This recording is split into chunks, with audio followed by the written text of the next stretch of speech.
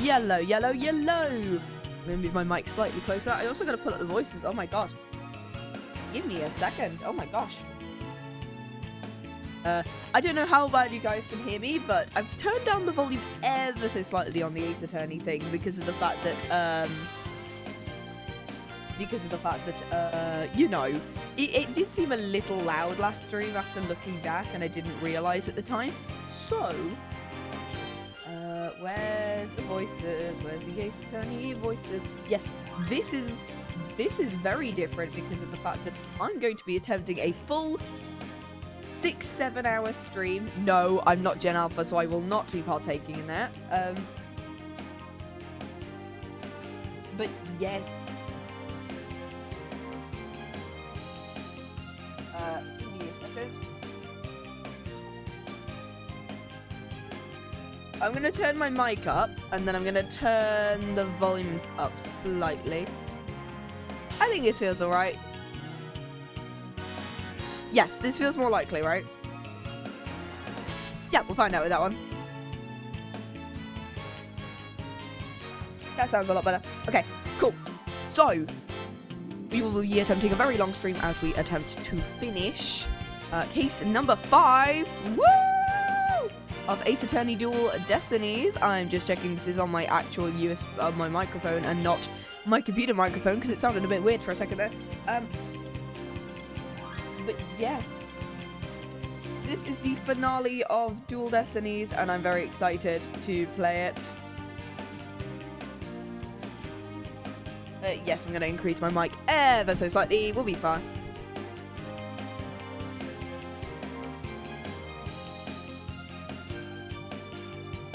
I'm going to do that, and I'm going to do that. Oh my gosh. I love how I'm just adjusting the volume at this point. There we go. Okay, we should be fine now. This is the finale of Dual Destinies, and here we go. This is case 5, and because I've seen somebody can do it in a walkthrough in about 5.5 hours, I think I could theoretically do it in 6.5. So let's do this. Turnabout for tomorrow. Let's go.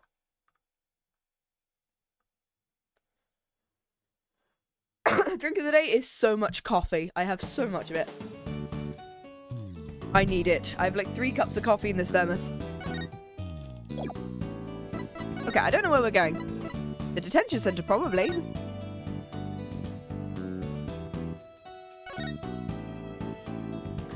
Oh, no, she's not here either? Okay. Entrance? Okay, cool. We are supposed to be here.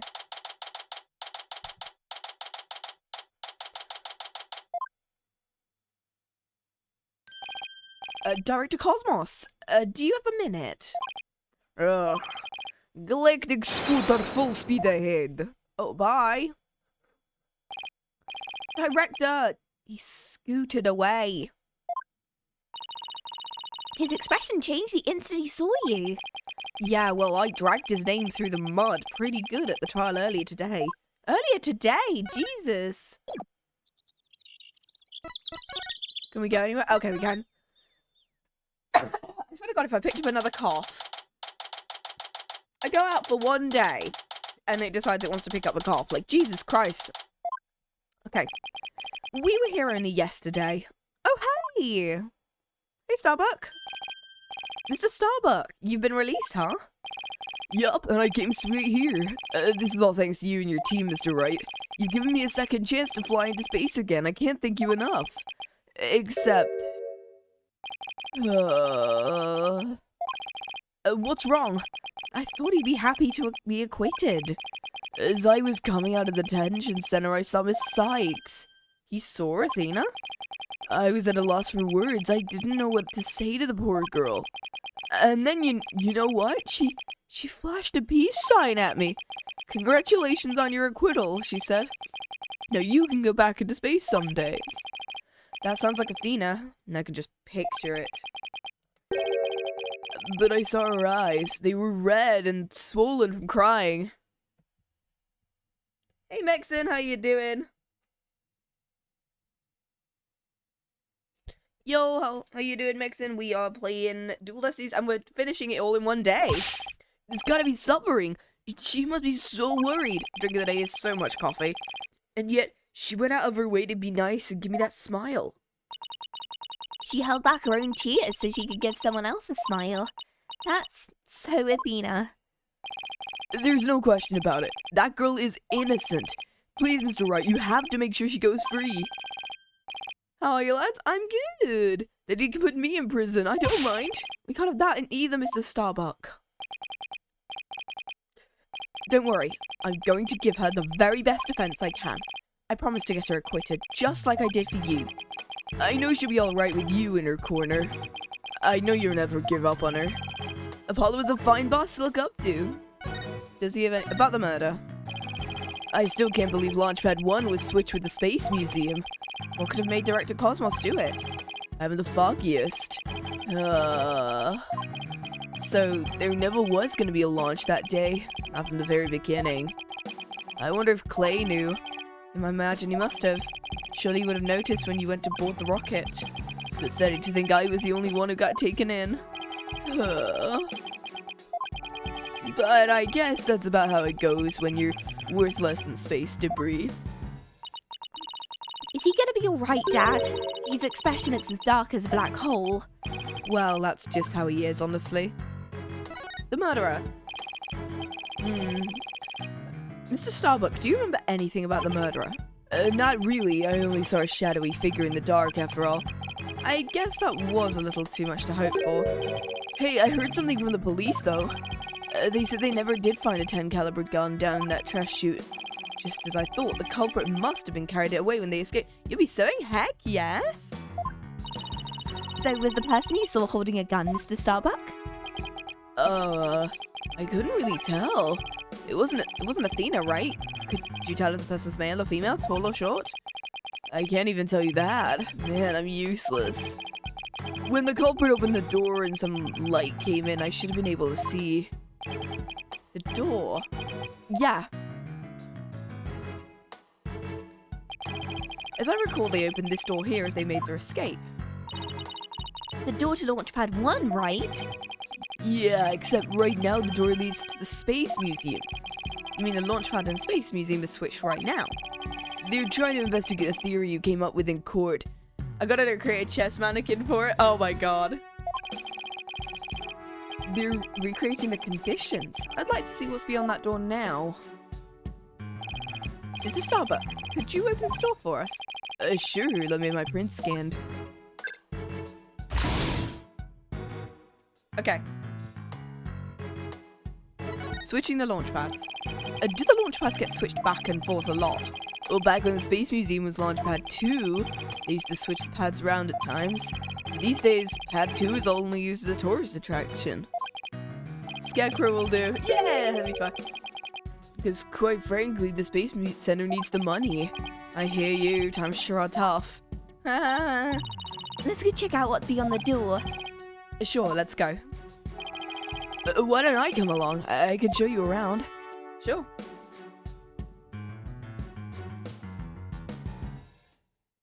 Okay, there we go. Ooh, leaves.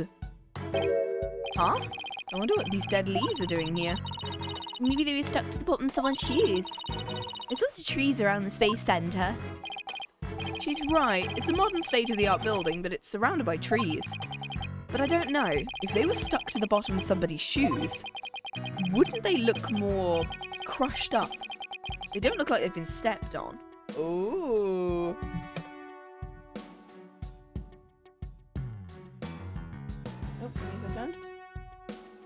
Ooh, they don't look like they've been stepped on.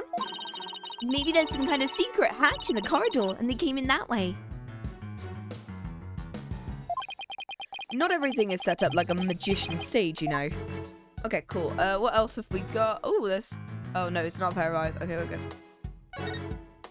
Okay. So this is another one of those devices for opening the door. Yep, but this one doesn't require fingerprint verification. You just hit the button and open sesame. So when you and Clay went through here, you didn't need to show your prints. That's right. Just like how the culprit didn't need to scan their prints when they escaped back out of the Space Museum corridor into boarding lounge 2. Okay, cool. If Not biometric from one side. Okay. I don't see anything else that jumps out at me. And I imagine this corridor is built exactly like the Launchpad 1 corridor.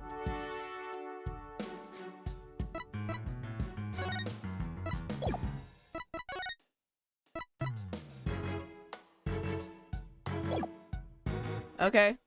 I don't know whether I can present. I guess we'll just see whether we can go to the entrance or the detention center to talk with Athena at some point. Okay.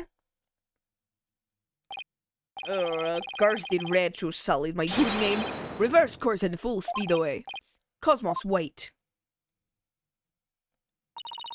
I'll handle this. Take that. Ah, the mobility system has been compromised. Jeez, knife throw was a direct hit to one of his tires. I slashed his tires, Dad, and the streak continues. How often do you slash someone's tires, Trucy? Girl? Maybe I should have kept a closer watch of what tricks she's been practicing. My dear old battleship, we fought many a skirmish. It has been an honor. He's gonna blow that thing up. Nah, I bet all that button will do is make it go haywire again. Very well, I surrender. As a prisoner of war, I expected to be treated honorably.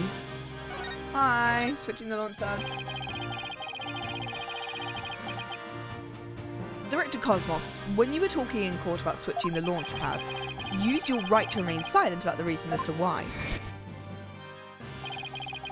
Flashback, flashback, flashback, flashback, flashback, flashback, flashback, flashback. We know what this bit is. Do do do do do do do do do do do do do do do do do do. Ba ba ba ba. Why is this flashback taking so long? Why is this flashback taking so long? Do do do. Okay. The center of the cosmos is shrouded in mystery, but I don't have any secrets left. Now that my battleship has been destroyed and I've been taken prisoner. 3! Oh, Cyclops back! No secrets left, huh? I beg to differ. It looks like I'll have to undo his Cyclops if I want to get to the bottom of this. No. No, I accidentally clicked through the flashback again. No! I was supposed to mark a timer, god damn it.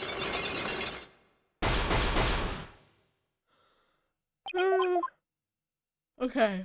I need to mark a timer it. Take that!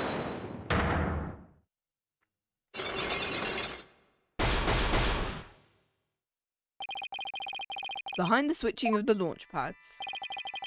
I want you to tell me everything you're hiding about the switching of the two launch pads. I refuse, you can't make me. I hold out longer than anyone. I hope I never get like this when I'm old. Let's see where to start. This is how you explained your motive for switching the launch pads. You did it to save the astronauts, I'm assuming? Thanks to you switching the launch pads, the astronauts escaped injury from the blast. Instead, they safely boarded the museum's rocket far away from the actual explosion. Yeah, because he would have been aware of the bomb. I think I said this last stream with him being, like, he received the letter being aware of the bomb. And so he would have had prior knowledge that number 1 would have been bombed. My astronauts were raring to go on an authentic adventure in space. In space! How do you propose I had them board a fake rocket without them noticing? I agree you could have done it without help. For one, they would have had to figure it out the moment they stepped inside the Space Museum. They figured you could fool Mr. Starbuck once he'd been drugged with his medication, but without the help of this person, it would have been impossible to pull your plan off for Clay. Take that! You must have gotten Mr. Terran to help you. Oh, he stole the tranquilizers from his mentor's locker and slipped them to him. And then with Mr. Starbuck in a daze, they boarded the replica rocket in the museum. Does someone help these poor prisoner of war? How is he able to spin around like that? He's only got one tire. If you really wanted to save the astronauts' lives, shouldn't you have just called off the launch? If I would have done that, you think I could have gone to all the trouble? I guess he must have had a compelling reason why he couldn't call it off. How did you know to switch the pads in advance of the bombing? It's because he was told. That's because, well, I was warned in advance. We remember this. We know he was warned in advance because we remember somebody telling us. I think it was either Aura or one of the Blackquill siblings told us that they were warned in advance. Once I received the warning, it was my duty to ensure my astronauts' safety. But it was just a warning, it could have even been a prank. Why'd you believe in it so completely? Because I went to one of those mediums that everyone's talking about. Maya? I didn't realize channeling was back in vogue. Besides, I thought it was you yourself that got the warning via telephone. That's right, the bomber contacted me personally. My battleship is equipped with a special communication system, aka a regular telephone. It's been a while. Planning another launch? I see you haven't learned. I'll never forget the terror I felt when I received that call. What's your favorite scary movie? And I said, why? The bomber said it's been a while? And that was enough to make you take the threat seriously? Perhaps Cosmos took the threat so seriously because the Space Center had been involved in a bombing once before. Maybe the culprit in the current case is the same person who was involved in the incident. The Hat One Miracle, because of the fact that that's the only one that happened before. The Hat One Miracle, the epic story of survival. People across the nation know it now as a heroic tale of bravery, but in truth, it was an act of sabotage perpetrated by our current killer, wasn't it? Very few know about the previous plot, so when the caller said it's been a while, you knew beyond a shadow of a doubt that the danger was real and it wasn't a prank. Ah, didn't anyone ever tell you to go easy on the next service then? Yes, the Hat One Miracle was really a desperate battle against an act of sabotage. I even lost the life of one of my staff members in the fight. I know what her name is, I'm not gonna say it just yet. Sabotage, murder, so that's the ugly truth behind the miracle. I let my guard down and I thought the saboteur had been caught, and the case was closed. Huh?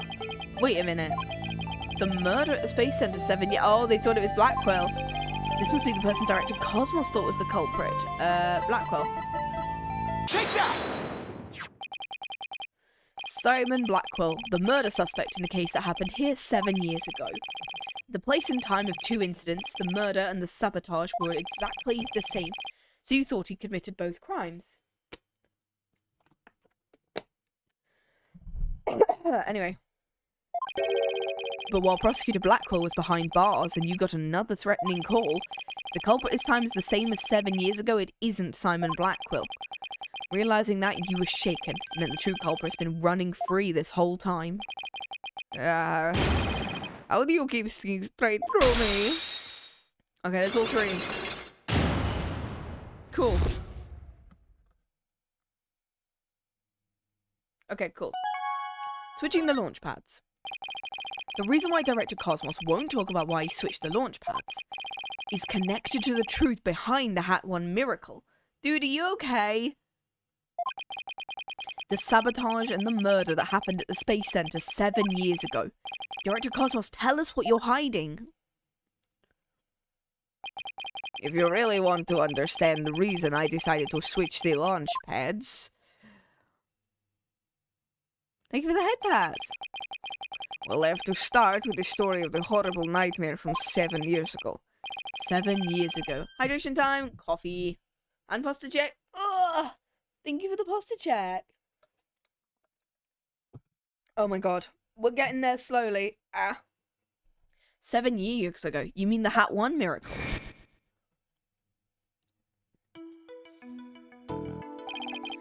The launch went smoothly, but once the ship entered outer space, the troubles began. It was the handiwork of a certain person and their evil scheme. So Mr. Starbuck's traumatic experience wasn't accidental.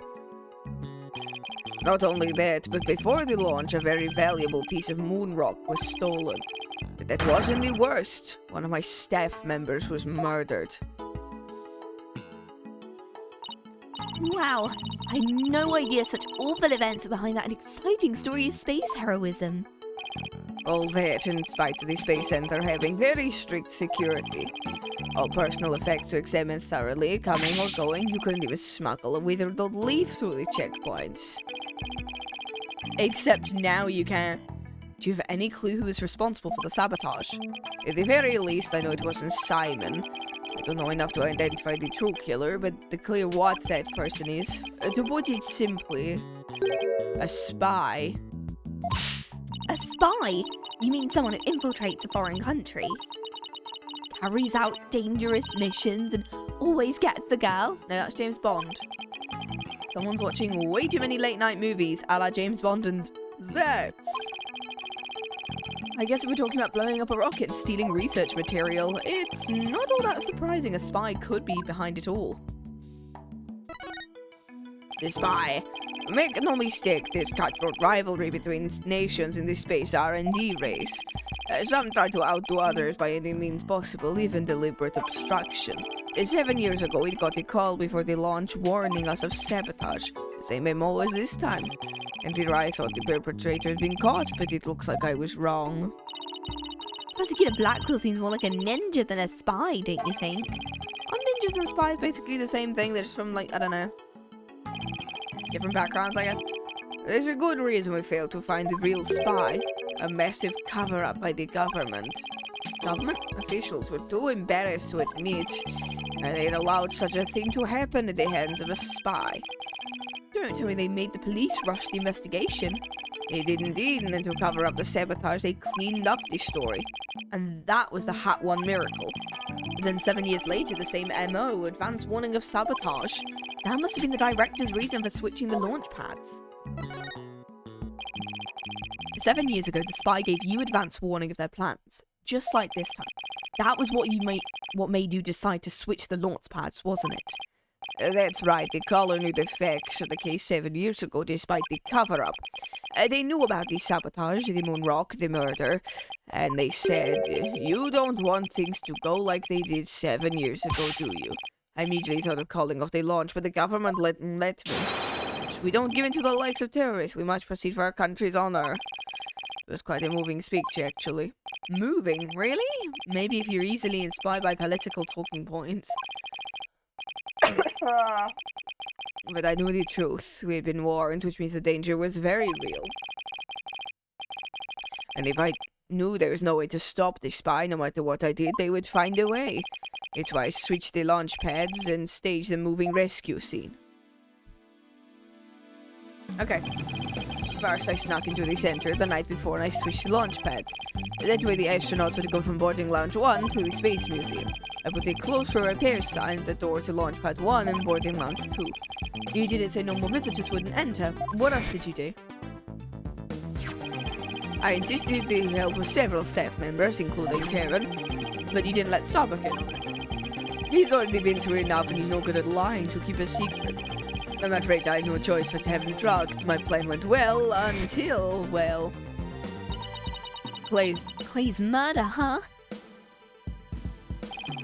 After the culprit made their escape, I switched the launch pads back.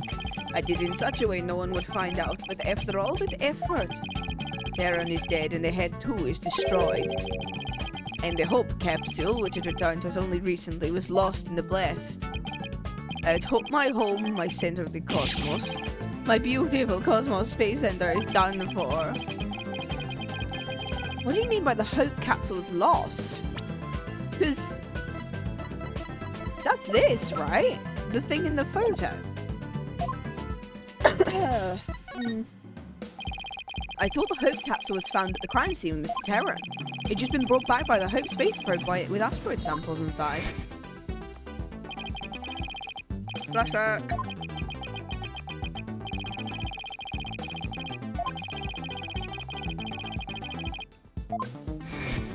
Okay. The capsule was being held in a safe in launch pad 1, but I gave it to Terran before the incident so it wouldn't be destroyed in the explosion. The idea, with it safely in Terran's possession, he could make it look like he rescued it during the staged miraculous escape.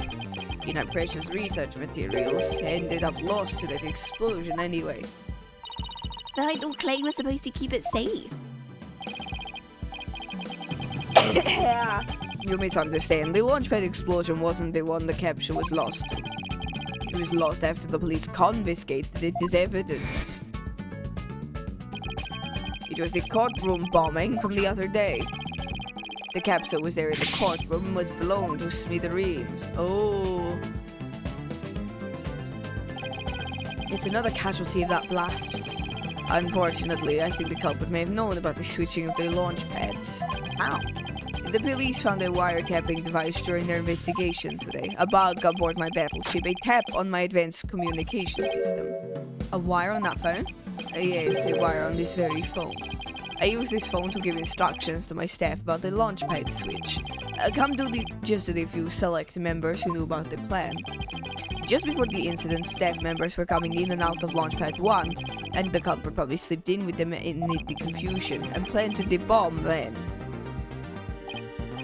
If they was tapping your phone, they definitely could pull something like that off. You really think the same spy is behind this incident and the one 7 years ago?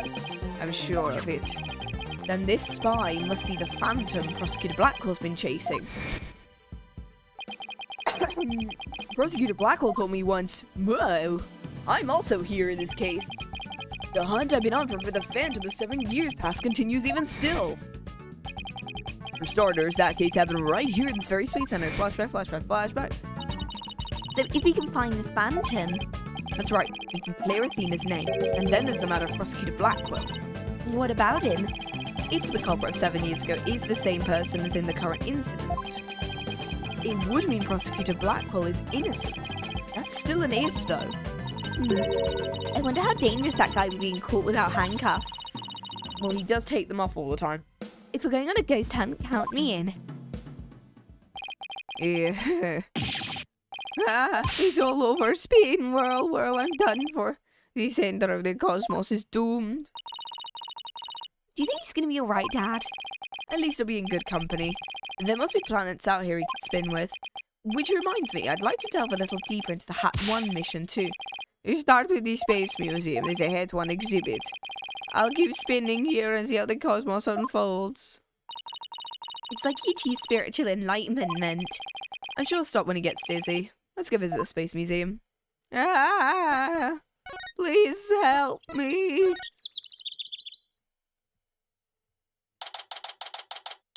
Okay. The Space Museum is a slash. Once again, I saw that last stream. There's a slash in the code. Let's see. Where's the exhibit on the launch 7 years ago? That's the Hat 1 exhibit. Look at that photo of the team. Well, I wonder which one died 7 years ago. It's the only one that's, you know, that wasn't alive prior to the last case. I've never seen the woman on the right before. Everybody looks so happy, except for Cosmos. Let's check out the newspaper article. Hat 1 launch imminent. And there's a photo of the Hope space probe. I guess only natural it doesn't talk about the murder or the sabotage. They really were keeping it a secret. Just like the director said. Okay, did a scarecrow? Hell yeah.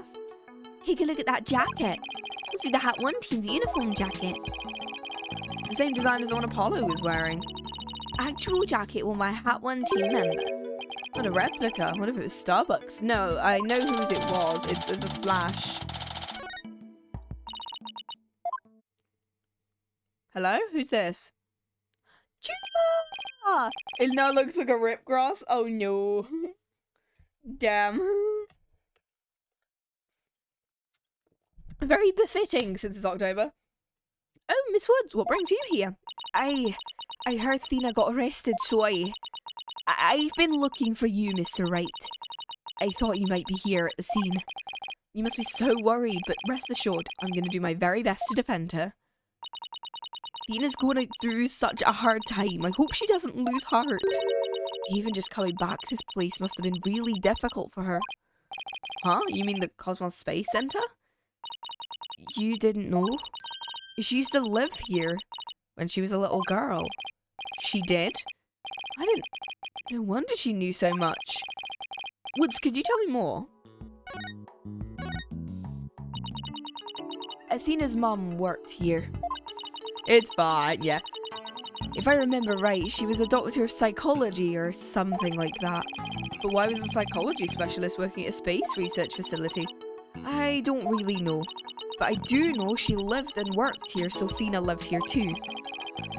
So it was far from Athena's first time here. Wonder why she didn't mention it.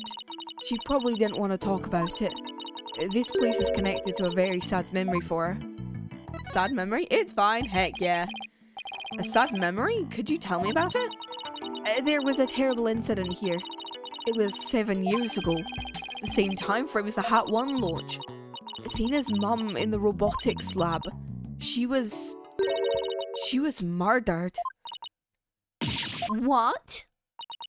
After it happened, Athena stopped coming to school. Poor Athena.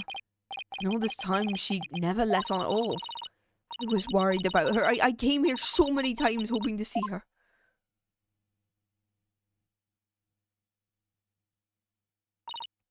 But I never saw her again.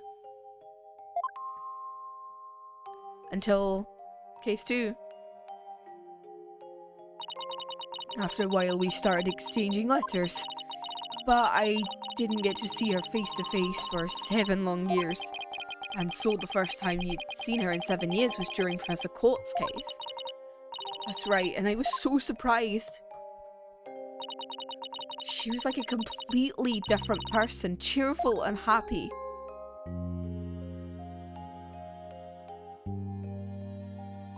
Young Athena.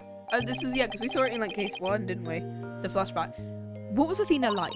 She was sensitive and kind. She didn't talk very much. She liked to draw and paint. That's completely different from the Athena we know now. Her artistic sense is shit.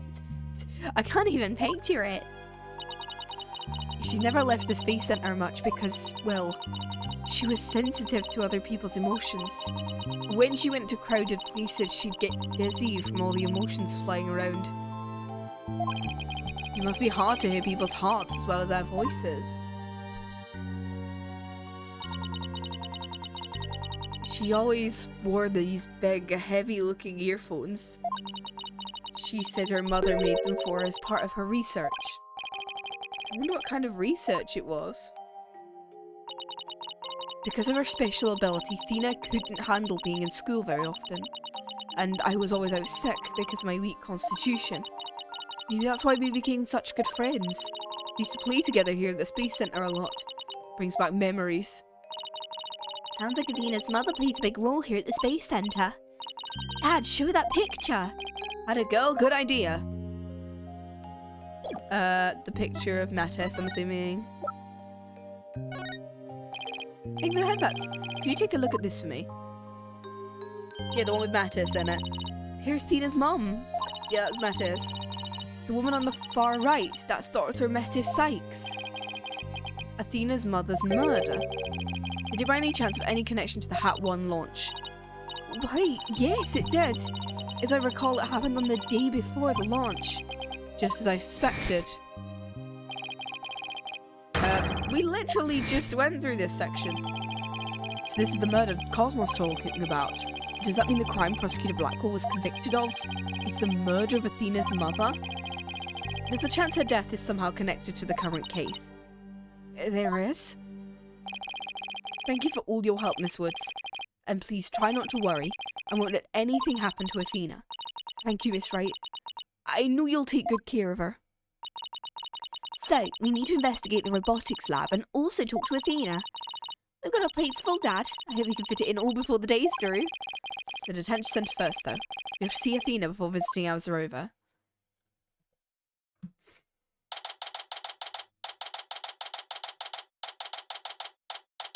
Okay, we're at the okay, I didn't have to move here.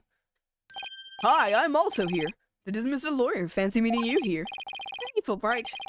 Here on business? To tell the truth, I'm here to interview Ted Tonate. The one behind the courtroom bombing? He suddenly said he's ready to tell the truth about the case. And what he was saying was so incredible I had to come right over to hear more. Incredible? What was he saying? Why don't you hang around and hear it for yourself? Really? Us? Are you sure? I give you my special permission. Here comes the bomber.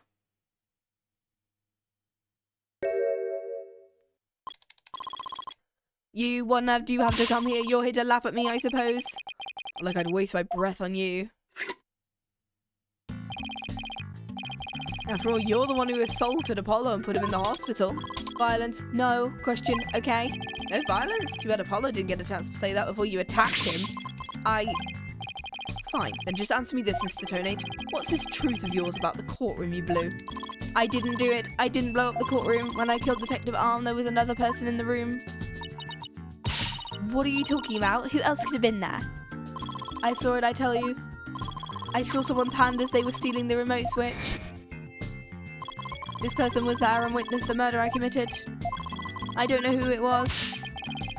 But that's who blew up the courtroom.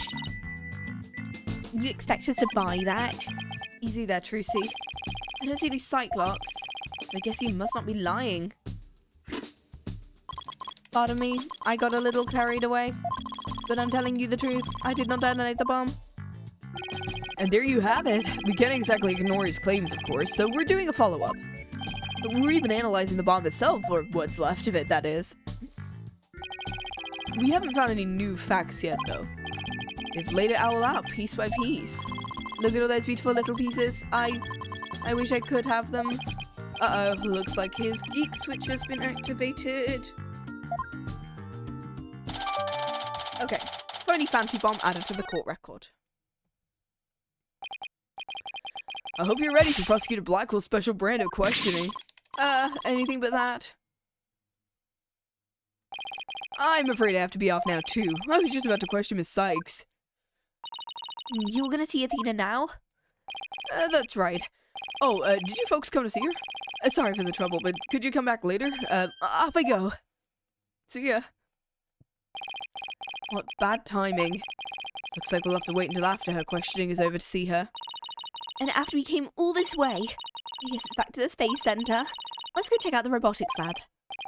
Alright, sounds like a plan. Let's go to the robotics lab. New area. Ooh. Judge Tron. Oh, that's incredible. So this is the robotics lab. Looks like exactly one floor above the boarding lounge. And where people were directed to evacuate via the emergency ladder. This is where Athena's mother was killed 7 years ago. Speaking of someone who works with robots... Look, over there! Oh, hey, Apollo. So they plan to use this bag to carry the capsule. Yes, more or less. Say, why don't we stop talking about the case and have a nice cup of tea instead? Apollo and Aura? I wonder what they're talking about. Well, well, come to spoil our fun. Just when I was enjoying our alone time. Truce, and Mr. Wright. If it's Apollo you want, you can't have him. He said he's investigating on his own. And I respect his wishes. We just came to investigate the lab, was all. Well, this is my lab, so you'll need my permission if you want to do any snooping. Fine then. I heard about the trial.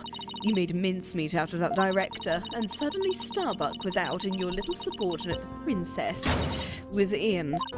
A case closed and they all lived happily ever after. Oh, Dad, say something to her. And I suppose you're going to defend the princess in court, am I right? The princess, huh? I guess she's talking about Athena. Of course, Athena's innocent. Oh my, such loyalty and trust. She seems pretty suspicious to me, though. The emotionally unstable princess says you're culprit for you. Don't you agree, Apollo? I don't know yet. How could you? What's wrong with saying I don't know if it's true? It's a very scientific approach. Your subordinate is more level-headed than you are, or should I say former subordinate. I can't believe it. Does Apollo really suspect Athena? Phew, all this laughing has worn me out. Your turn to say something, hunk of junk. Mr. Terran, you look pale. Shall I help you to the sick bay? Mr. Terran? But that's Apollo you're talking to. Oh, this hunk of junk here is mistaking Apollo for Clay. And maybe Apollo is possessed by Clay's ghost or something.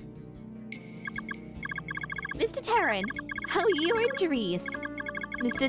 Terran! Mr. Terran, how are your injuries? Mr. Terran! I guess Clay intends to hang around to haunt the princess that murdered him. Oh, and to haunt the lawyer that defends her, too, of course. A robot that can see ghosts? Yeah, right. And I'm a spirit medium. Sorry, but apparently scientists just don't tell very frightening ghost stories. I intend to defend Athena no matter what you have to say about it. How perfectly foolish. That kind of blind belief makes people lose sight of the truth. Just like 7 years ago. She was here too, okay. Could you tell me about the incident 7 years ago? Why? Do you even enjoy trampling on people's feelings and rubbing salt in their wounds? Or do you just want me to talk? In that case, what should I ask for in return? I'd like to hear about that incident too. It helped me understand the current case better. Apollo knows about the case too? Well, if you're the one who's asking, Apollo. Come on, hunk of junk, you tell the story. Miss Aura, that's private information. If you won't talk, I'll just have to make you talk. Alright.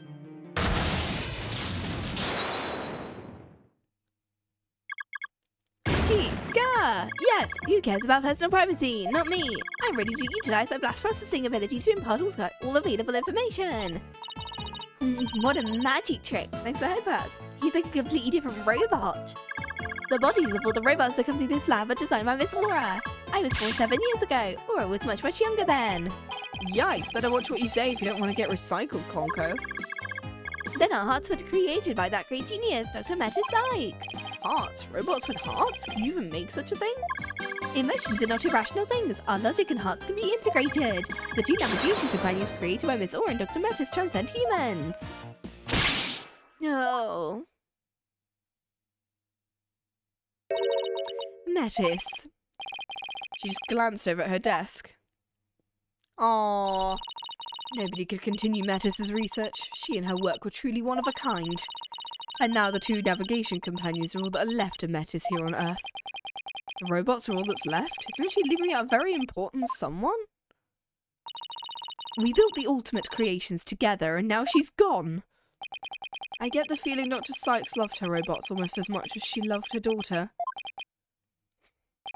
And almost as much as she loved you. Huh. What are you talking about? Don't make me laugh. Huh. But you lost someone, didn't you, too, Apollo? Your friend Clay? I guess you and I are pretty much in the same boat. Huh. Aura, would you like a tissue? Keep your trap shut, hunk of junk. Conco and Ponco. Conco's an important keepsake of your time with Dr. Sykes. You should treat him better. What does it matter? He doesn't feel pain, and I can always repair his body. Besides, their hearts are actually in their bodies. What do you mean? The program Metis wrote runs on a separate mainframe. Their bodies are controlled remotely from there. Their hearts and memories are there too. Their bodies are really just peripherals. So I do anything I want to them. I'm not so sure that gives you the right to physically abuse the poor things. But why are you people looking into such an old case now anyway? We believe the culprit of that incident may be the same person as this case. The dad's gonna find out who killed Dr. Sykes. I'm sure you're aware of who Metis's killer is. Yes, Prosecutor Blackquill, or so it seems. That's a quaint way of putting it. Are you implying you don't think he did it? I can't say anything for sure right now. That's exactly why I'd like to hear your side of it, to help me be sure. Oh my god, she talks so much. I was the one who introduced Simon to Metis, you know. He wanted to learn psychology, he said, to give himself an edge in court. Prosecutor Blackwell's forte.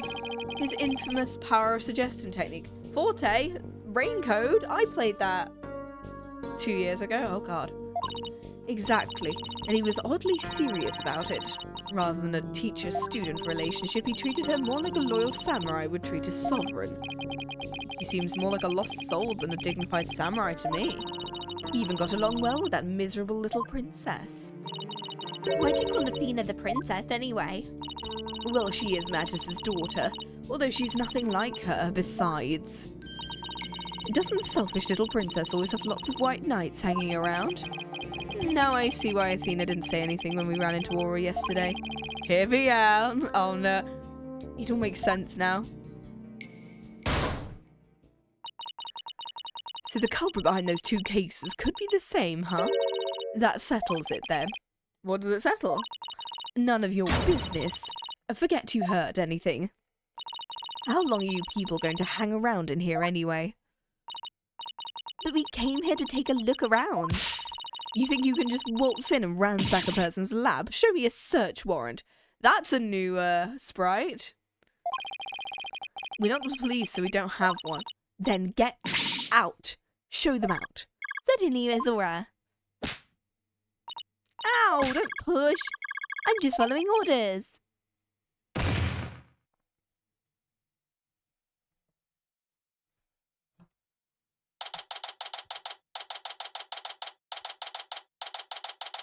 Oh my god.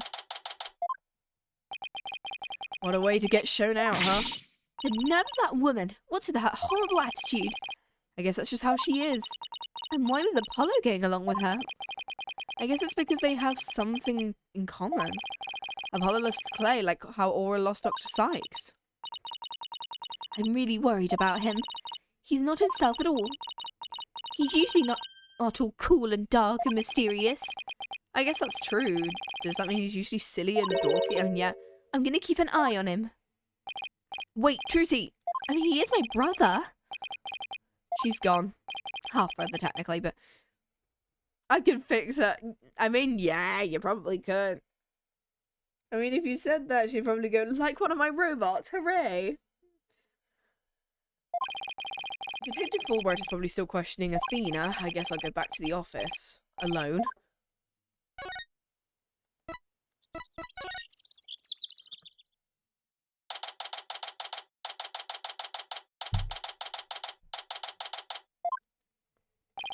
Well, here I am. This office has never felt so empty. I guess I haven't been here at the office all by myself in a long time. When I first became a lawyer, my mentor was here with me. And then, for a while after that, she was always by my side. Now I'm getting all sentimental. I must be tired. Huh? There's something on the floor. What's a letter doing here? Hey Nick, it's been a while, huh? Miss me? I know this handwriting. Bad ending, I joined her.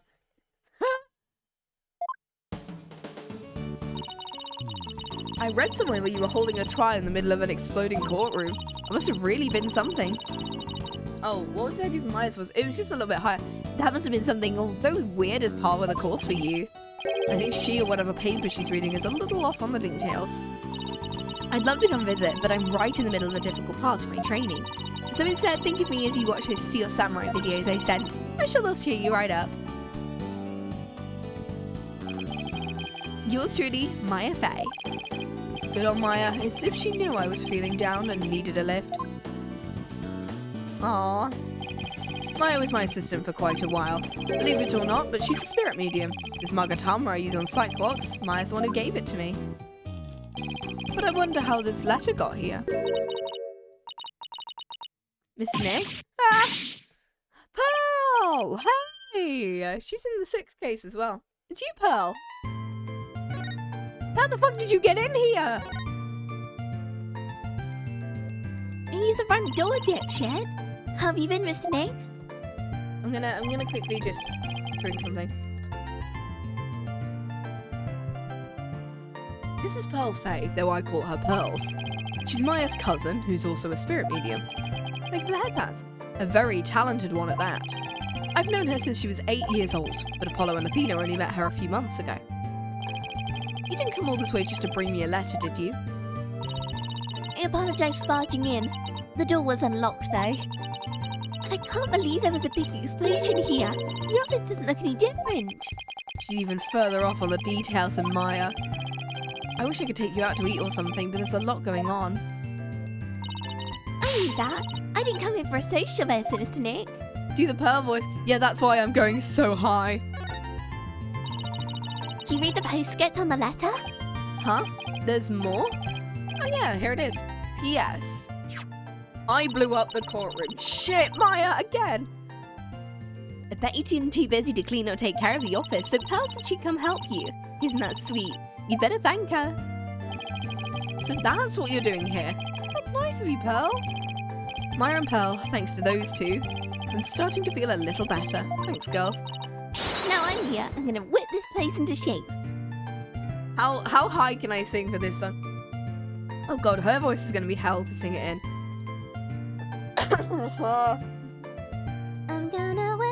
a shame. You see you're jumping so high. Do do do do do do do do do do do. Legally Blonde, God, that's from. Which is even funnier considering Ace Attorney. You concentrate on your work and don't mind me at all. I'll need to talk to Prosecutor Blackquill if I want to learn more about his case. If the trial's still going on, they must be holding him down in detention center. Okay, detention center.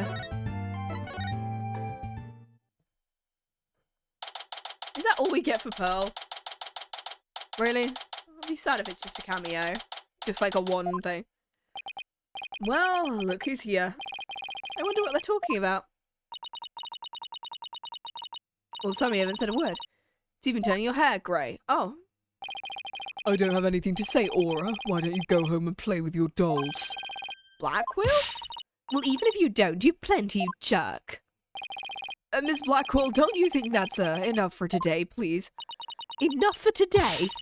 Today is all there is when there's no tomorrow. When there's no tomorrow? What's she talking about? We have company, Aura. Please try to calm down. All right, fine. I see you're just going to listen no matter what I say. I've had it. If that's the way you're going to be, I have another plan up my sleeve. Oh, give me a sec. I hope you're happy, Simon, because I'm done. Do as you please. See if I care.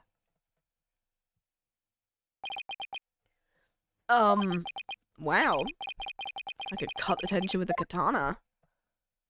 I'm still here. Right. Looks like Fulbright saved your case in court, this boy.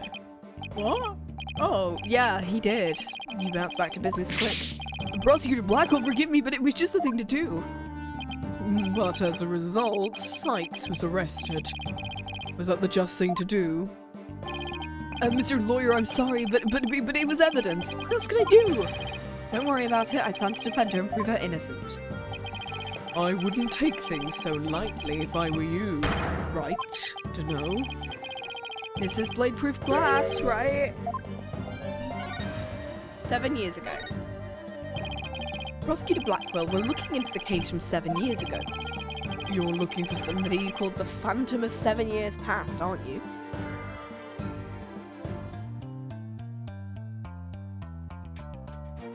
I'm gonna see if there's a...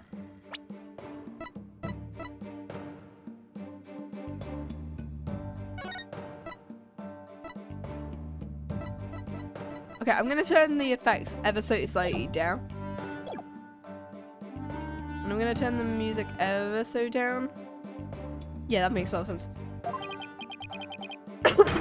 You villain. Where did you hear about that? This glass is absolutely, positively blade-proof. Right? It wasn't me, I didn't say a single word. Oh! Ow, at least it wasn't my fault. Could you tell me who this Phantom is? You didn't really kill Dr. Sykes, did you? God, the guest is leaving. Please listen to me. The culprit in the current case might be the same as the one in the case 7 years ago. If you would cooperate, we could probably solve both cases. I suppose I could talk. The one who killed my mentor was without question me. I stole Sykes' mother away from her.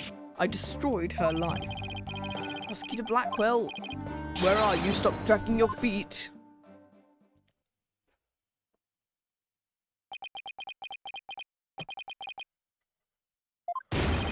No! You've upset Prosecutor Blackquill. What are we gonna do, lawyer? There isn't much we can do. Detective Fulbright, do you mind if I ask you just a little more about the old case? Well, I guess it won't make any difference. What'd you like to know? Okay. Do you know anything about the trial that got him convicted? A little bit. The police call the incident the UR1 incident. Blackquill was charged with murdering his psychology mentor.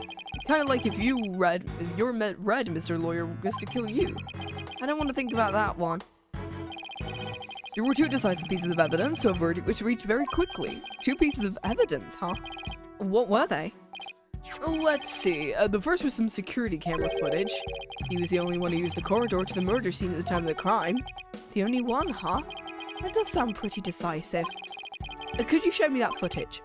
Sorry, I don't have it with me right now. I guess I'll have to see it some other time. Okay, I'm gonna just see. Ah. As you can tell when I played all the games, oh my god. We started this game in August. We started this game in August.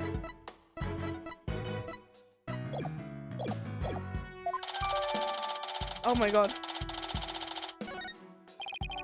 And what was the second piece of evidence?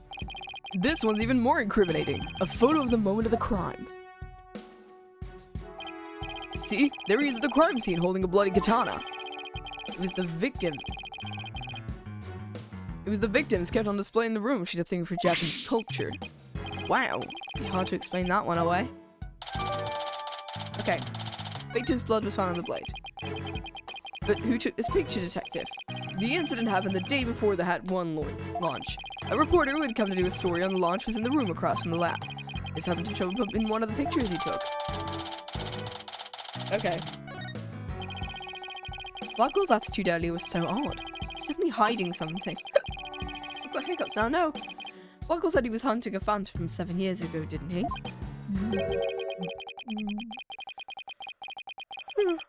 And I imagine it's getting more and more as his execution date approaches. What? Execution? Did I say something? Never mind. You didn't hear a thing. I'm sorry, he was given the death sentence? He told me not to tell you people, actually, but, I guess there's no sense hiding it anymore. His execution date is tomorrow. That's not how this works, but sure. Miss Blackquill, don't you think that blah blah blah blah?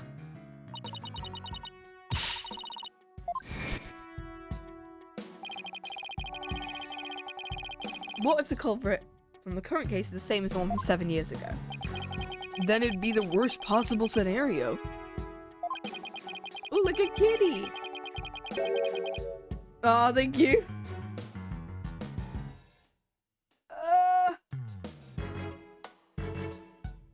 I'm yawning. Thank you.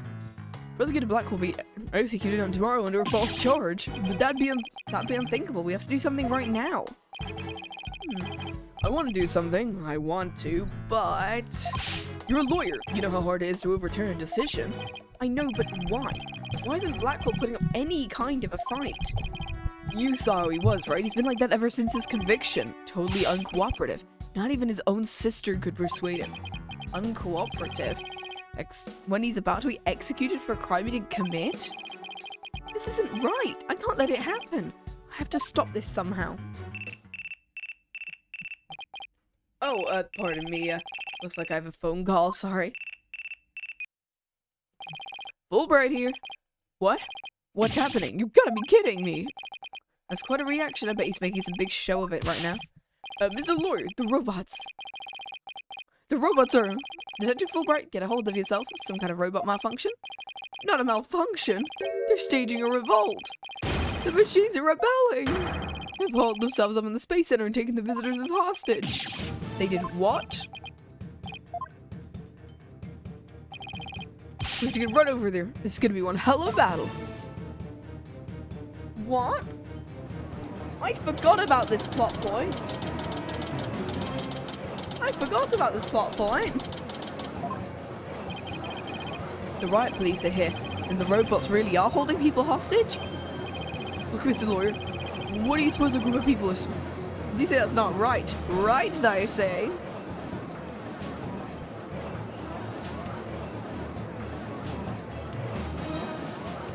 There you go.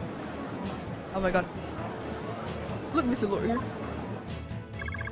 I was only trying to help this nice person. She said she was lost. You robots have declared war on us humans. You're taken hostage. Stay away.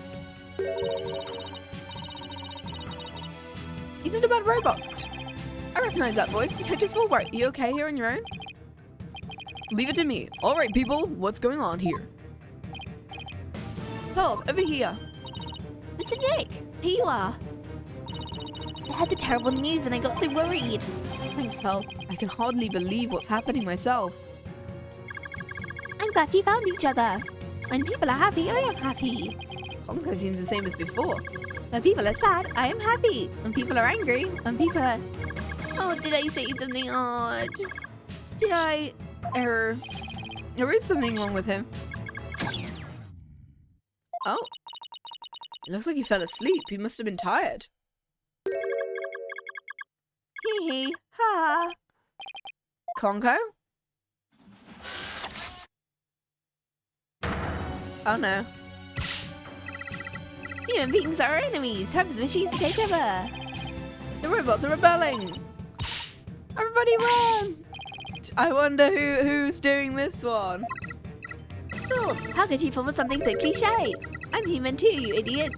I'm just controlling these robots remotely. But it is true I've taken hostages, so you better not make me mad. This is Aura, who's deciding, screw it, I'm gonna take hostages. Hey you, hostage number 1, come here. I'll let you talk to them. Huh? Something being displayed on Conco's face screen. It's the Space Museum. Dad? Is that you? Trucy, is that you? No. Are you alright? About 15 robots are holding 12 of us hostage. They've gone haywire. A researcher's on behind it. She's here It's got talk too much. Trucy, talk to me. What are you doing, mess? I'm glad you asked. My demand is simple. I hear the detective is listening. Bobby Fulbright here, I'm all ears. I want you to bring someone to me. Clay Terran's murderer, Athena Sykes. Athena? Hold on just one moment. I can't give in to a demand like that. So you don't care what happens to these hostages, huh? I'll just pick one out then. No, wait. Oh, God. It's the lawyer. I know I have absolutely no right to make such a ridiculous request, but, you need me to buy some time, right? Got it. I'll see what I can do. But promise me you'll never hand Athena over and you won't give up on the hostages. Of course I won't. I'd better go contact headquarters. Mr. Nick, how do you plan to buy time? I have no idea. This hostage taker. Could it be... You don't bring me that little princess, I'll have hunk of junk killed all the hostages. Princess? Hunk of junk? There's only one person this could be. In which this case it must be something I can use as a bargaining chip.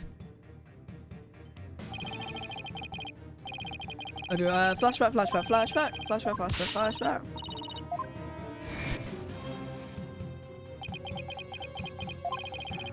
This hostage taker. Athena is not a murderer. What are you talking about? She's been arrested and they've got her in detention. I'm telling you the truth. Look, the person you want is the real killer, right? Well, it's not Athena. Thank you for the head pass. It's someone else. Alright, let's hear your stupid little theory. Who is this real killer? I don't know, but the culprit is the same as the one in the case from 7 years ago. The UR1 incident. I believe you have a personal interest in that case. It's too late to change what's going to happen now, no matter how wrong it is. Is it really too late? You can still do something about it. You might even be able to fix it. What exactly are you proposing? What can I do about the 7-year-old case? Retry it. I propose we retry the case from 7 years ago. If you make that demand now, I'm sure nobody will deny you. It won't be an official trial. At least we can find out the truth. Ah, that's good, real good. Detective, I'll give you 1 hour. Get a courtroom ready. 1 hour? But that's impossible. Please give me at least till tomorrow. You don't mind losing hostages, you can take all the time you want. But wait, if we're going to have a retrial, we'll need a prosecutor. Don't worry, I'll take care of that. She will? And I guess it could be fair that you come and check out the crime scene, but Hunk of Junk will be watching you, so don't try anything funny. Now follow Hunk of Junk. Riot police, make way, we're coming through. I'll help you with the investigation. Thanks, Pearl, I appreciate it. Okay, we're going in.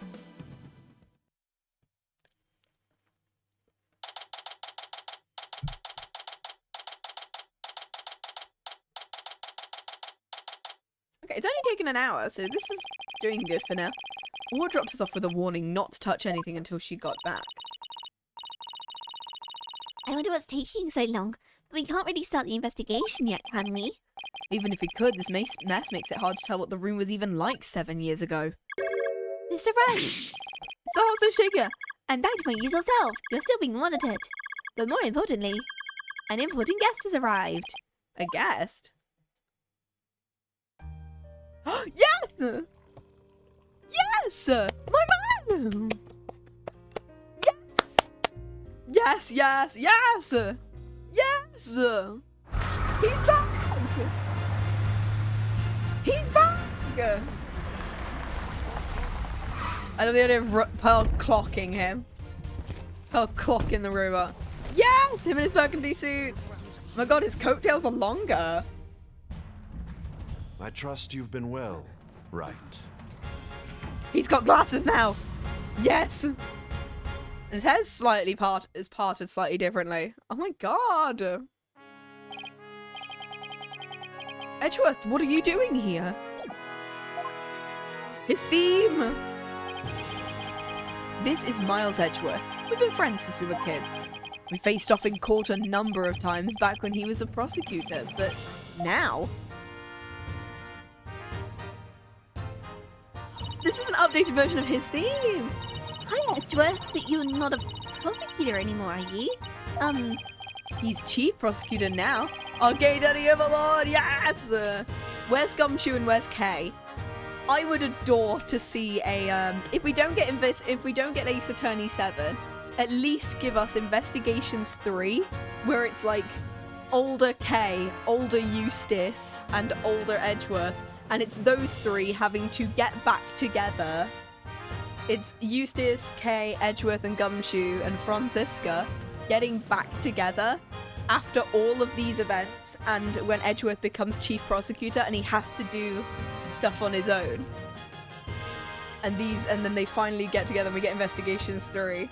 And we get to like investigate into, we get to see like a cameo from Pearl and a cameo from Apollo. That'd be so cool. If you're gonna give us a title is nothing more than a title. Don't we have more pressing issues to discuss? Hello, my man. And so what are you doing here, Edgeworth? The captor chose me as the prosecutor for the UR1 case. She's good. She went all the way up to the top. I gathered all the information I could in the short time I had, and I'll give you a rundown. You're always so well prepared, Edgeworth. Thank you. I appreciate it. I could really use the help. Okay. I'll start with a brief overview. The victim was the psychologist, Dr. Metis Sykes, Athena's mother. 7 years ago, on the 7th of October, her body was found here in this very room. I have 2 crime photos and the police notes for you to see. What a terrible way to die. This other photo shows the other side of the room. Okay.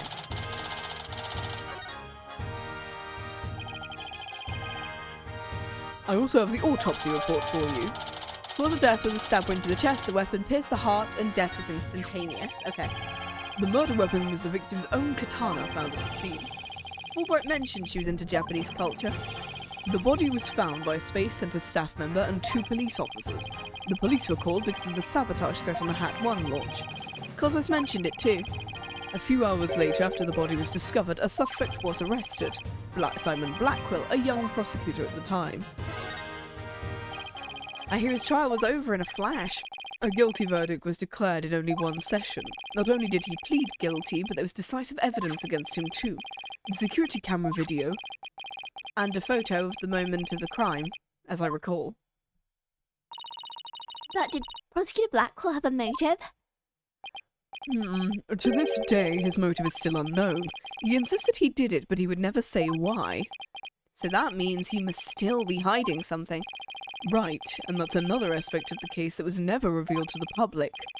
I know, the part about the spy, right? How on earth do you know about that? Cosmos told me after a bit of pressure. He told me espionage and sabotage were behind the Hat 1 miracle. Don't worry, I won't tell anyone. I've always been good at keeping secrets. Decks the spy around, finds the spy suddenly and decks him in the face. I may be short, but it doesn't mean I can't bite your ankles off. I may as well tell you now, they really do suspect Blackquill being a spy. They think he sabotaged the rocket and killed Dr. Sykes in order to steal the moon rock. But if you can prove the Hat 2 bombing is the work of the same spy, we can say the execution is a possibility. It's why I intend to help you in any way I can. Thank you, Edgeworth. Now all I have to do is comb this room for evidence. Let's do it. Alright, let's investigate. Investigation time! This is one hell of a robot. There's something written on it. Is this supposed to be a poem? I cut down anyone who displeases me. I make the rules. I am the law. I wield the ultimate gavel of judgment. I'm Judge Tron JTO2. I don't believe we need to bother with that, Pearl. It's not even completed. He's right, Pearl. There's no sign of it in the photo from 7 years ago either. They were building the Hope space probe here at the time. The murder occurred after the space probe had been removed from the room, so it was long gone by the time someone took the picture. But you can see the probe in this newspaper photo. And you can see the stolen moon rock there too. That strange black and yellow thing on the left side of the picture. Note the same rock is absent from the crime scene photo. Because it's in the capsule thing, right? Flashback, flashback, flashback, flashback, flashback, flashback, flashback, flashback, flashback.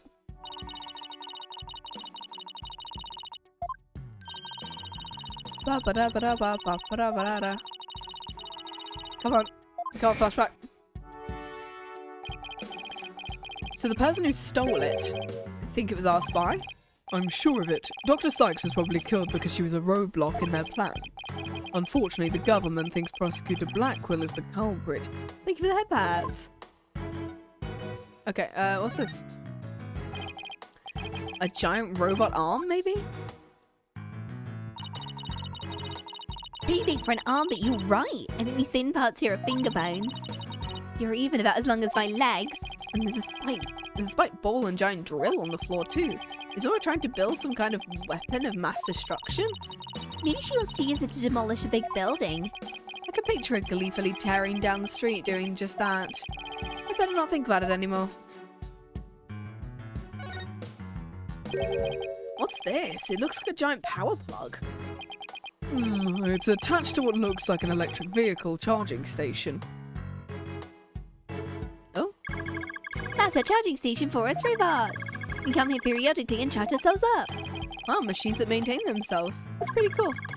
If our batteries run out and we lose consciousness, we never know what Miss Aura will do to us while we're down, you'd see. Nothing motivates quite like fear, huh? Okay, oh. It's about as cluttered as my office, but I think it's a workbench. Nick, I think this must be a kitchen. Look at this photo. See the cute little food processor? That isn't a food processor, Pearl. That's the Hope capsule. It was scheduled to be loaded onto the Hope space probe that fateful day. The three people who came to collect the capsule discovered the body. The first on the scene, huh? A staff member and 2 police officers. And they were here to collect the capsule, which reminds me... Flashback. So they plan to use this bag to carry the capsule, is that right? Flashback, flashback, flashback. Flashback, flashback, flashback. Flashback, flashback, flashback. Flashback, flashback, flashback. Edgeworth, did those 2 people have a bag with them for transporting the capsule? You mean this? It's a custom-made shock-resistant bag, but how did you know? People just keep telling me things. Apparently I have a very talkable face. That's a good... That's me in real life too. People tell me random shit and it's me going, oh great, cool. I have no idea what that is, but sure. I overheard Apollo making an inquiry about it, that's all. So he's looking into the case from 7 years ago on his own. Okay.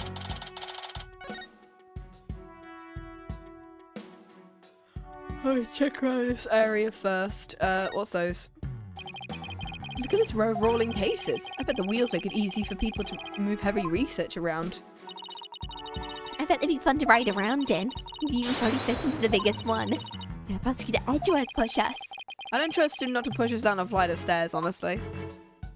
I would do that, not gonna lie. Okay, what's... Okay, on this side of the room. Emergency ladder. An emergency ladder. This must be the one they used during the evacuation. Flashback, flashback, flashback, flashback. I imagine my detective leading the evacuation told me to. that thing's gonna come up a couple of times. As Blackquill was climbing down the side of the building, she saw the culprit inside. I wonder what would have been scarier, that or looking down. Okay, emergency ladder. Chair. It looks like an operating table. It's in the photo too. It was here then as well, with the victim's body lying on it. There's a button here. Oh, I know. I'll try pushing it. Pearl, don't touch that. Oops. Hey, it's moving. What's it doing? Appears to be a robot assembly device. Disassemble anything in a flash. Push the dismantle button. Oh. Oh no. Do you think that's how she died? That sounds pretty neat. Can I push it, Nick? Please don't push any more buttons, Pearl.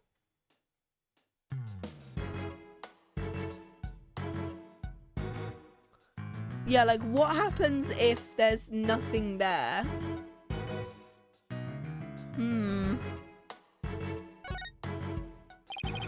Or Zeska's a mess, so that doesn't surprise me. I just want to dive in and straighten it up. Wait, before you do...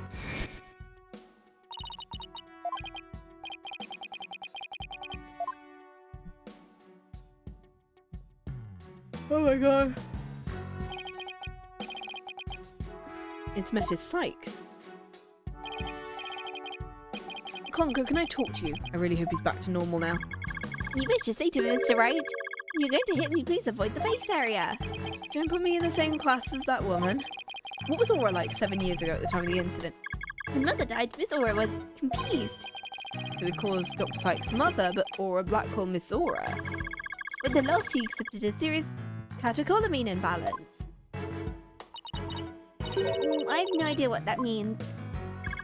Pardon me, searching for alternative expression. She would spend the nights crying and then take out her feelings on those around her. After Prosecutor Blackquill was found guilty, she repeatedly demanded a retrial as well. That is correct, but without new evidence, her requests were ignored. And then little by little, Aura began to change. She started to hate it when I called her Mama Aura. And before long, she started hating the court system and abusing Clonko, huh? That murder destroyed so many lives. Right, take a look at this paper on Dr. Sykes and Blackwell's research. Honko and Clonko, they're the robots with hearts that Sykes created.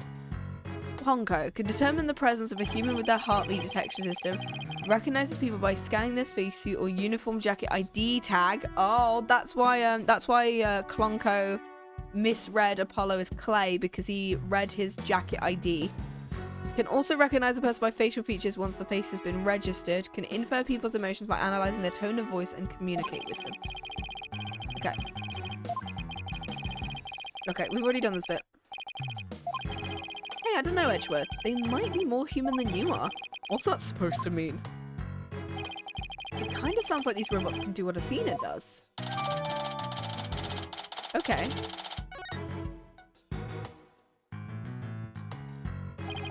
Well, I guess that's about it for this room. So what do you think, Wright? Any ideas?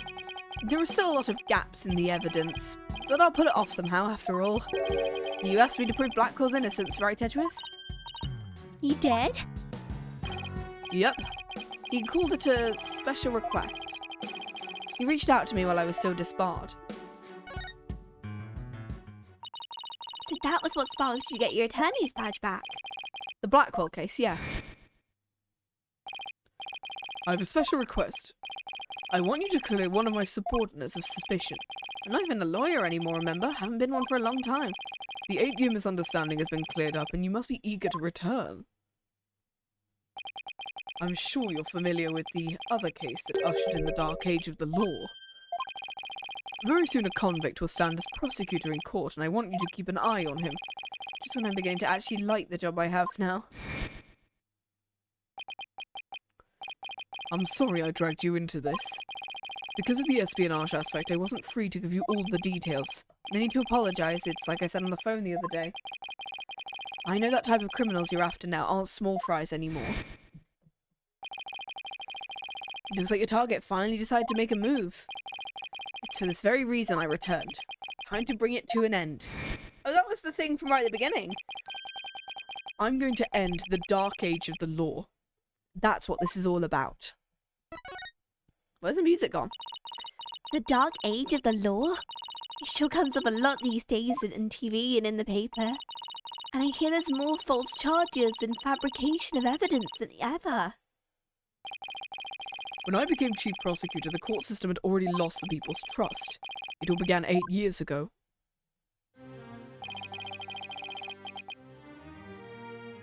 A lawyer was caught fabricating evidence, and a year after that, a prosecutor was found guilty of murder.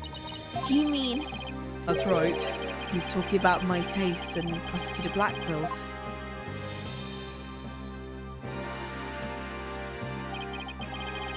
It was a downward spiral after that, and an absolute nightmare.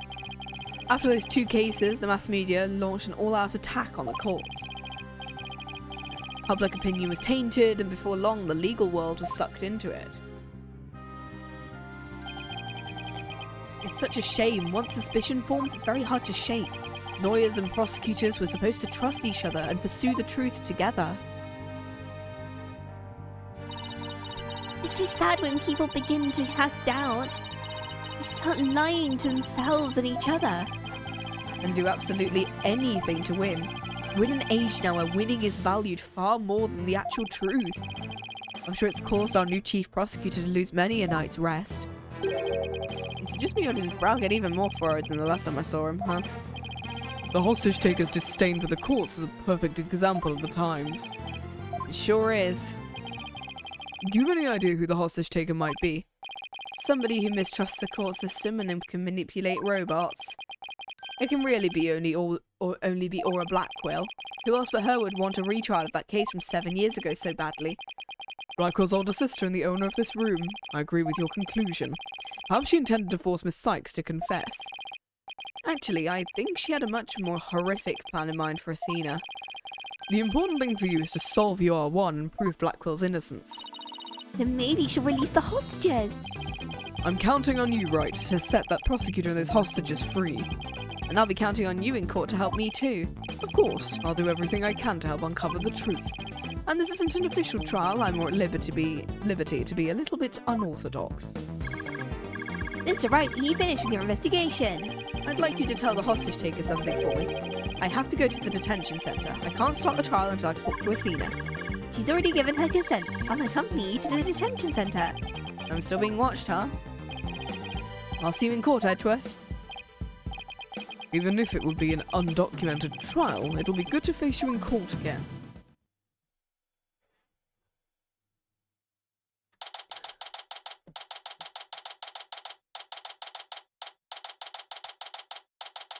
Okay, visitor's room. We're getting there, slowly. Almost at an hour and a half. We're doing great. She was right by my side only a few short hours ago. And I feel like I haven't seen her in ages. Give us a look. Since when are we starting early? Oh, this is because I have to go somewhere at 9 o'clock tonight. And I'm trying to finish this case before that and be able to, like, you know, get changed and stuff.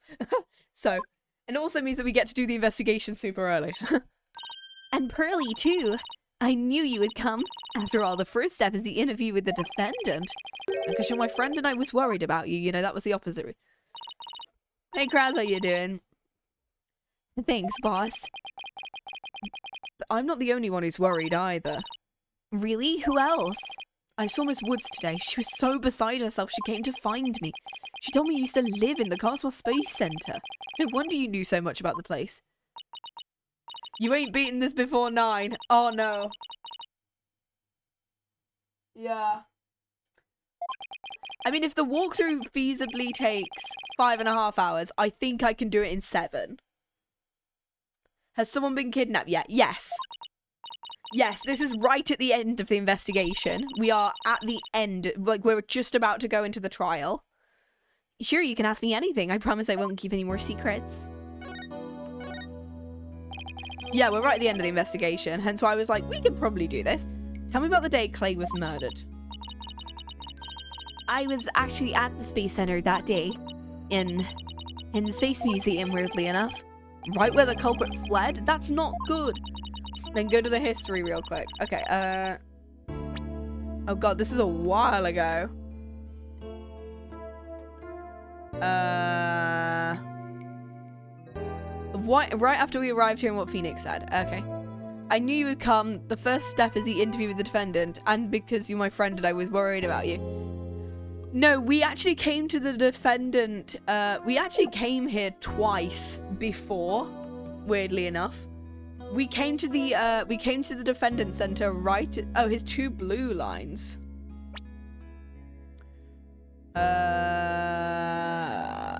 She was right by my side only a few short hours ago, but I felt like...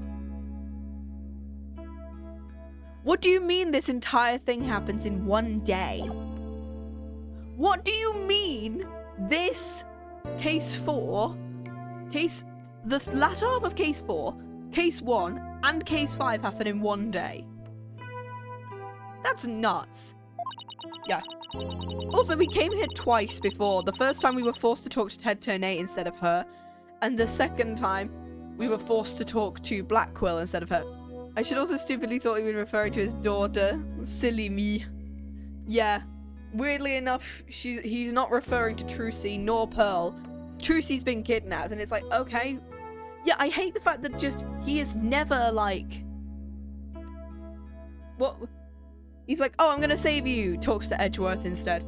When I saw this center again during the news coverage of the Hat 2 launch, I thought maybe if I went there, things would be different this time. That must have been taking a lot of courage to face your past like that. Is Pearl gonna be our co-counsel? I hope so. It'd be so funny. I went to the Space Museum the evening before the explosion. It was before the launch pads had been switched. There was a sign that said close for repairs and they weren't letting anyone in. The director couldn't well switch the pads though, people in there. But I snuck in anyway. Did you want to see the Hat 1 group photo? The one with your mother in it? I did. But what I really wanted to see was her jacket. Yeah, it's got a slash in it. I've said this 4 times during the investigation and it's never once come up. That jacket. It was Dr. Sykes's? Finally, we're getting to the section that I told like an hour and a half ago. I should have known it wouldn't be easy to get over such a traumatic experience. The second I saw the jacket, I came rushing back. Get this bit from the first cave?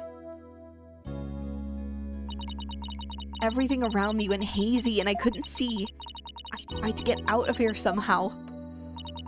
I guess I passed out. And that's how they got her fingerprints. Probably for the lighter. Because the killer was like, oop, who can I blame for this? Finds Athena passed out on the floor and goes, I can steal her fingerprints instead of Clay's. Or I can steal her fingerprints instead of Solomon's or someone else. It could have Clay or Solomon or Phoenix or whoever. When I came to, I was in the passage behind the rocket. I was in the shadows where people couldn't see me. Maybe you got confused and went the wrong way when you were trying to leave? How long do you think you were unconscious? I was out until about noon of the next day. I didn't even know about the explosions. When I woke up, nobody was around, and so I just went into boarding lounge 2. My mind must have still been fuzzy because my memory is really vague. It seems you're forgetting where the prints actually came from. Oh, I know exactly who they came from, and I know that. I'm just not willing to say just yet. I don't remember how I got home. The thing is, right, what's the lighter got, right? We do have the lighter, right? We can't examine it, really? Okay, sure. Which means, what if I'm the one who killed Clay? I think that's enough of that, Athena. Let's talk about something else. During the entire incident, she was unconscious in the Space Museum. Of course I believe her. But will anybody else? What kind of research was Dr. Sykes, your mother, doing?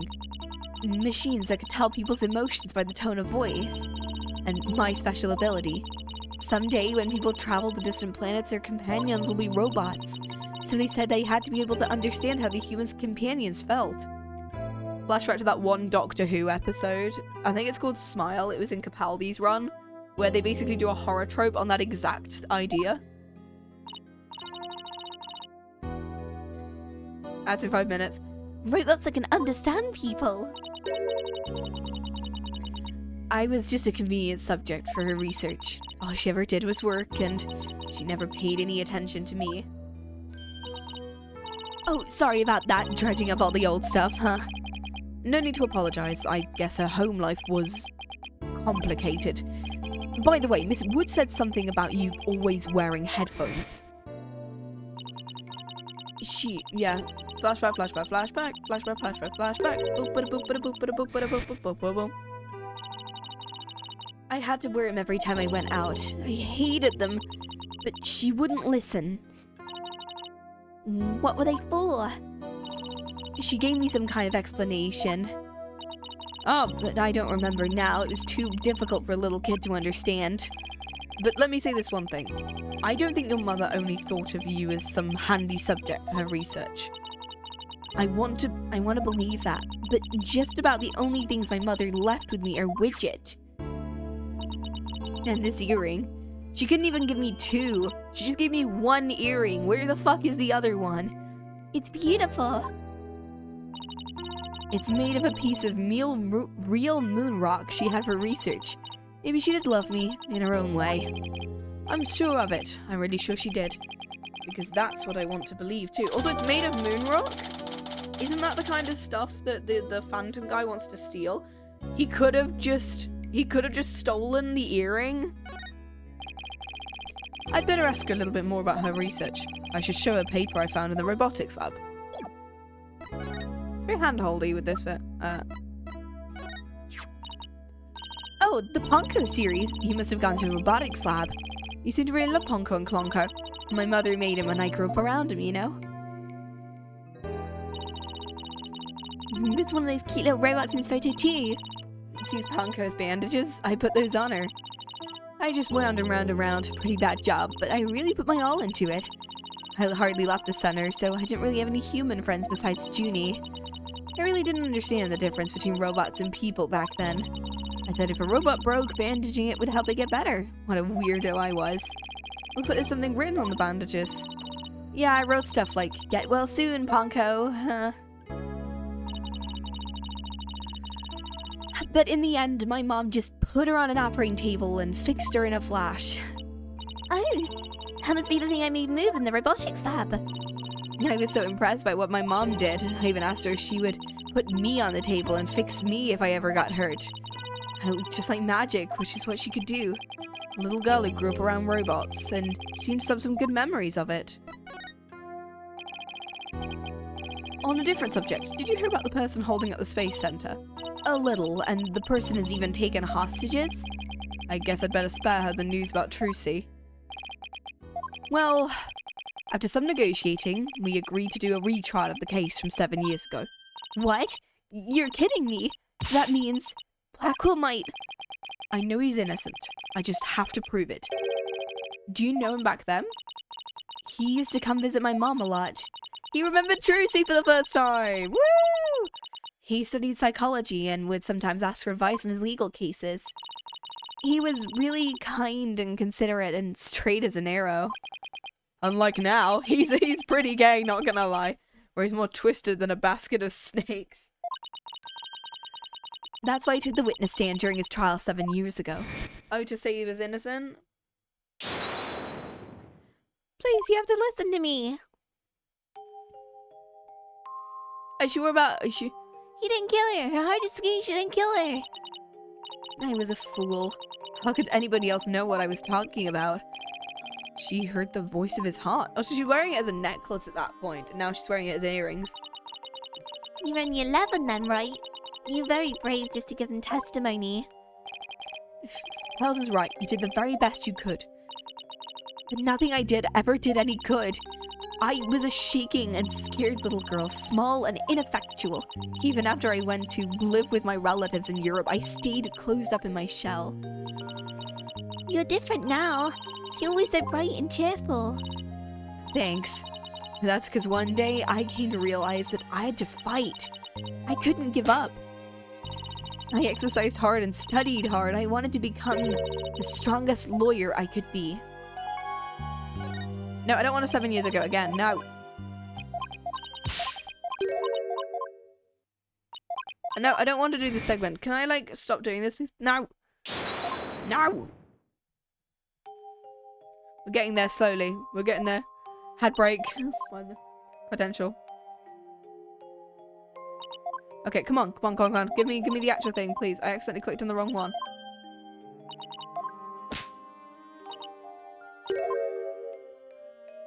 Okay, why you became a lawyer? I wanted to save Simon, but I had no idea how. Then I met Mr. Wright, and thanks to him, I realized that if I became a lawyer, I could prove Simon was innocent. I also realized psychology could help me do it. I mean, psychology was my mother's specialty. When I studied it, I felt like she was there with me, supporting me. It doesn't seem like Athena knows.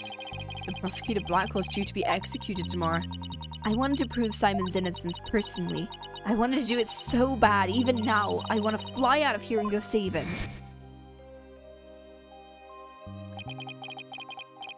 Come to think of it, she said something like that during the Themis Legal Academy trial. She mentioned there was somebody she wanted to save. She must have been talking about Prosecutor Blackquill. Aww. I heard some prison guards say you had an interview with Simon. How was he? What did he say? No, I can't tell her that. How can I lie to Athena? He was doing well. He was happy about the possibility of being proven innocent. He was? I wonder if he smiled, like he used to. Back then, at least. I can't prove Blackquill's innocence in this trial. I don't think Athena will ever forgive me. I just have to free him. Failure is not an option. I thought you might be here, Mr. Lawyer. We're in trouble. What is it? I couldn't find a single open courtroom. They're all in session. But this is an emergency. It's very difficult to interrupt a trial once it's underway.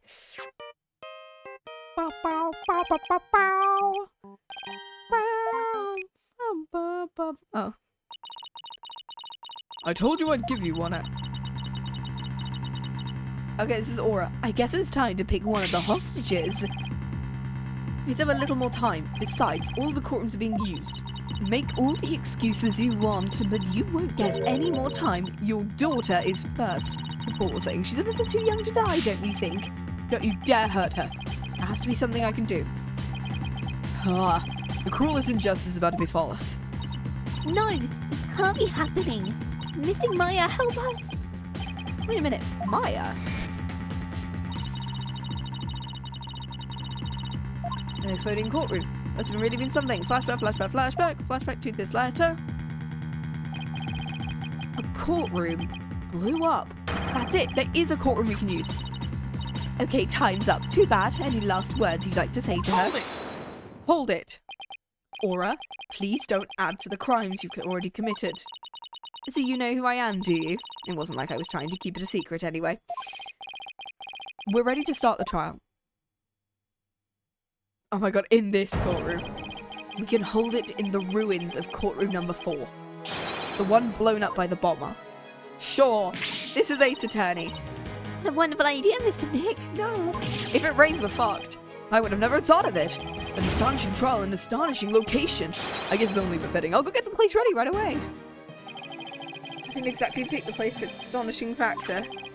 How about it? You ready to have your brother's innocence proven? My brother? Huh. Oh, I'm sorry. Did I forget to mention? It's not Simon you'll be defending. Not Prosecutor Blackquill? It'll be Athena. I indict Athena Sykes on the charge of murdering her own mother. You'll be defending the little princess there, the one behind the glass. What? See you in that mountain of rubble you've chosen for our courtroom, Mr. Wright. What is she talking about? Athena! Of course. Why didn't it ever occur to me? Indict, not indict. God damn it. I don't know why I'm mixing indict and indict. Thank you, Astro. I can't believe... How did I mix up indict and indict? Words aren't wording. Why didn't it ever occur to me before? I indict you. If Prosecutor Blackquill is innocent, somebody else has to have been the true culprit. Did I? Did I kill my own mother? No. No! Oh shit. Oh shit, black ones. They're the same colour that Kristoff had in the last game. Mr. Nick, what's the matter? I see 5 black cyclocks. I've seen these kinds of locks before. Kristoff was the only other person who had them.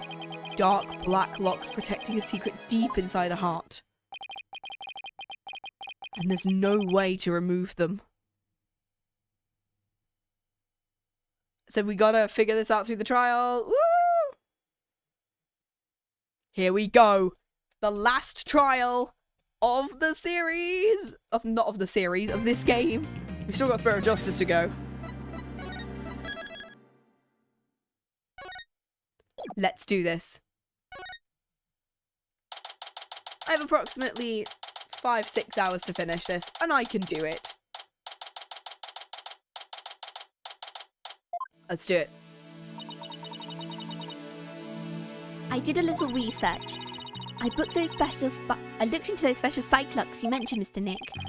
You did? That's great. I really appreciate it. A red cyclock protects a secret person is consciously trying to hide. If the person folds under questioning, the lock breaks and the truth comes out. That's exactly how I got the truth out of Fulbright and Direct Cosmos. The black lock protects a secret from the deepest place in a person's heart. A secret that person isn't even consciously aware of.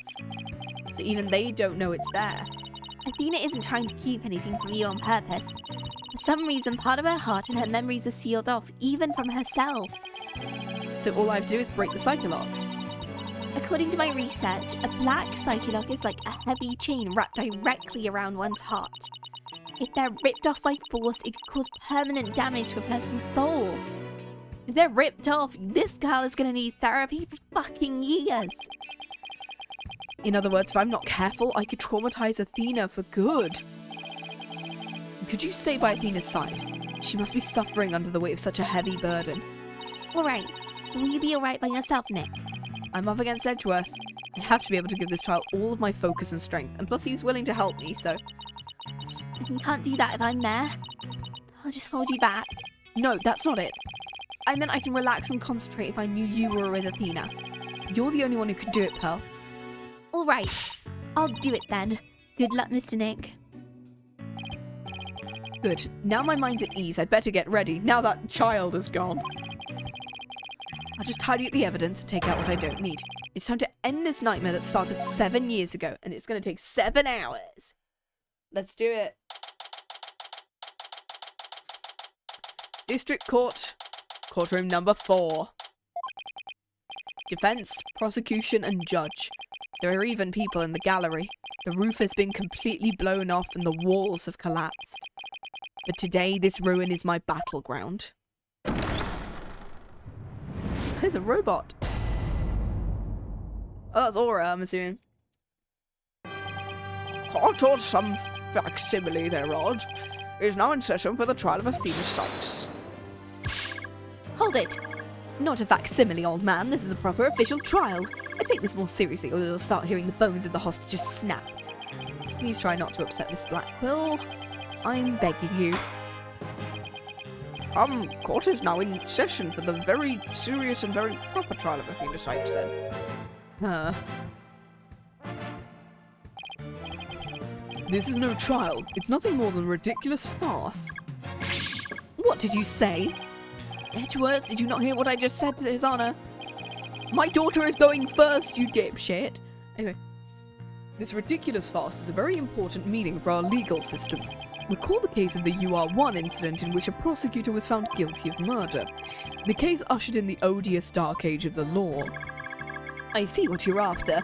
If we can find the real truth behind the case today, precisely, the darkness will be dispelled and glory shall be restored to the court system. Prosecutor Edgeworth, you sound as if you know something of this truth.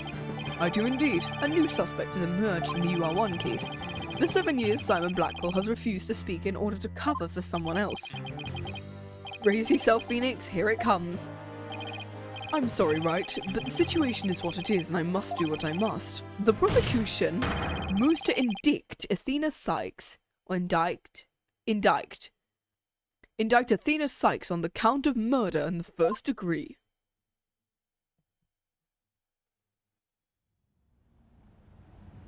Even the gallery people are going, huh? Regardless the circumstance, I intend to question the defendant with all Oh my I god, have. cutscene. For that is a part of my creed. Then you'd better bring it. If the two of you are ready. Son! Court is now in session for the trial of Athena Sykes. Your Honor, the defense was born ready. The prosecution is also ready. Yes, the boy! This immense tension between us. And it's like we're picking it right where we left off. Starts making out in the courtroom. It's my duty to clear Blackquill of false accusations and end this insanity. Also, I just took my glasses off, so I can't see shit. I have no intention of losing Miss Sykes. She's a very promising young lawyer. I know without a doubt Athena's innocent. But I don't think Blackquill did it either. Do you have any clue who is responsible? Oh, flashback, flashback, flashback, flashback, flashback, flashback, flashback, flashback, flashback.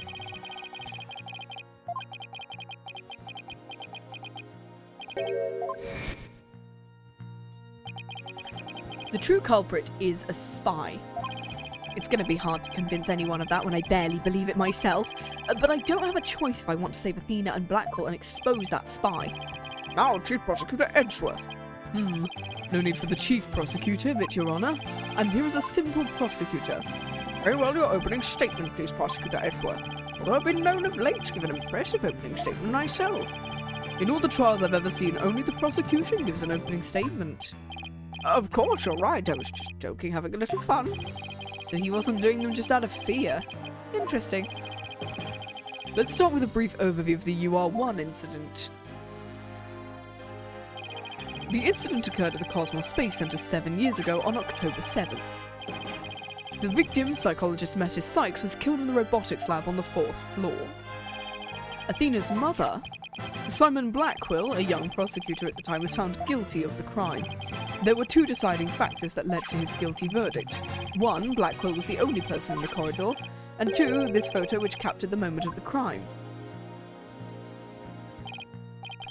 Very incriminating evidence. We only see the back of his head, so we don't know whether it is actually him. I'm afraid the only conclusion is Blackquill did indeed. Are you kidding me? I'm not accepting any conclusion of the kind. The opening statement is over now. Hurry up and call the witness. Excuse me, Miss Blackquill, but we must follow proper procedure for these things. Or perhaps we should heed her wishes, Your Honor. She is the trial's sponsor, after all. Besides, the courtroom is chilly, and sitting for too long can't be good for your back. You are very kind to show such concern for the welfare of the elderly. As skilled as ever at playing the court puppeteer, I see. The prosecution calls its first witness. A witness who decided to bring forth new testimony after 7 long years. New testimony? And just who is this witness? Is it going to be Blackquill? Or Aura? Oh, it's Fulbright. Hi. Bobby Fulbright's the name. In Justice Week. What are you doing here? I'm just here to speak for the hostage taker, Miss Aura Blackquill. She said she's too busy with confining and threatening the hostages at all. That doesn't seem to stop her from constantly chiming in through Conco. I'm nothing more than an observer. Do your best. I'm watching you. Believing her brother innocent, Miss Blackquill has been conducting her own investigation, and though her current actions are hardly lawful, I think we can at least hear her theory. I've heard Blackwell's notes on the investigation she conducted, and I'll be giving testimony based on these notes. Here we go!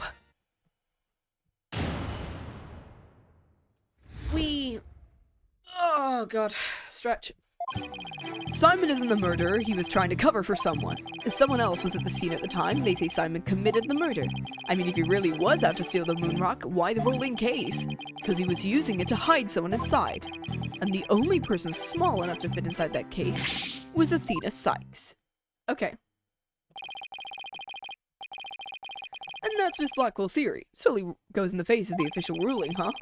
About the case she mentions, there were other rolling cases like that in the lab, but they're not for traveling, they're apparently for moving parts and equipment. We saw those ones. I vaguely remember seeing those cases.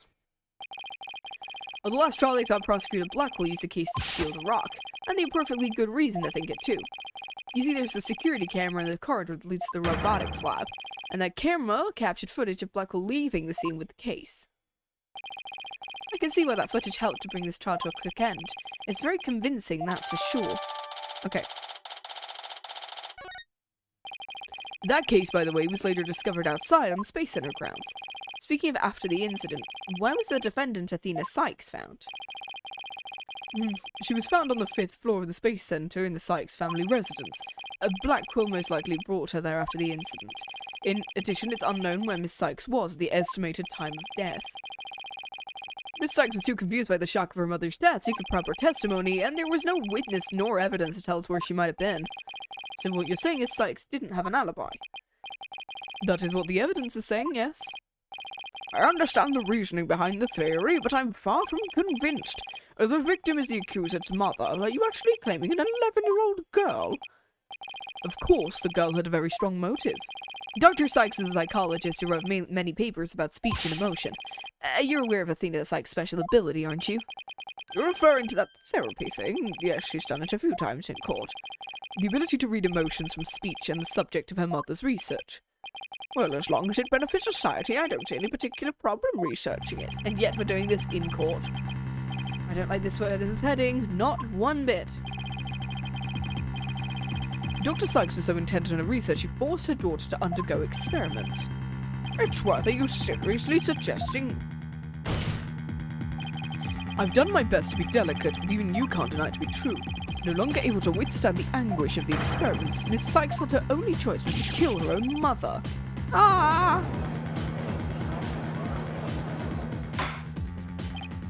Order in the court. What a tragic story, I hardly want to believe it. But we must proceed. Mr. Wright, if you could. Detective Fulbright, please refer to the notes. Okay, cool.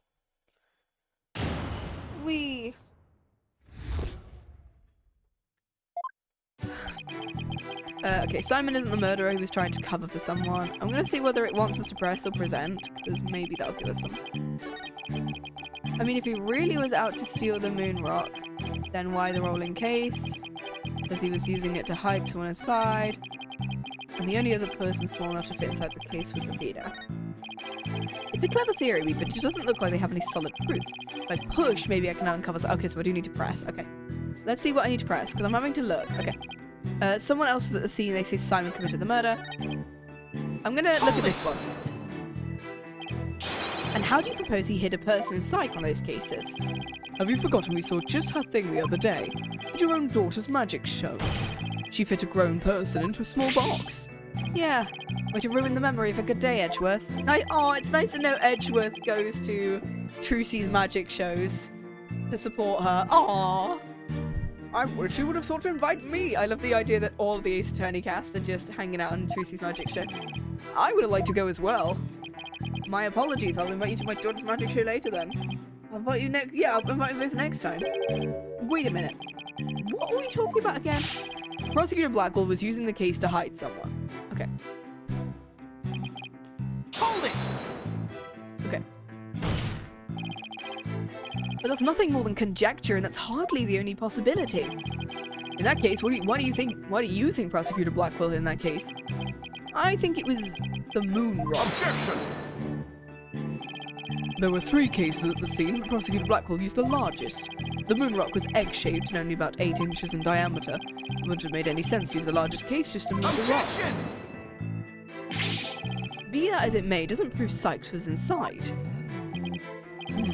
Now let me ask you this. Can you come up with a better theory of what was in the case? Well, Mr. Wright, can you?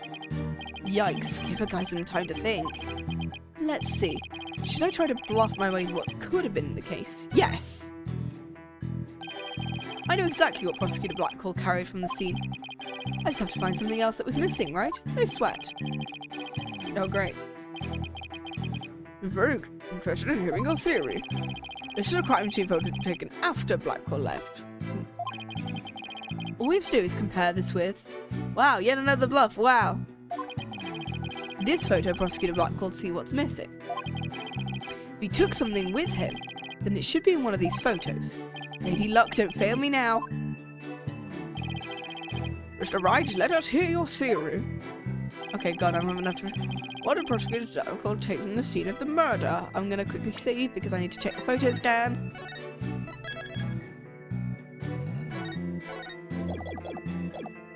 Okay, let's see what's in the photo. Photos. This one.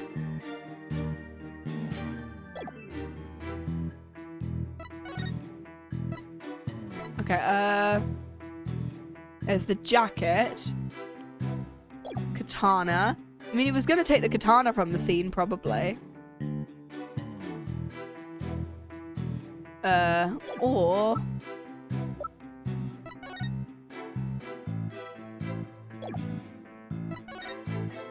There is the big arm thing directly next to him that's in both photos.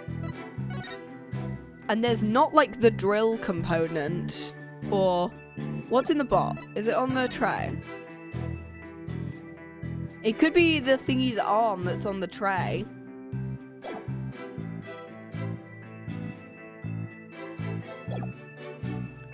I think it's somewhere around here, I think, because this piece is different, I'm fairly sure. Or it could be this, because I don't think this is in the, I don't think this is in that photo, from what I can see. It's in that one, but it's not on the tray from that one.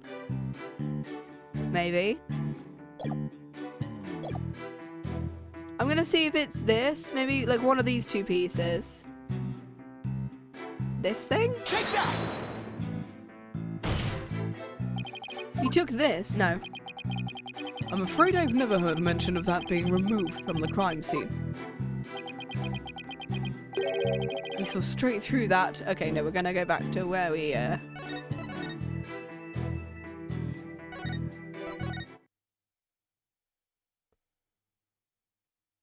I'm very sad and I like, come on. Come on. Come on. Okay. Is it this piece? Or he could have taken this, sure. Take that! This? Please notice there's a robot part on top of the cart. Okay, so it was something on the cart at least. However, in this photo taken after the crime, the robot part is gone. Well, the other bit was also gone, but sure. In other words, that part is something that was taken from the scene of the crime. You do appear to be right. I don't see it in the second picture. But it's a piece of junk. How important could it be?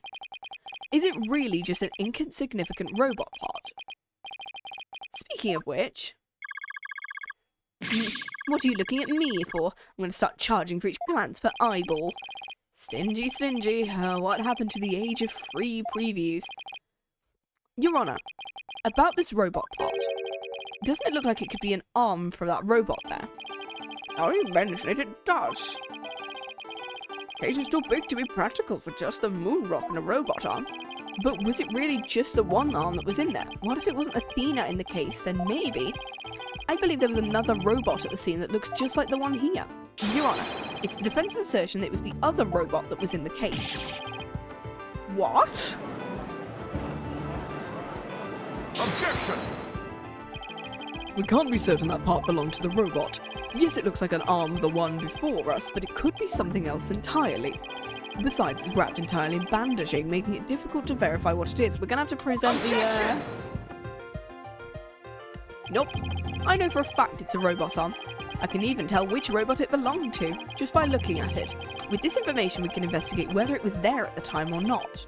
Mr. Wright, I thought you were more of the technology illiterate type. When did you become such an expert? I feel somehow abandoned. Not to worry, Your Honor. I still know next to nothing about machines, but I know this piece of evidence proves which the... Where's the photo? Not that one. This one. Take that! The robot in this picture is named Ponko, but take a look at Ponko's arm. It was Miss Sykes who bandaged it up just like that. She rather thought machines heal in the same way people do. What an adorable, naive mistake. It reminds me of my own grandchild. The robot arm at the crime scene had some bandaging wrapped around it. In other words, this robot arm could belong to none other than Ponko. Ooh. Order in the court, order, I say. Prosecutor Edgeworth, what do you have to say to this? I can see the robot is about the same size as a child, but it cannot grab its knees and curl itself up into a ball. Even if it was the largest of the cases, the robot couldn't have possibly fit in there. The case does come out to about mid-thigh, Prosecutor Blackquill. I see your point. The robot is much taller than that. They've got me there. However, so did Prosecutor Blackquill make Ponko fit into the case by dismantling? Of course Ponko would fit. All Prosecutor Blackquill had to do was dismantle her. Once taken apart, the robot could have easily fit inside the rolling case. Appears to be a robot assembly thing. Press the dismantle button. Okay. Sounds rather violent, but what Mr. Wright does have a point there. Except there was a body on the table where the robots are dismantled and assembled. There would have been no room to take the robot apart. But what if it wasn't done on the table? What if the katana was used instead? Meaning the sword? Yes, Your Honor. Ms. Blackquill, I'd like your opinion as a woman of science. Is it true the katana could have been used to take the robot apart? I suppose so. Their joints aren't made of a very tough material. A blade could slice through them. Thank you for your expert opinion, Miss Blackquill. Thanks to you, we now know.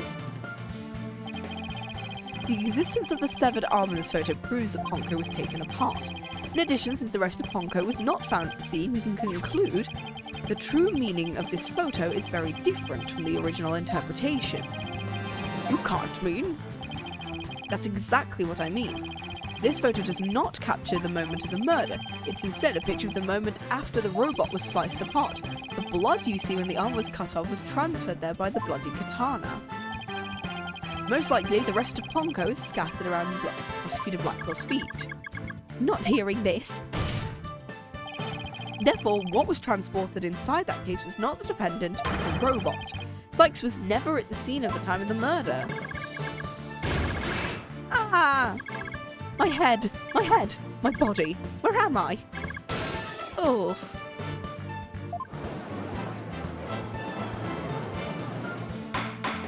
Ooh. Order in the court. It's true that Ponko was found in pieces after the murder. And I'll admit I repaired her myself afterwards. Photo of the crime updated! Woo! I'm finally making some progress. Hopefully I've gotten at least one step closer to proving both Athena and Prosecutor Blackquill innocent. Objection!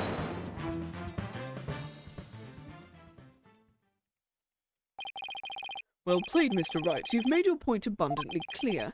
I concede it wasn't the defendant inside the rolling case, but the robot. All right. What's going on here? It's never good when he plays things this straight. He's never been straight.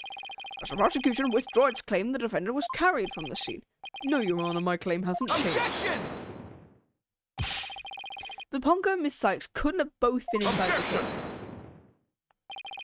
The note in the case was used to carry Miss Sykes was Miss Blackwell's theory. I've been of a different opinion from the outset. I finally have the opportunity to voice my theory.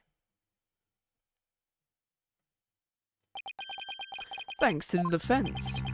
Edgeworth has been one step ahead of me this whole time. How did you propose the defendant left the crime scene? Simple, the footage only shows Prosecutor Blackquill from behind.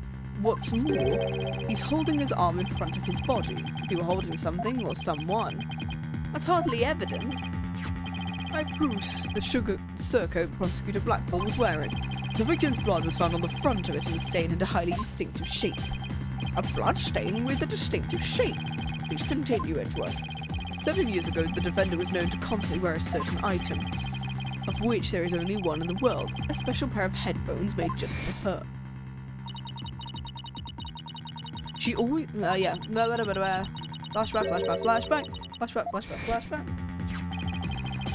Analysis showed the bloodstains to be the exact same shape as these headphones. In other words, this was no mere blood splatter. The blood went from the victim's body to the headphones and then was imprinted onto Blackwell's coat like a stamp. Gruesome stamp indeed. Blackquill carried Mr. Sykes, who had been hit by splatter, away from the crime scene. It proves Athena Sykes was, without question, present at the crime scene. And that concludes the prosecution's argument.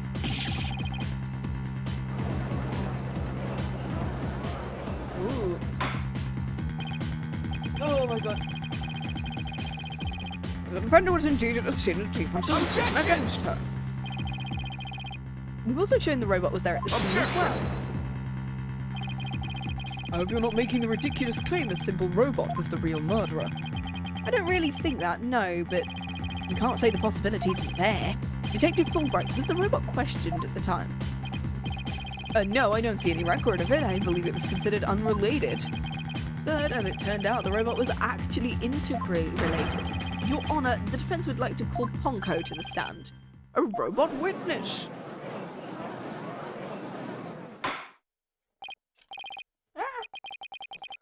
Order in the court. Edgeworth, what do you think about this?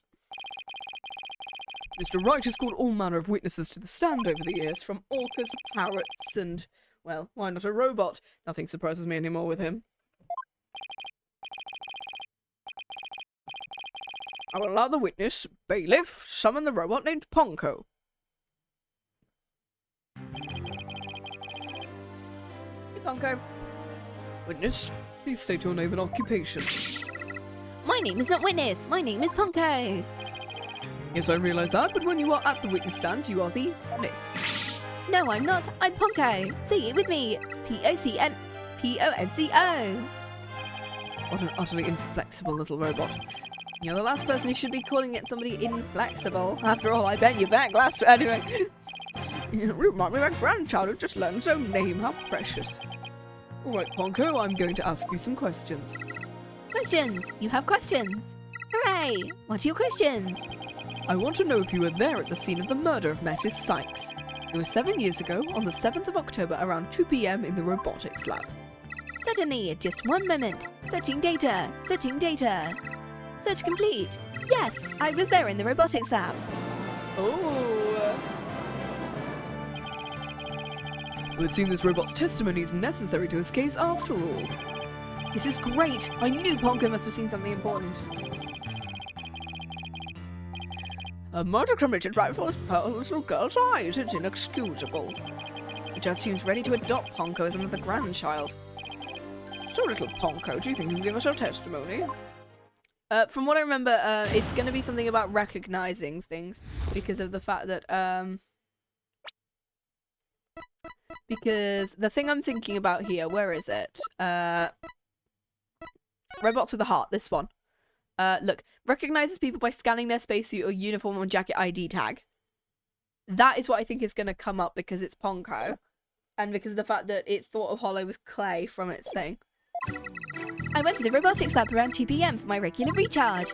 Just as I was about to charge up, Athena came in and hugged Mommy Metis. And then Mommy Metis fell down. After that I was recharging, so I don't know anything. After I charged up, I cleaning the room and Mr. Simon came in. And then an error occurred. There is no data after that point. Sounds like the defendant was, without question, at the scene. However, it doesn't appear the witness saw the actual moment of the murder. I disagree. The testimony shows the defendant did not indeed commit the crime. What? At the end of the day, we mustn't forget the witness is still a machine. Being a robot, its understanding and capacity to express itself are limited. So what are you suggesting?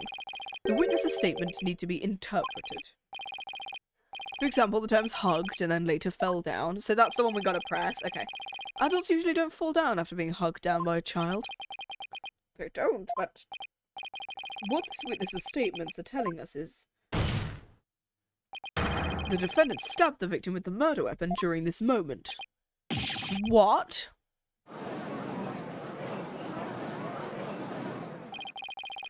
Before Miss Sykes hugged Dr. Sykes, did the two of them converse? Yes, they did. They spoke to each other very loudly, but I don't know what they said. Athena is usually so quiet, so I was surprised. Spoke very loudly. We can interpret this as they argued. But after a heated argument, and then the victim fell down. I agree, it does seem like a reasonable interpretation. Our Pongo doesn't seem to remember anything that happened after that. When I am recharging, I go into sleep mode. But I remember everything before that. I have a very good memory. You might as well admit defeat now, right? A cross-examination would be useless. Don't be ridiculous. A cross-examination is never useless. We've done it to a parrot twice before. Think about it. Robots don't lie. Exactly. This robot is both an important witness and valuable evidence. Yeah, but it doesn't mean we can't, like, continue pursuing points. Nevertheless, I will have my cross-examination. I see you haven't changed. You never were one to worry about wasting time. Very well, if it may be a waste of time, you may proceed, Mr. Wright. I'll show you just how fruitful my cross-examination can be. Wee. Okay.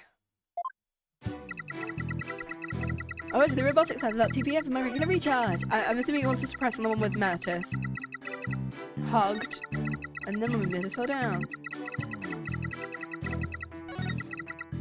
We're going to go with this one, and then we'll press on 2 and 3. Hugged her, huh? Which Edgeworth took to mean stabbed her with a weapon.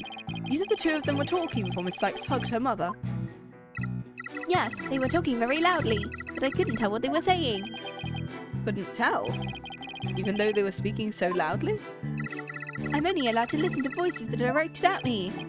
If it's listened to every voice, it would be a little better than a mobile eavesdropper. Well, it explains why some of Ponko's testimony is so vague. It's a shame our little friend wasn't listening in, however. We could have learned what they were talking about just before Dr. Sykes was killed. Now then, what happened after that? And then Mommy Mertis fell down. Hold it! I don't want to delve too deeply here, but could you tell us how the victim appeared and acted at this moment? Mommy Mertis was very surprised when she was hugged. I heard her heart pound. A heart? Mr. Wright, have you forgotten about this document we found in the robotics lab? These robots have a heartbeat detection system. Now that he mentions it, I do remember reading something like that there. They detect the presence of people by the sound of their heartbeats. Wait a minute. That means if Dr. Sykes really did die at this moment. She didn't die. How was Dr. Sykes after she fell down? Could you still hear the sound of her heartbeat? I see. The moment she fell, her heart was pounding. After that, I don't know. I started recharging just then. All the unlucky things. If you'd heard anything after that, it could possibly prove the hug wasn't actually the moment of the murder. I'm very sorry. I'm afraid I don't know. I'm very sorry. The robot is designed to go into sleep mode automatically, so it can't be helped. But it does appear it detected an increased heart rate at the moment of the stabbing. After Mertis' heart started pounding, she fell by the window.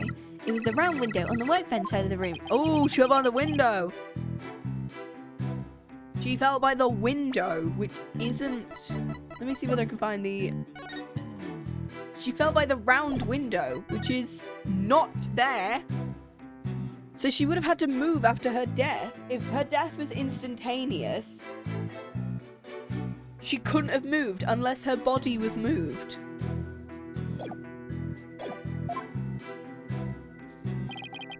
Honko must be talking about the table to the right where that giant robot. Well, that would have been a really different place.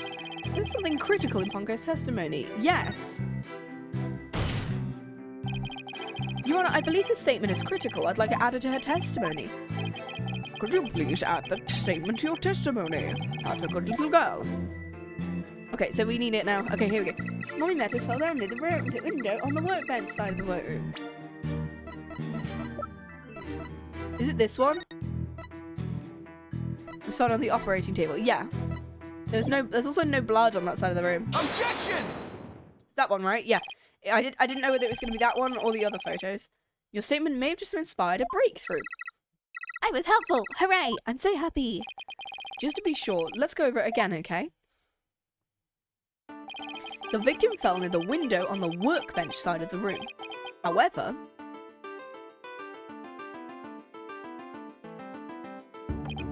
her body was discovered on the operating table. The operating table and workbench are two different locations. Yes, she can't have... Because of the fact that she apparently died instantaneously. And if you look at the,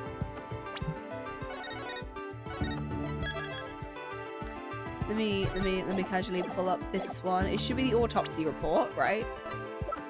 This one. The cause of death. Look, instant death due to a stab wound to the heart. Either somebody moved her body, or she was alive at that point. What could explain the two very different locations of the body? I'll tell you what. I mean, the defendant could have moved the body, but the victim moved. An 11-year-old girl couldn't have moved the heavy body of an adult. So the only explanation is the victim walked to the operating table herself. In other words, what Ponko observed near the workbench couldn't possibly have been the moment of the murder. Ooh. Rarely to hear that. Glad to know the murder wasn't committed in front of little Ponko. Yes, as we just heard in the testimony, Sykes hugged her mother. Objection! Nothing more.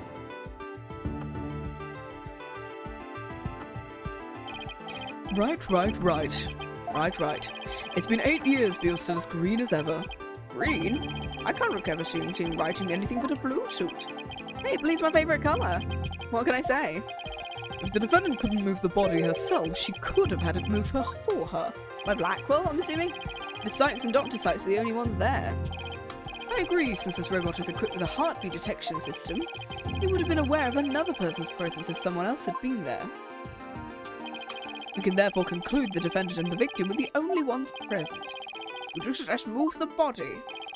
Don't you know it's in the nature of a robot to help people do things? Miss Panko, allow me to ask you a question. Ponko. My name is Ponko. Say it with me, Ponko. I believe you said you were cleaning after Sykes fell down. Did you want to move something large onto the operating table? Yes, I did. Athena asked me to. Athena asked you to? And what did you move? I don't know. Unless something has an ID tag, I can't tell what it is. An ID tag? A tag with a barcode on it. The robot scanned them to tell us what a thing is. That paper in the lab did mention something about that, but she would have been wearing her thingy, so... Recognizing people by scanning their spacesuit or uniform jacket, well, does that mean she's not wearing her jacket? I'm assuming. Would appear Miss Panko here can't identify what it moved. My name is Ponko.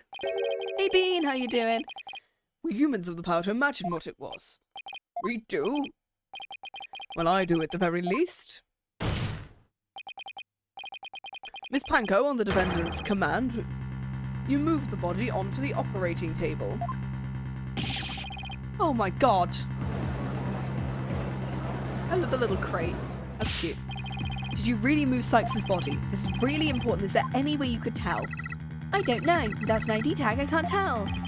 Give it up right. If the victim's heart was stopped, the robot's detection system would be useless. Dr. Sykes actually wore her white coat. Well, usually wore her white coat while she was working. Still a bit sleepy, you just woke up? Heck yes, we. And only wore it for special occasions. In other words, the victim wasn't wearing her ID tag at the time. From the robot's point of view, her body was simply just another object. Ponko's equipped with a facial recognition system. If she really did move the victim, she would have recognized the body as Dr. Sykes, but she didn't. What that means? A face can easily be covered with a piece of cloth, a mask, or anything else. With her facial features hidden, the robot wouldn't be able to tell it was Dr. Sykes. He's right. To summarize, Sykes stabbed her mother near the workbench, and using the robot, she moved the body to the table, where she removed the sword and was stained in blood. Ooh. Order in the court, but if that's the case, I have a question. Why did the defendant move the body to the operating table? You want a reason? Very well. What? You can't possibly have an explanation. Your emotions blind you to the truth. You could learn a lot from our robot friends. A calm and rational thought will open your eyes to the truth in front of you. She wanted to use the dismantling system. Do you remember the operating table's one special feature? I believe I read that robots can be assembled and disassembled there, isn't that right? That's right. And to the defendant, who was just a child at the time, the table was like a magic box that could make robots appear or disappear in seconds.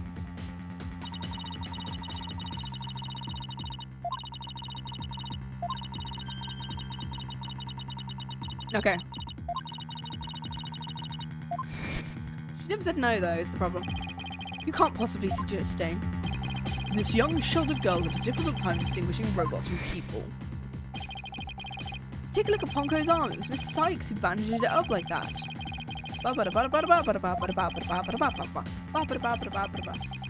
Okay, flashback time. No way.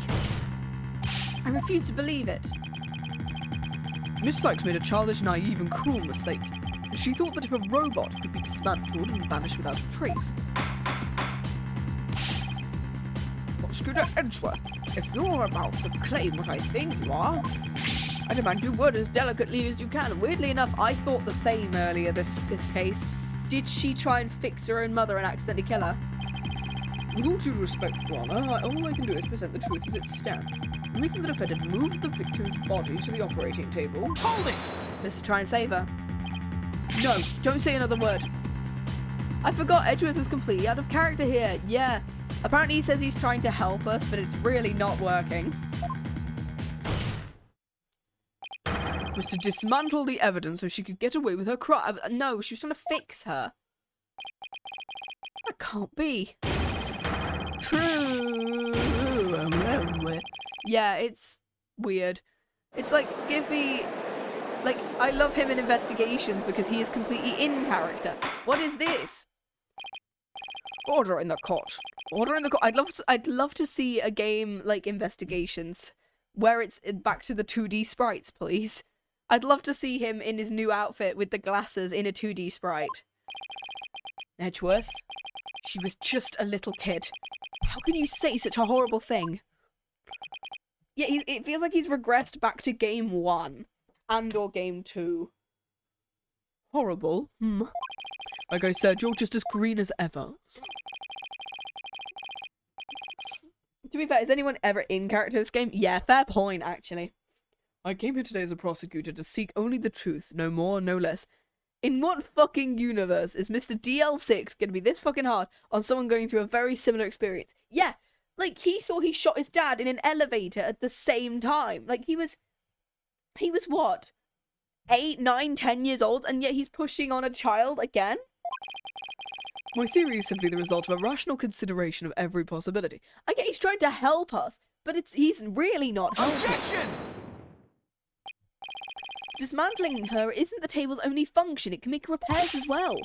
It's conceivable Miss Sykes moved her mother to the table in order to fix her. I suppose that could be another way of interpreting it. But dismantle or repair, it doesn't matter either way. What do you mean? After murdering her mother, Sykes may have come to her senses. Perhaps she did want to make it appear as if it never happened. And that's why she tried to repair her mother. That's one possible explanation.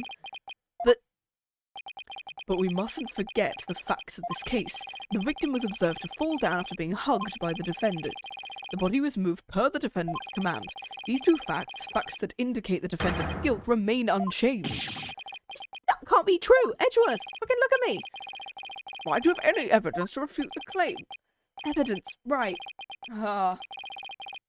Let's see. I'm afraid I don't have any evidence. Since becoming chief prosecutor, I've learned that the truth isn't always pretty. Now accept the truth, Mr. Wright. Your subordinate murdered her own mother. Your Honor, the prosecution demands a verdict. The hostages have suffered enough. What a terrible and tragic conclusion. If the defense has no counter-argument, I see no need to further prolong the trial. Edgeworth's argument seems solid, but... Can I get like a fucking single ounce of empathy? I get you're a prosecutor and you dedicate yourself to that, but Jesus fucking Christ, you're gonna break her locks the wrong way at this rate. Exactly. Like, what?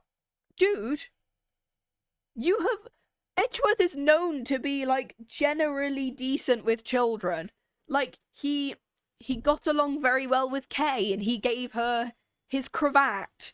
Or him comforting Eustace after the whole thing with his father, because he was like, I know what it's like to be, like, with a father who's an awful prosecutor who absolutely hates you.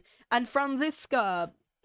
And like, there's so many kids that this guy is somehow decently good with, and it's like, no, I'm gonna, like, frame this one child. There's no way Athena could have done anything like that. What do I do? There has to be something. I can't think of a single thing. Oh, who's objecting? Oh? Who's objecting? Who's coming next? Says someone... Oh, hey, Blackquill, hi! Prosecutor Blackquill. This is quite the farce you're conducting here. I could die from laughter. Prosecutor Blackquill, what are you talking about? What I'm talking about is that your argument is based on an entirely false premise. Go on, we're listening. This be the miracle I need. What is Prosecutor Blackquill trying to pull here? Here's the mood matrix. 7 years. For 7 long years. This case has been on my mind. Not for an instant did I not think of it. I'm the one who killed my mentor, and don't think you can alter that fact now. Your boldness I will take to the stand, and I will not take no for an answer. He chucks you the widget and goes, hey, here's... You thought Athena was the only one who could do the mood matrix? I can do it too! I went to the Cosmos Space Center with the intention of killing Sykes. When I got to the robotics lab, I found Athena there instead. I would not be swayed from my purpose, so I waited for Dr. Sykes to return. Can Phoenix, can you stop being so desperate? 1, it's out of character, and 2, it's cringe. Yes. Yes, it's cringe. And then I committed the act. How cathartic it was.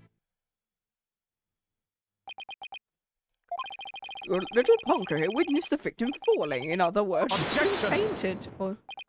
I don't need any of your other words, old man. I can guess what happened. Which would be... She fell means she fell. Merely that. A mother and a child fooling around, perhaps she tripped. Not that it mattered. When I entered the lab, there was no trace of Dr. Sykes to be seen. Plus, there's no blood at that point at all. Like, if she stabbed her mother, surely there would be blood somewhere on the floor. The murder occurred after the time period Ponko described it. You should hardly take stock in the words of a wind-up toy. Then how do you explain the fact the defendant had the robot move something? Athena was always tinkering with robots on the operating table to amuse herself. She always had Ponko move the heavy ones for her. That day was no different. Ponko moved a heavy robot for her. This is awful. What he's saying seems to make sense, and yet... So he is trying to protect her. Blackquill, are you even trying to turn away from the truth? Do you realise we could bring the Dark Age to a close today? You expect too much from me. I'm just a murderer beyond redemption. Why don't you just let me go so I can settle down to hell? Prosecutor Blackquill's execution is tomorrow. If the truth doesn't come out now, it's all over. You saying the little girl and the robot had nothing to do with the murder? That's right, so let's hear your verdict. If we don't hurry, I might miss the ferry across the Styx. Don't you dare, Judge. Don't forget I have hostages. And Simon, how long are you going to cover for her? Miss Blackquill. Forgive me, Aura. I never wanted you to do anything like this for me. But you agreed to this trial. If you have any counter-argument, present your evidence. That's the rule of this courtroom. Isn't that right, Chief Prosecutor? Blackquill? You selfish little shit. To be frank, I don't like this, honestly, but all the prosecutors are fighting, and I think it's funny. But it's my duty to make a decision. If no one has a counter-argument, I'll announce my verdict. Is this really happening? Is it really going to end just like it did 7 years ago? Or is Athena gonna, like, hand us the widget thing? I wanted to do it so bad. This is a flashback moment. Why is there so many flashbacks? I could have gotten this case done in like 5 hours if it wasn't for all the flashbacks. I'm 2 hours 30 in, and I'm on like the first section of the trial. And I don't know whether there's 2 or 3 parts to the trial. I think it's 2, and the second one's really long. I don't have the evidence to counter Prosecutor Blackwell's testimony. I can't believe we started this game in August. Like, right at the end of August, we started this game, and then I took a bit of a break in September. And now I'm back. Athena, why are you here? Is he just, yes, because Blackquill's really the culprit. Hey Z, how you doing? I can hear it. I can hear the voice of his heart.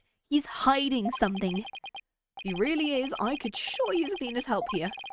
Her power might just be the thing I need to get us through this. Sykes, I need for you to chime in here. Just accept you're innocent.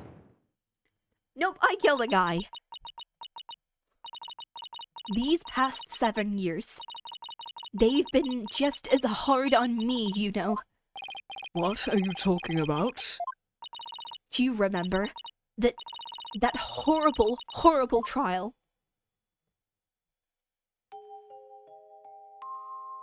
Please, you have to listen to me. He didn't kill her. His heart is screaming he didn't kill her. Surprisingly, the to be continued is actually when Apollo returns from his fake trust issues, not when the culprit is revealed. Yeah, that's cool to see. Maybe the real culprit was brain damage all along. Holy shit, it is. The real culprit was brain damage. For robots and for people.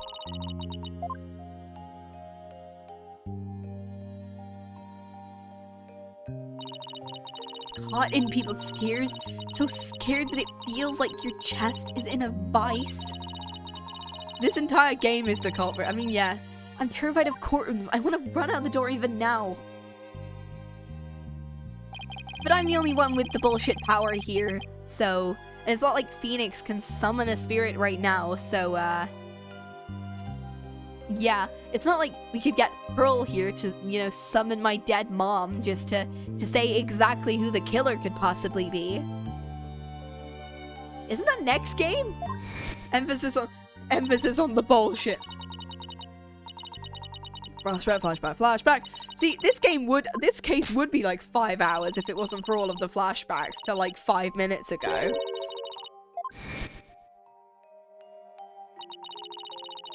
This day has finally come, the day I've been looking forward to with all my heart.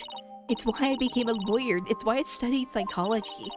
It was to save you from this false conviction. Sykes, do you realize what it would mean? You're the accused, after all. If you prove Prosecutor Blackquill innocent, then... Yes, the culprit of a serious case of character assassination, exactly. Both literally and physically. Both literally and metaphorically. The only thing that matters is the truth, and it's my duty to find out what that truth is. Give me this chance, a chance to shake off the fear that's been with me for 7 years and to finally face the truth. She's being brave, confronting her past. Also, why the fuck are you not on the stand?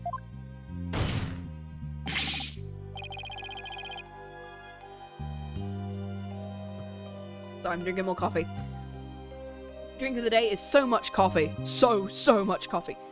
Prosecutor Blackquill, please testify one more time about the incident 7 years ago. Fine. But your efforts will surely be in vain, for I'm not a man who can be cut down that easily. Here we go, Simon. Let me hear the voice of your heart. Whee! So real. Yeah, exactly. Beep-a-dee-ba-dee-boop. Mood Matrix time. I went to the Cosmos Center with the intention of killing Dr. Sykes. When I got to the robotics lab, I found Athena there instead. Happy? Why happy? I would not be swayed from my purpose, so I waited Dr. Sykes. Why is he really happy here? And then I committed the act. How cathartic it was. Okay, I get why this would be happy here. Okay. His emotions are very guarded, and his defenses are way up. He sealed his will as if he'll never let his secrets be known. I don't know about that one. We've got a couple of strong wills on our side too. Blackquill isn't the killer, and we're gonna prove it. But what was he trying to do, if we approach it from that angle? I bet we can find an emotion that doesn't add up. Anger. Okay, I'm potentially looking at the happiness, because maybe he was just happy to see Athena, maybe? Let's try you. If not, it might be the next happiness. Yeah, because I didn't know whether the happiness was going to be on this one or the next one. This feeling of happiness. Even though the person you were looking for wasn't there, you felt happy. When I was looking for Athena and hadn't found her yet, I grew worried. When I saw her in the robotics lab, I was happily relieved. Merely that. 40%. Oh, wow. Easy mood matrix. Maybe. I don't know. Just now you said you went to the Space Center to kill Dr. Sykes, but the first thing you did was look for her daughter instead. I had no intention of harming Athena, so I wanted to confirm she was safe. It was just a part of my plan. Nothing contradictory about that. The second I find an inconsistency, he cuts it down. Simon knows the principles of analytical psychology too. There's less noise now, but I don't see any instabilities we can latch onto. I was afraid of that. I'll have to keep chipping away, bit by bit. Okay, so it might be like we go down by 10% every time now. Could you update his testimony? You got it. Let's see if anything changes. Besides the happiness. Okay. Angry, that's new. No, it's not new. Let's see if there's anything completely new. Aw. Happy. I would not be swayed from it yet. Where's new? Ooh. It's gone from happy to sad. It's gone from happy to sad. That's new. Not even you can falsify your emotions, Prosecutor Blackquill. What?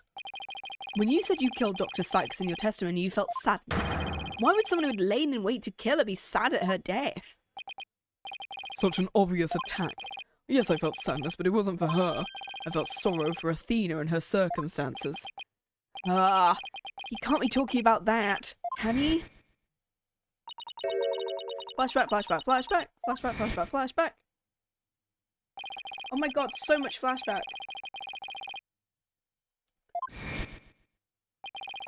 My objective was to save Athena from an obsessive scientist who treated her own daughter like a research subject.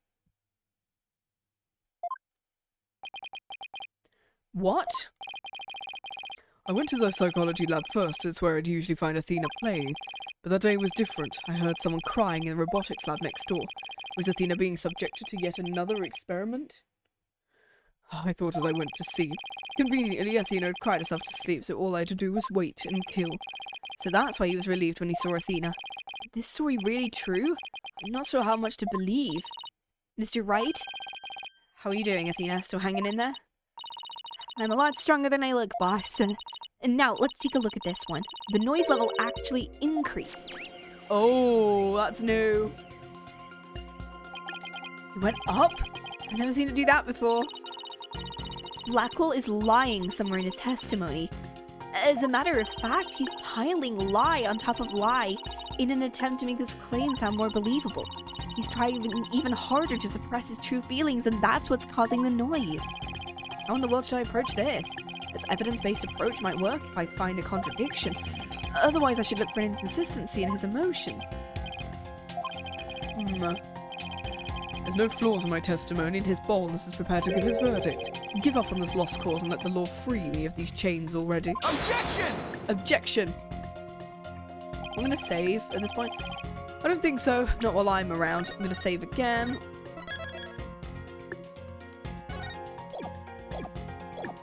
Not while I'm around.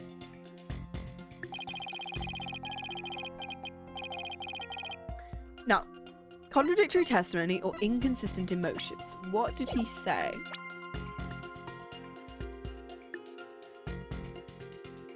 I went to the psychology lab first. That's where I find Athena play. Day was different. I found someone crying in the robotics lab. Was Athena being subjected to yet another experiment? Conveniently, Athena cried herself. Let's go emotions again, because that feels actually pretty tight for now. Let's look for inconsistent emotions. Or with good programming, you could simply do both. Yeah, it's like we have an emotion person here, and we've got like, I'm the guy who does inconsistencies. This lady's the girl who does emotions. Got it, boss. But if you want to try looking for a contradictory statement instead, just let me know. I can easily switch over. Okay, so you can switch between them. Oh, there's a new surprise. A sadness and surprise.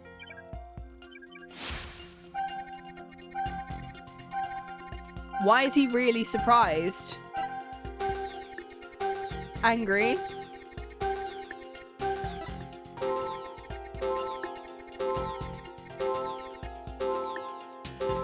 Fear from that one, and anger. Yes, anger.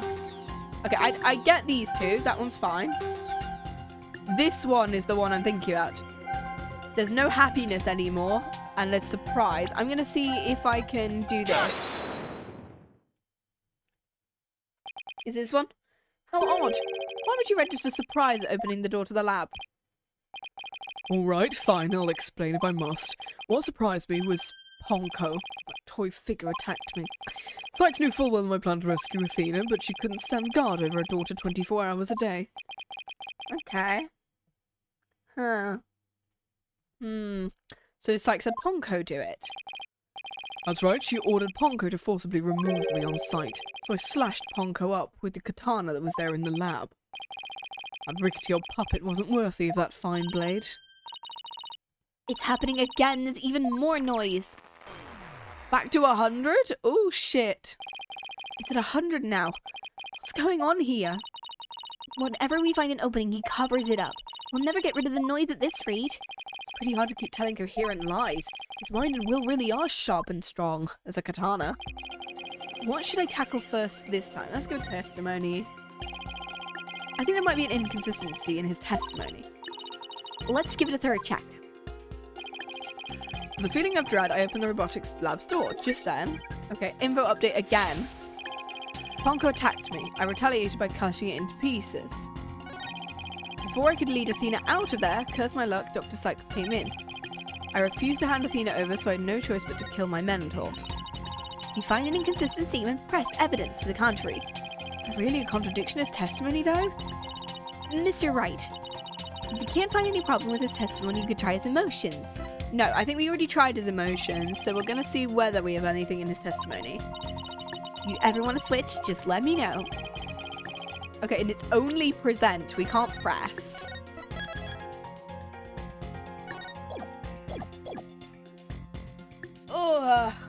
Oh my gosh. Stretch. Stretch. Oh my lord. Okay, feeling of dread. Ponko attacked me. I retaliated by cutting it into pieces. That is different. It has bandages. Where's the bandages on Ponko?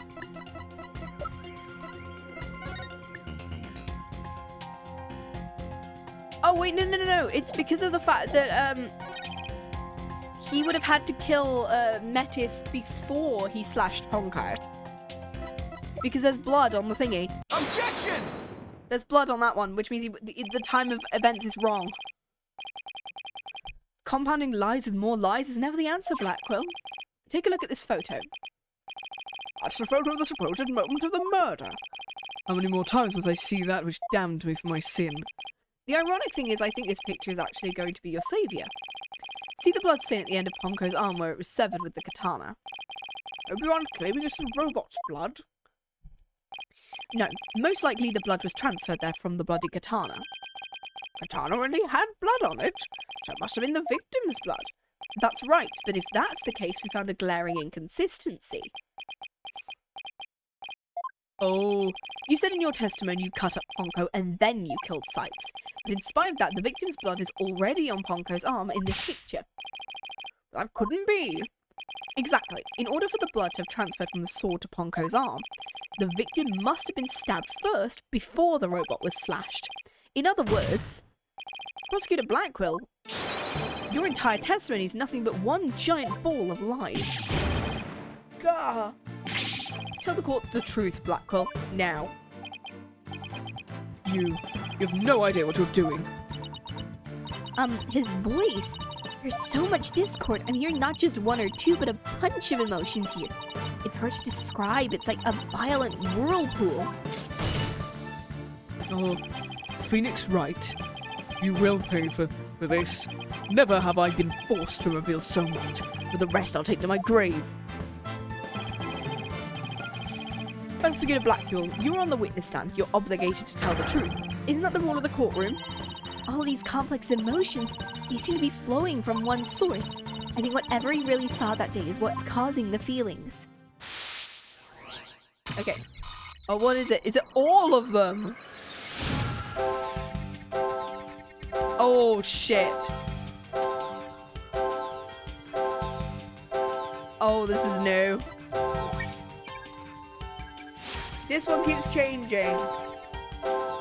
This one keeps changing.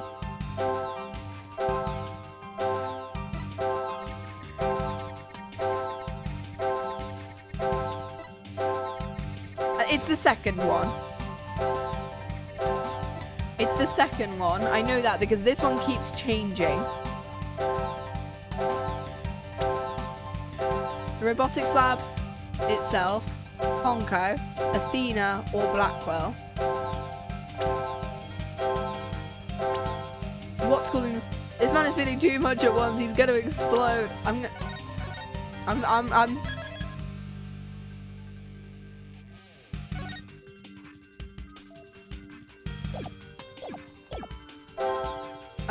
It could be, well, considering the victim's not there, it's not going to be the... Could it be Athena? Because of the fact that every single time he talks about her, the emotion is completely different. Because the first time we saw it, he was happy to see her. And then as soon as he mentions she's crying, immediately fear and surprise comes in, and then anger. So I think it is all of them. It's Athena herself. Am I right? Yes. Okay. When you opened the door and saw Athena, you became overwhelmed by your emotions because one, he was happy to see her he was happy to see her safe, angry that she was doing that Metis was doing stuff to her, surprised at just the entire scene, and fear because of just the fact she was crying her eyes out. When you opened the door and saw her, you became overwhelmed. Isn't that right? You should know better. And though it's pathetic, I admit I'm terrified to speak. Blackquill, Miss Sykes is innocent, and I will always believe that with my heart. Can't you find it within yourself to believe in me too? Athena is innocent, huh? Can you honestly say you believe that to be true? Hmm? Right. I give you my word. Now tell me what you saw when you opened the door. Curse you, Phoenix Wright.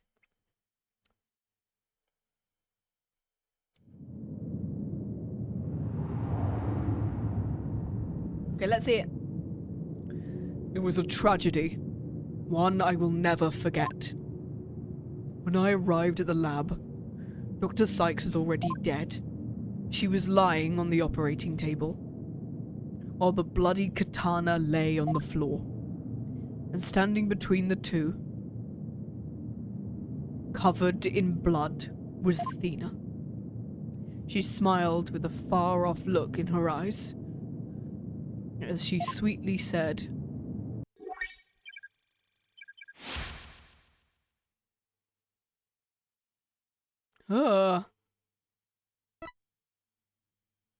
something's wrong with Mom, so I'm taking her apart to fix her.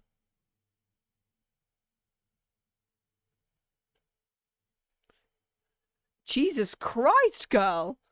She's just standing there going, holy shit, I was a fucked up child. That's what I saw, and now you have it, the truth you desperately wanted.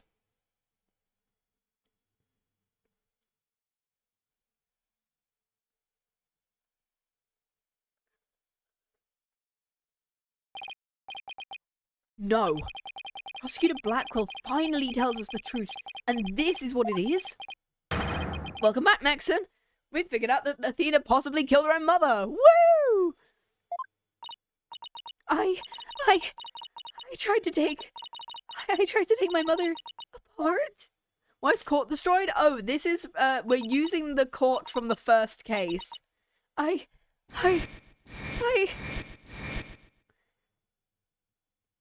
We're using the court from the first and fourth case. No! No! No! Oh, fuck, she's in... Oh, God. Yeah.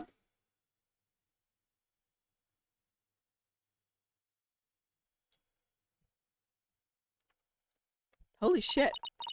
So it was me. I'm the one.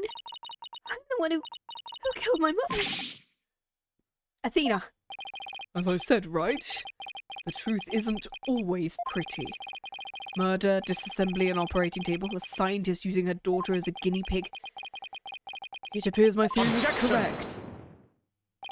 It's true Athena didn't like her mother's research, but you dare cast aspersions on my mentor by claiming Athena was used in such a manner. Sykes could be awkward with people, but she loved her daughter with all of her heart. She loved me. Your mother hated to see you suffer because you could hear the voices of people's hearts. She wanted to set you free, so she worked tirelessly on her research. Do you remember those headphones you hated so much?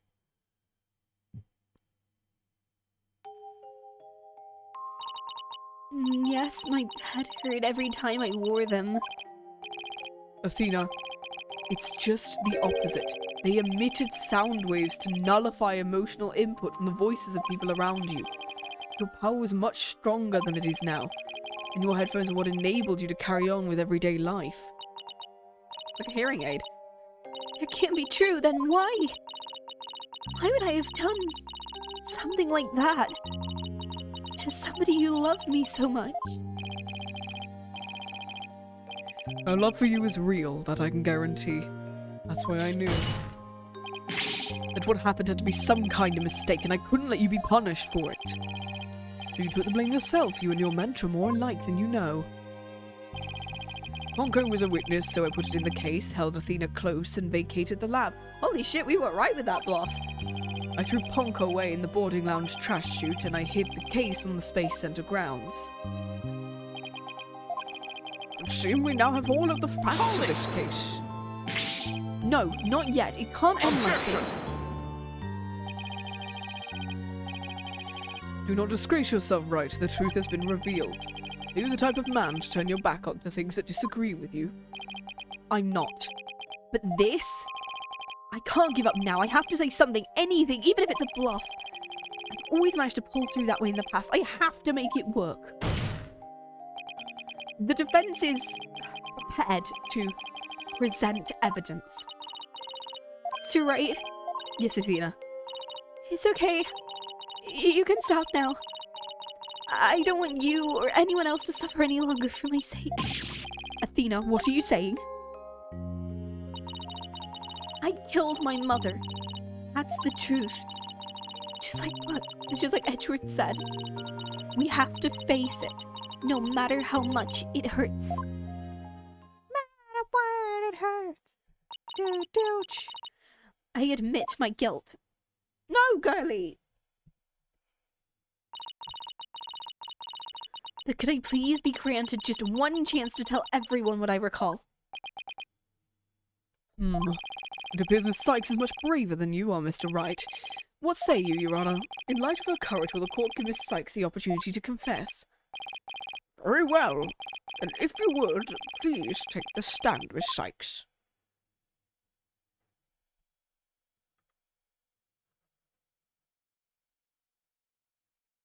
Okay. Thank you for letting me do this, Prosecutor Edgeworth. And thank you, Mr. Wright and Prosecutor Blackquill, for letting the truth be known. Now we can finally move forward and everyone's suffering can come to an end. Hydrate. Coffee. Athena. Prosecutor Blackquill will be cleared and the dark age of the law can come to an end. Admit your guilt and bring everything to its conclusion. I just realized, give me a second. Because that means my alerts might work now, because I accidentally clicked it wrong. Wow, I'm stupid. There we go. There we go. Oh, that should work now. There we go. I killed my mother. My memory's still a little hazy, but there's no question I remember it. I remember the weight of the weapon in my hands and the feeling of it stabbing in deep. And I remember the warmth of her blood as it flowed down the handle onto my fingertips. Aw, dang it.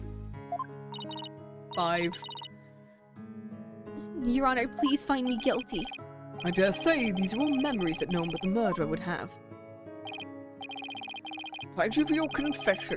I believe this charge has gone along long enough. Before we can conclude, does anyone have a counter-argument?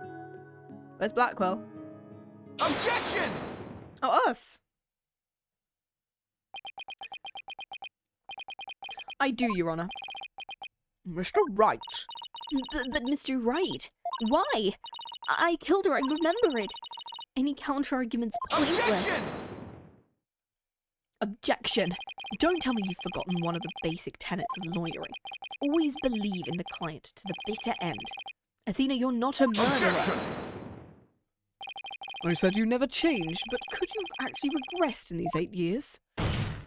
Yes, he regressed specifically for this game. I prefer him being in the last game. I won't stand for your childish emotionalism getting in the way of the truth. Emotionalism? Don't lecture me on the matter of the heart. I can see straight into a person's... Yeah. Is it Black Cyclops, right? 5. Flashback, flashback, flashback, flashback, flashback, flashback, Psyche lock, flashback, Psyche lock, flashback, Psyche lock, flashback. Anyway, we're back with the Cyclops. Yay. There's still a chance, somewhere deep in Athena's heart, there might still be a memory that not even she knows about. It might be like looking for a grain of sand in the cosmos, but still, that memory might contain a new fact that could prove her innocent. For everyone's sake, you're not just bluffing, Mr. Wright. Now, is there not a problem with Sykes' confession? I remember the weight of the weapon in my hands, and the feeling of it stabbing in deep.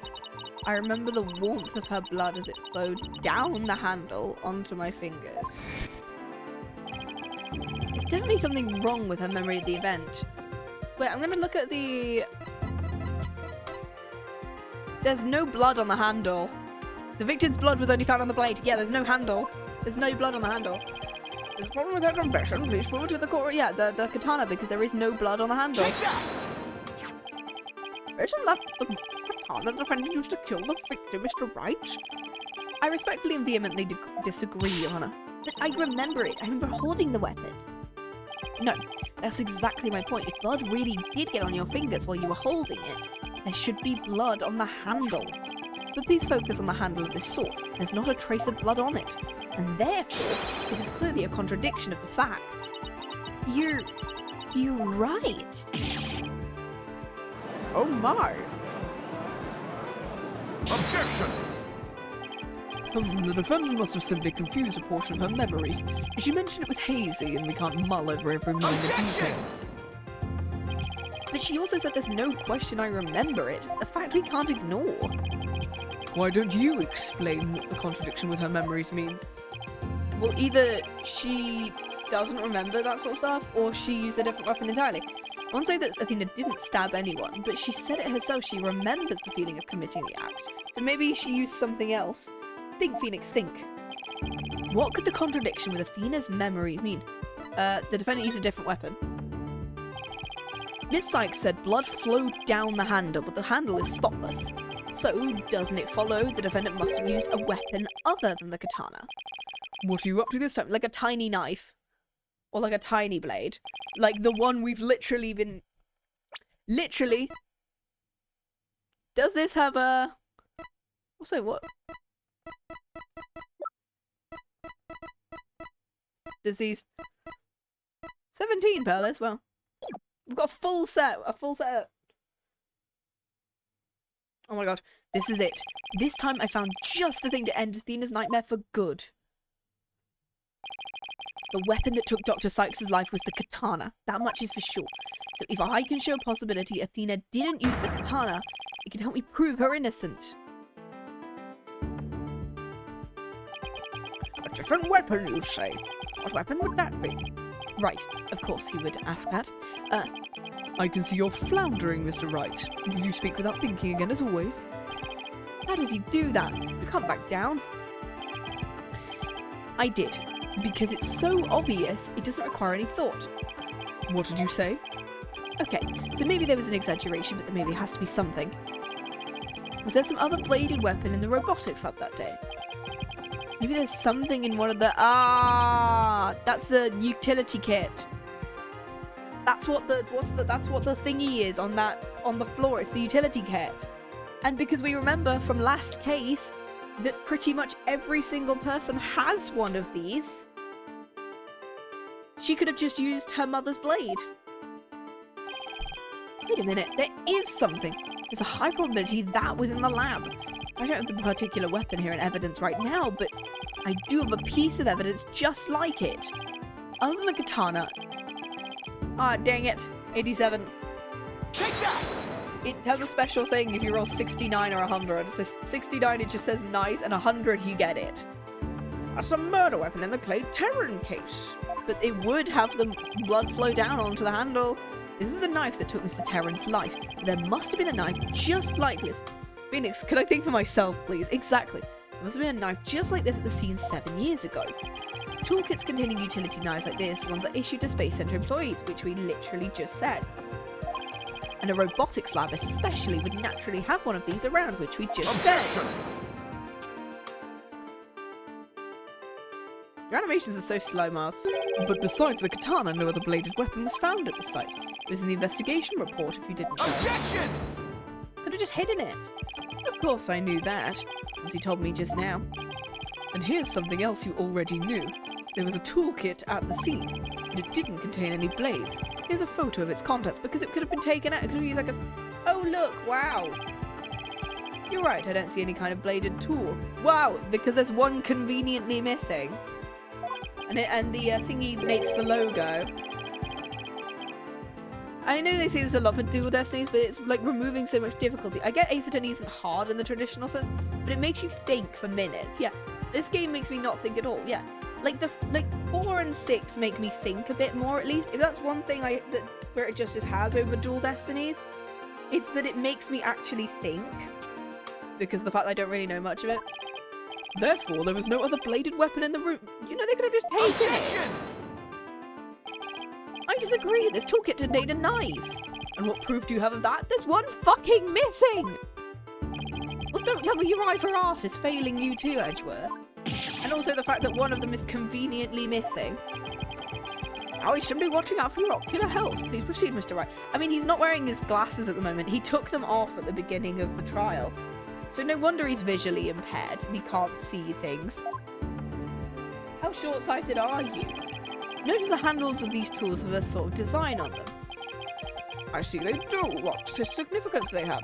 It's clear that one of ththese tools is missing from this kit. We rearrange the tools into a specific pattern. Also, regarding to Edgeworth's insult there, Felix has an art degree. I'm trying to remember what he insulted us with, because I don't think I actually said it. You're the last person in the world who should be criticizing my aesthetic sense. Yeah. Doesn't Phoenix have an art degree? I've seen so many AUs where this guy ends up as a court sketch artist instead. Didn't this guy? Yeah, this guy literally did an art degree before going into law.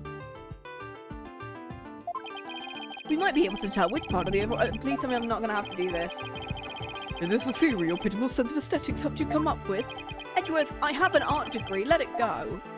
And so does Larry. Larry's a professional artist now. Show the court then. What pattern or design would we see if we were to rearrange it? The only thing with the this. Take that! And what design is this supposed to? It's the front of the fucking Gaiaxa logo. It's on all of the Space Center's documents. He has an art degree and criticised Larry's drawing in 3.5. Yeah, exactly. It's like, dude, both of you are artists. Stop criticising each other's work. He does really well in investigations, and Miles criticises Larry's art as well in investigations, and I was like, no. You're aware, Gaiax is the program that, yeah, that one. Look how brightly the logo shines. Yeah, the fact that he criticised Larry's drawing in investigations as well, Edgeworth did, when he drew pretty realistic versions of the crew of Judge Gavelle, Delicious Scone, and Judy Bound. Larry's art is basically like making a photo with how realistic it would be in the Ace Attorney world. Yeah, exactly. Just with the tools shown in this photo. Thank God I didn't have to do it. Look! Oh look, we're missing one! Wow! And this is where the murder weapon from the Terran case comes into play. If we were to place this utility knife in the open slot... Look! Wow! It would complete the Gaiaxa logo. So it would! That means... Admit it, Mr. Edgeworth, my aesthetic sense is keener than yours. And while you're at it, I have an art degree. Admit the weapon Miss Sykes used could have been this one. Jesus Christ.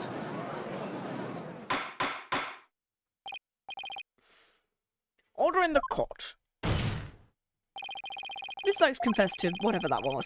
Admittedly, Sykes mostly did likely stab someone using the utility knife. Dear God, it's like either they give you the answer or it's horrendously brain-dead easy, or very rarely, actually a good question. Yeah.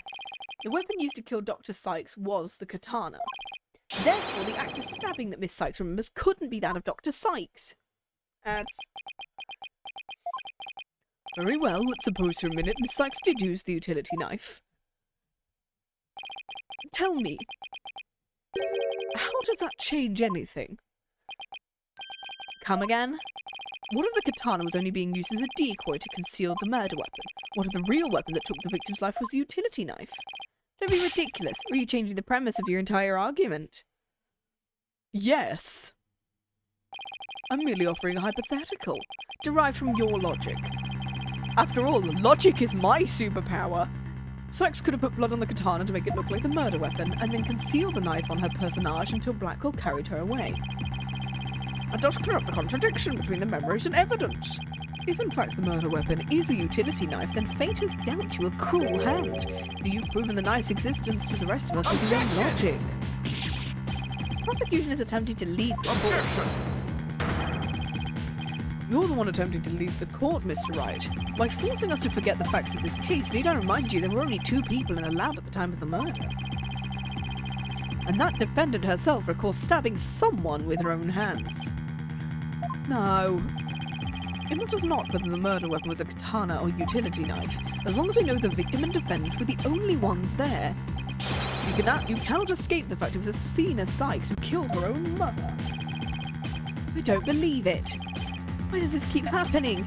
Every time I find a contradiction, it vanishes and the suspicion keeps coming back. It's almost as if... Now you're finally starting to get it. Your contradictions keep vanishing because the charge is true, and the suspicion keeps coming back to the defendant because that's where it belongs. Phoenix Wright, when will you open your eyes and accept the truth?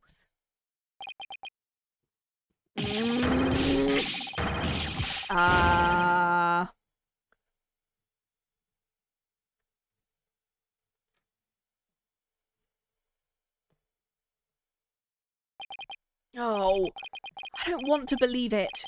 It can't be true. No, but what if... Mr. Wright, you've fought a good fight. I think you've done all you can do.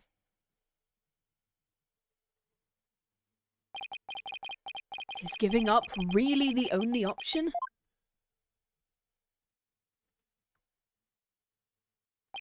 No. Snap out of it, Phoenix. What's the matter with you? Giving into doubt. I can't look back. Forward is the only way to go. No, Your Honor. It isn't over yet. Right? I can't lose sight of what's important. I believe in Athena, and I'll always believe in her to the very end. A defense lawyer never gives up on his client. I have to pick myself up and stand firm. And make that brain work of yours, Phoenix. If I don't see a way, I'll just have to go back and look for one. Time to rethink this case thoroughly. Oh, okay. I can see the fact Athena must have stabbed someone with the utility knife, which is what Ponko witnessed as Athena's hug. But Prosecutor Blackquill didn't see the knife at the scene, which means someone must have removed it before he arrived. Who could have taken the utility knife? Somebody else. A third person was at the scene. If I trust in Athena, then I have to conclude there was a third person at the scene. But according to Ponko's testimony, Athena and her mother were the only 2 there. How did this third person manage to escape Ponko's detection? This person must have fooled Ponko by their own face. The person hid their face, yeah. But wait a minute, Ponko has a heartbeat detection system too. So that third person killed her mother before she got there. And Athena simply did post-mortem wounds, which means she didn't do anything. Even if they covered their own face, Ponko would have still detected their presence, but she wouldn't have been able to tell who they were. Wait, the culprit could have covered their face and posed as which person to avoid detection? Metis, using her jacket. The person posed as the victim. If the culprit posed as the victim, that would explain why Ponko thought she and Athena were there. All they had to do was take advantage of Ponko's basic recognition features. The culprit used this to pose as the victim, her jacket. Okay. The culprit could have posed as the victim by wearing her jacket with the ID tag on it. Oh my god, it's the grey guy from Danganronpa. It's always him. That still leaves the heartbeat detection system. How'd the culprit get around that? That's who the Phantom is. It's the grey guy from Danganronpa. Holy shit. It wouldn't have worked if Ponko could detect the real Dr. Sykes' heartbeat too. So does that mean the real Dr. Sykes was already dead by that time? If that's the case, who did Athena stab? The real culprit. Persona! That's it. The person Athena stabbed wasn't Dr. Sykes. It was the person who murdered her and then pretended to be her. The real culprit.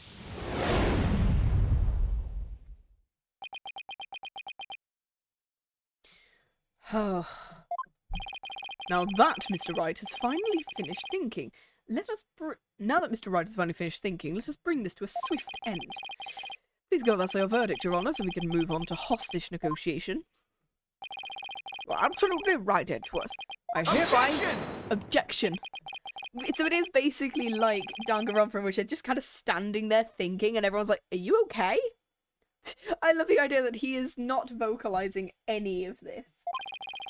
Because I realised something so shocking I had to take a break to digest it. But now I know for a fact that Miss Sykes is innocent. But Ponko saw me. She witnessed it. Yes, Ponko did witness something. She saw the hug. In other words, the moment you used the utility knife, right? Also, I said this right at the beginning that we were going to use Ponko's facial features. The person you stabbed wasn't your mother. What are you saying? The answer is simple. The person Miss Sykes stabbed was a third person posing as Dr. Sykes. Gotta love how Edgeworth has the clearly you don't own an air fryer face. Exactly. I do actually own an air fryer, like. No, clearly you don't own an air fryer. Actually, Edgeworth, I own just about enough to get an air fryer. They're bloody expensive these days. I can't believe that. If you really expect us to swallow that, Mr. Wright. Ayo. Anyway, according to the robot statements, there were no third person there. You really think I wouldn't see through your ludicrous grab at the time? After all we've been through, Mr. Edgeworth, I'm disappointed. Don't you know by now this smile of mine means I've absolute confidence? Oh my god. You make that pose all the time, regardless of the facts. Ponko's strange malfunction.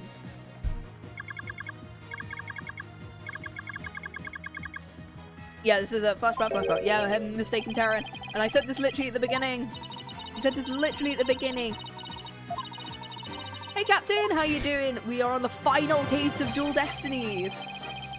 That was another case of mistaken identity caused by a jacket ID tag. All because Clonko couldn't read Apollo's facial features due to that eye patch. Like Mr. Edgeworth said, a mask could nullify the robot's facial recognition, and then all the person would have to do is wear a jacket with the victim's ID tag to pose as her. We are about halfway through, so this is going to be a long trial today. Of all the ridiculous theories, what good would a silly disguise like that would do? Just waking up, woo, it's all going together, heck yes. I keep forgetting, time zones. Have you forgotten the robot also has a heartbeat detection system? Because it's like 4:30 p.m. for me. Ah, oh, dang it, If there was a third person at the scene, the robot would have detected them. Oh well, exactly 50, yeah. The 100 has not been rolled yet, and it does reach 100. I have checked. Like, prior to me setting up this, the 100 can be rolled. I'm sorry, Mr. Edgeworth, but that doesn't count for much. Oh yeah, nobody else redeemed the 1. Haha, 1! Because by that time, Dr. Sykes' heart had already stopped beating. What? So does that mean killed her before she got there? Yes, Your Honor. The person Miss Sykes stabbed was the murderer. This third person who was posing as her is her mother's real killer. But that's... I'm... Impossible! Oh, impossible. Not I'm. It just forgot to include the thing. A mask? The person I stabbed was wearing a mask? And it's probably the one that's been hanging up all this time. Order in the court. Did you say something? A mask? Well, there they are. There's the mask. I remember Athena? What is it? Oh, have they gone? Are the locks coming off? Come on, locks. Come on, locks. I remember a man with a mask. What did he do to my mother? That's where the slash comes from. My head. No! Yes, come on! Like Cyclops! They're breaking, come on! Yes! It sounds like me setting up a Christmas tree. Come on, let's get the bells on. It's me bringing out the Christmas decorations. Come on.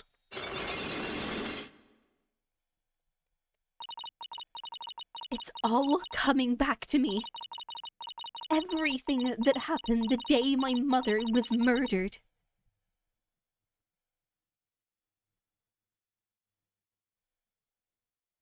It's a Christmas miracle! Woohoo! They're gone. The black cyclops are gone. You didn't really stab your mother, did you? It's all right, Athena. Just tell us what you saw that day. I was drawing a picture.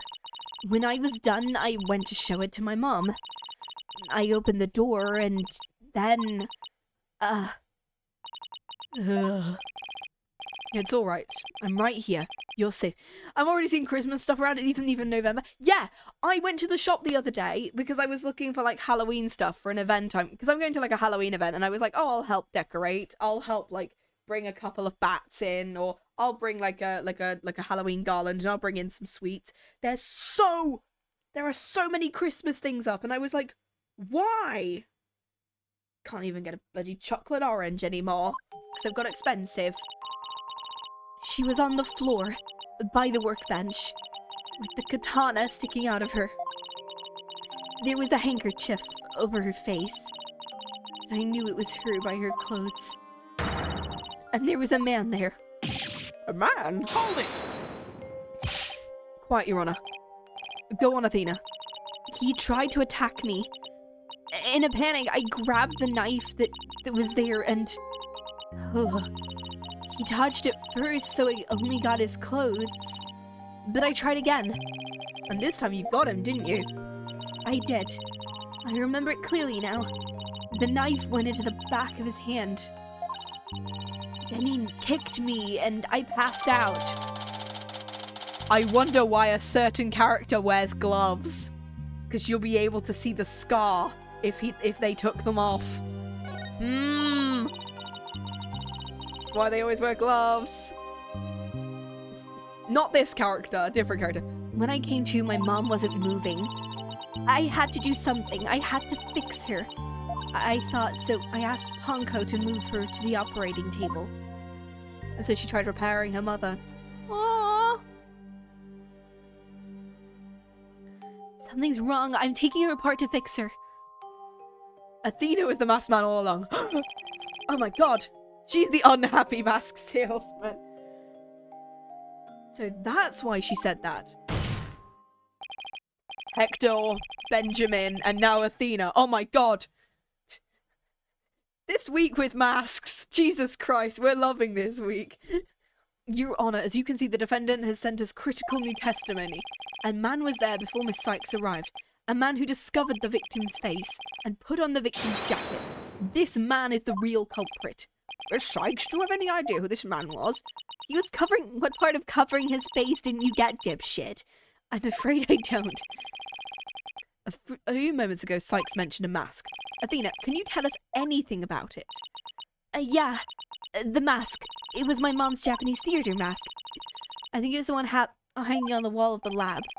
Mask hanging there on the wall? It was spooky. My mom used to tell me that a no mask even has the power to turn an ordinary human being into a phantom. Oh, and that's where the phantom comes from. It would seem the phantom is back. And it means that all suspicion against Sykes is...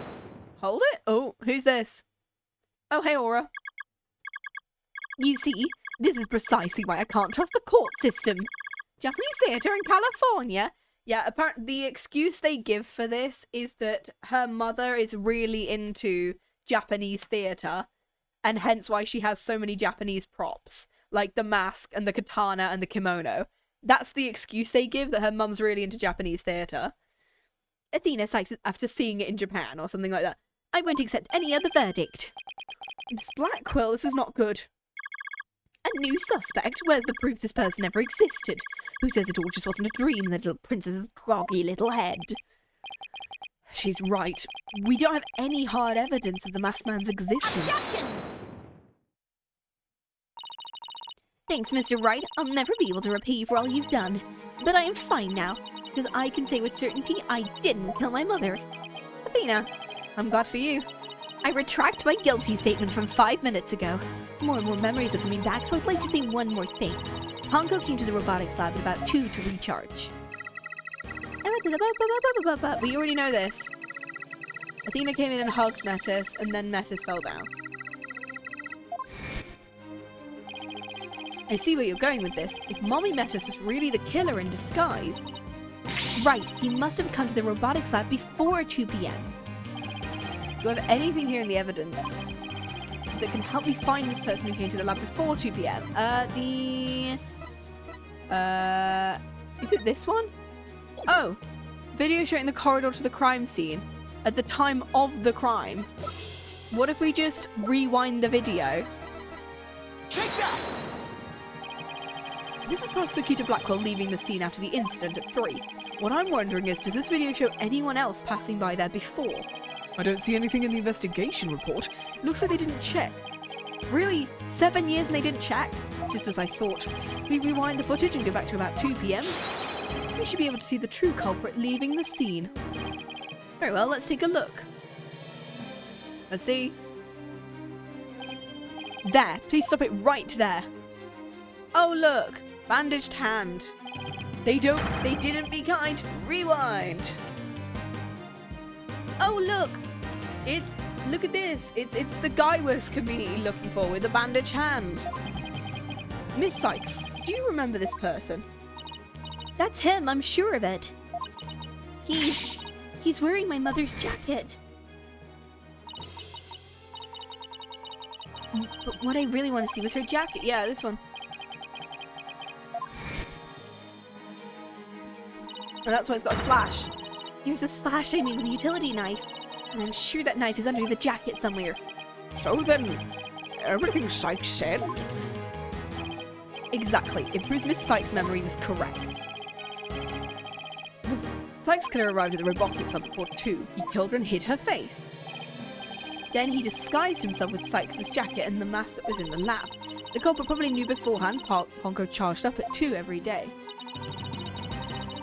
So he waited for Ponko to come to the lab for her regular recharge.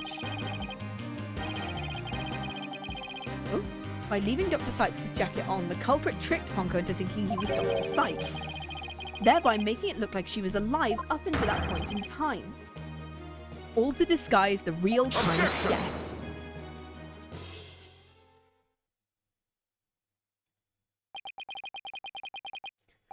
It's a nice theory, Mr. Wright, but I'm afraid that's just not possible. What? Why not? The victim's jacket's clearly visible. And that right there is precisely the problem. The ID tag of the jacket at the scene confirms beyond doubt it belongs to the victim. If the person who left the trap was wearing the victim's jacket, whose is that? How can it have wound up back at the crime scene? They brought it back, maybe? What's going on? That doesn't make sense. They brought it back so that they'd, I don't know. Edward's right. If the culprit was wearing the jacket, how did it get back to the lab? The killer brought it back, I'm assuming. The killer used the jacket as a disguise to make his escape. But in order to conceal that fact, he had to get the jacket back to the crime scene. So the culprit simply returned to the robotics lab and planted it there. Contradiction resolved. Except that it would be impossible. The only people who came to the robotics lab after the killer were Prosecutor Blackquill and the people who reported the body. Ooh, my ear clicked here. And they claimed the jacket was there when they arrived. So, when do you propose this mysterious man of yours had the chance to return the jacket? When he came back with... A puzzling question indeed. When did the culprit have the chance to bring the jacket back? When the body was found. The only time the culprit could have returned was when the body was found. Mr. Wright, you realise the implication? I do. Most people, when they come across a murder, focus their attention on the body. The culprit could have taken advantage of that split second to plant that jacket. In other words, the true culprit of this case, the man known as the Phantom, was one of the first people to discover the body. I would never have thought of that.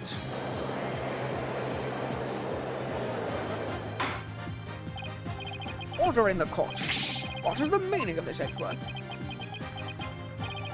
The body was discovered and reported by a group of 3 people. They were there to collect the space probe's capsule in preparation for the hat. One could slip between them, yeah. One of those people had a special bag to transport the capsule. You mean the shock-resistant bag? correct. I suppose that if the jacket was in that bag, it could have been returned to the scene of the crime without anyone noticing. I'll see to it you get the reports on those 3 people. You will? We should also check the facial recognition database for that robot. If that person felt the need to hide his face with the theatre mask, it might mean that his facial data was once registered. Prosecutor Edgeworth? Does that mean that... I have to admit I believe Sykes' memories to be credible. You win, right? Not that this was ever an official trial anyway. Do my ears deceive me? Prosecutor Edgeworth, you actually conceding. Yay! This feels more like his kind of... Is it true? Does this mean I can't believe it. It's over. I won. I proved Athena and Blackquill innocent. Well, you've only proved that Blackquill and Athena innocent for this crime. We've still got the second one to go. Your Honor, I see no need to further prolong this trial. Hold on, Mr. Wright. Have you forgotten who's in charge of the trial? That's right, I'm the one who's supposed to see. I have no need of further... Not you either, Your Honor. Now silence.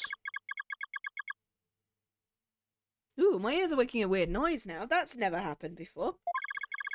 the little princess who was truly beloved by Metis and replayed that love with death?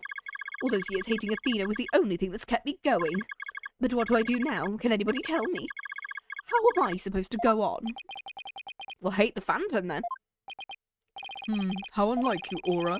Metis was deeply passionate about her work, and she chose you as her partner. Shut up, Simon, you know exactly how I felt about her. We love a gay relation. Her respect as a co-worker wasn't all that I wanted. Yuri. Did somebody say my name? Not you, Yuri! What did you want from her? I think you couldn't... Did you really just go there, Your Honor? I think we all know.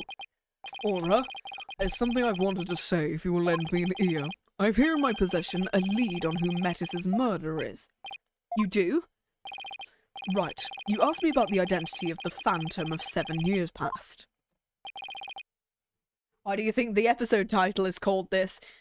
That's right. The Phantom of the Courthouse. Title card. We get in with a murder and a title card. I got into Dead Meat recently. I love them. The person Blackwill's been looking for, even from behind bars, because I'd not been watching them for like 2 years, and I finally got back into a bunch of the stuff they're in. 7 years ago, somebody hatched a plan to sabotage the Hat 1 rocket. The spy. But he was no ordinary spy. We know naught about him. Background, appearance. We came to refer to him as the Phantom. At the time, I was working with the police to hunt him down, and then one day a miracle occurred, and I obtained a lead. How exciting! What was the lead? A recording of the Phantom's voice, but the quality was too poor for proper voice analysis. That's what you get for performing it in... Give me a second. When does Dual Destinies take place?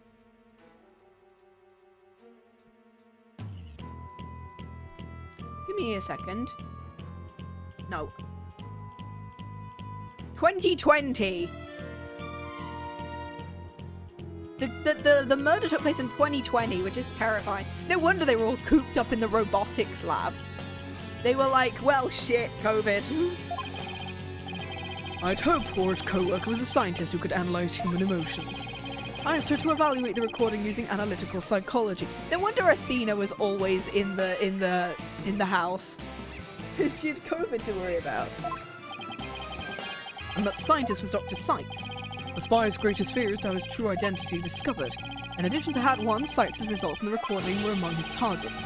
But in his search of the space center bore no fruit, so he must have started to panic. This is the Phantom's theme, I'm assuming. You couldn't find... Where could they have been? Who's to say?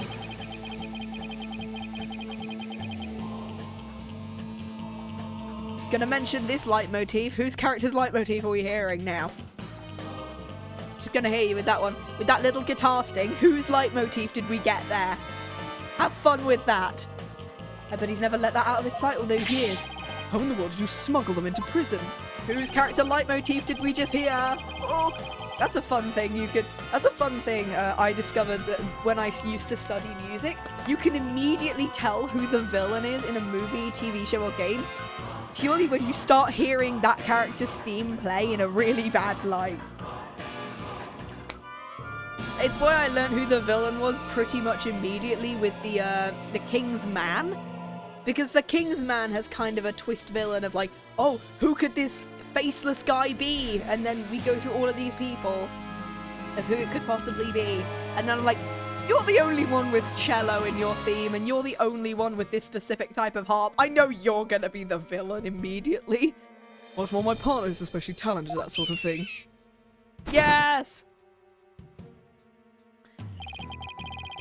I want to lure the Phantom in by spreading rumours throughout the underworld. I was even granted permission to prosecute cases to attract the attention of the Phantom.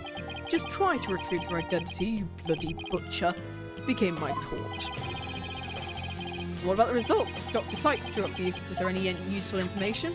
Here, you can see for yourself. Take good care of it, it's all I've left of my mentor. I will. The killer with the gorillas from last stream. Oh my god! It's the Superman villain and the Flash villain together. And King Kong is also here in the party. And guess what? It's Godzilla! Anyway. I just realised, God, Captain Scarlet predates Sentai. No wonder I was always into color-coded heroes as a kid. I think he came out in 1966, a whole decade. Psychological profile classified. Emotional output of this voice extremely weak compared to typical voices. Subject deemed to have unique psychological makeup with almost no emotional fluctuation. Psychopath! Whee!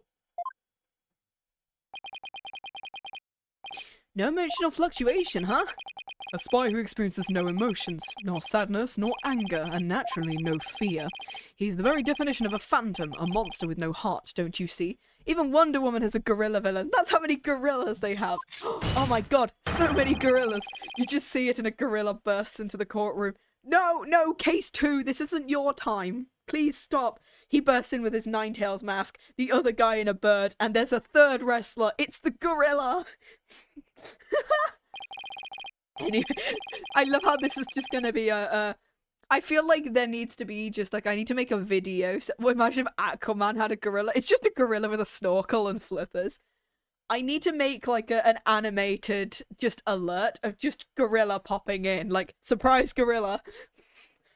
The Phantom, indeed, a fitting name for the one who's brought darkness to our world. Well then, seems... Oh, 94! Seems a fate image of this man has started to take shape. Based on what we've learned, I'd like all of you to conduct further investigation. This is not a formal trial, but I want to follow protocol. I may like to hand down my verdicts and bring these proceedings to an end. Whatever, do what you want. Gorilla jump scare. Yeah, that's gonna be my next animated thing. I have to learn to animate a gorilla. You'll hear no objections from me. Yes, please, Your Honor. It's over. It's finally over. Very well, in that case, who's going to object? Prosecutor Blackquill, could you please take the stand? But he's innocent for this one. As a result of this trial, your innocence has been proven. The verdict handed down 7 years ago is overturned. And now, the defendant of the current trial is Athena Sykes. Yes, Your Honor. Mr. Wright, thank you. Thank you for everything. This is not the end. We've not found out who the Phantom is, so... Athena, you're more than welcome. Everyone is ready, I will now give my verdict. I wonder if it's the character who conveniently wears gloves, you know? So you can't see the scar on the back of their hands. You! Oh, hi, Apollo. You're also here. I forgot you were in this case for a second. Apollo. That's in a minute. What is the meaning of this? Congratulations, Mr. Wright and Prosecutor Edgeworth. You uncovered the truth from 7 years ago and you saved Blackquill. However, I can't allow this trial to end just yet. We need to find out the identity of the Phantom, and you guys aren't like, this is a final case. This needs to have like a big ending. It's really awkward when we don't have a big ending to a case.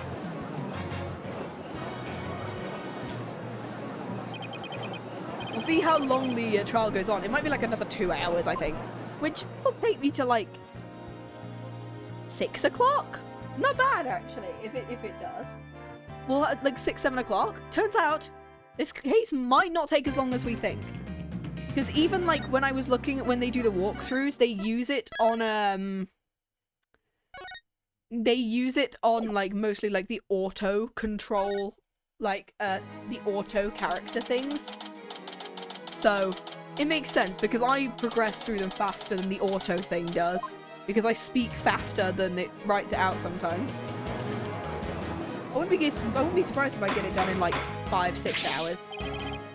Well, I won't get it done in 5 hours, since there's also credits as well that we have to go through, which have a couple of cutscenes in. Please explain yourself. It's very simple. There isn't much to explain. The defendant, Miss Athena Sykes, might not be innocent.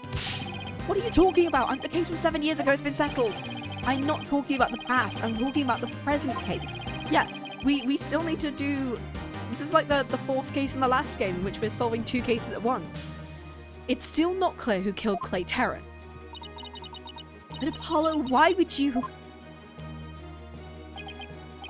Miss Sykes, please listen quietly to what I have to say. What in the world is Apollo trying to do? Your Honor, please allow me a little of the court's time. This is a trial for the case from 7 years ago. Miss Blackquill, I'd like to ask a favour of you. Just as you lost someone close to you, I lost someone close to me too. I'm sure you want to know the real truth of what happened as much as I do. Apollo. Sure, you know I'm all for the truth. Let's see you expose the princess's guilt. I give my permission. Continue with the trial. Very well. Is that all right with you, Prosecutor Edgeworth? The prosecution has no objections. Let's hear Mr. Justice's testimony. Okay. Fun. I'll have the police's investigation report brought immediately. Speaking of Phantom, I recently found out there was going to be a Phantom in the opera movie where the man suffered facial disfigurement during the World War, and he considers himself to be a monster participating in it. But then World War II happened and they dropped the idea. Ah! That would have been so cool! Up until the fact that World War II is also a thing. They could do it again, but with World War II, but if they try again, I fear there's going to be a World War III. Considering how ways are going. Jesus Christ. Not you too, Edgeworth. I really hope it's because you have something up your sleeve. Okay. Very well, your opening statement, please, Edgeworth. As you wish, let's review the case of the murder of Mr. Clay Terran. It was made clear in the previous trial Solomon Starbuck was not his killer. Therefore, the true culprit is someone else. On that day, this culprit waited for the astronauts in boarding lounge 1, where the 2 men made their escape out of the Space Museum. The killer attacked Mr. Terran with the same type of knife that was used 7 years ago. The murderer then escaped into the Space Museum. Well, next, Director Yuri Cosmos switched the launch pads. After that, the culprit exited the Space Museum and escaped via boarding lounge 2. Therefore, this trial must make clear who Mr. Terran's true killer was. In other words, the grey guy from Danganronpa. We must discover who it was that escaped through the Space Museum that day. Thank you, Edgeworth. Mr. Wright, is the defense ready? Yes, Your Honor. I'd better rearrange my evidence. Relevant evidence swapped into the court record. Okay, so what have we got now? Okay, so we've just got... Okay, anything that was... Yeah, anything that was in the last case has been thrown out. Cool. Now then, Mr. Justice, your testimony, if you please.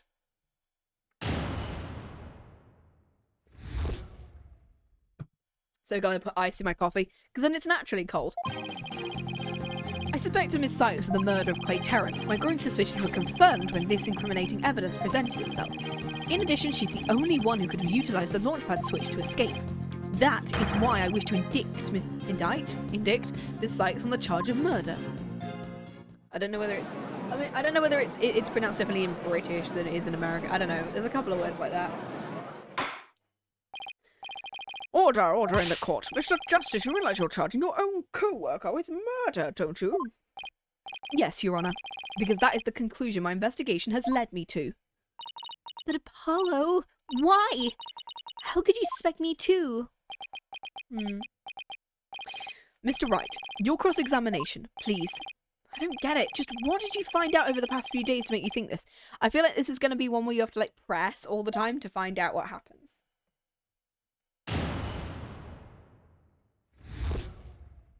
Okay. I spoke to Miss Sykes of the murder of Clay Terran. My gross suspicion was confirmed when this evidence presented itself. I'm going to see what it wants me to do. Because sometimes it tells you, oh, you should present. Sometimes you should press. And I want to see what it tells me. If it tells me to press, I'm just going to see what it does. His points of contention are the fingerprints on the lighter and the escape route. Apollo knows how I operate, so I can't use my usual tactics on him. Looks like I do is press him for more information. Okay, so we just got to keep pressing. I suspect Miss Sykes is murder. Okay. What first made you suspicious of Miss Sykes? Off, give me a sec.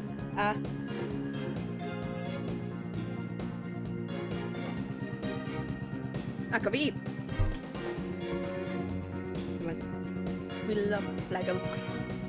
It all started when Miss Sykes and I were investigating the crime scene, and she saw the weapon that killed Mr. Terran. My bracelet reacted. She said she'd never seen a knife before, my bracelet told me otherwise. That's why he's got the bandages on, so he can't feel it when the bracelet tightens around his wrist. And then every time after that, my bracelet would react when she talked about the case. Former Apollo must be beside himself during that investigation. I didn't know what to do or think, and I couldn't even sleep. In that condition, I knew I wouldn't be able to be any good in court, so I decided to wear an eye patch so I wouldn't be able to perceive any of her tells. So that's why Apollo was acting so strangely. But the reason Miss Sykes unconsciously reacted to the knife that way is because she stabbed her mother's murderer with one identical to it 7 years ago. But that knife was also the murder weapon that was used to kill Clay Terran. My bracelet could have also reacted to her because she knew she was his killer too. I guess he has a point. Why can't we just take off the bracelet, you know? My bracelet wasn't the only reason I became suspicious of her. Okay, so we gotta continue with the pressing. My growing suspicions were confirmed when this incriminating evidence presented itself. That's the light it was found in the Space Museum with her fingerprints on it. Yeah, how do we know those fingerprints are real? Even if it seems decisive, there must be other facts we don't know about it yet.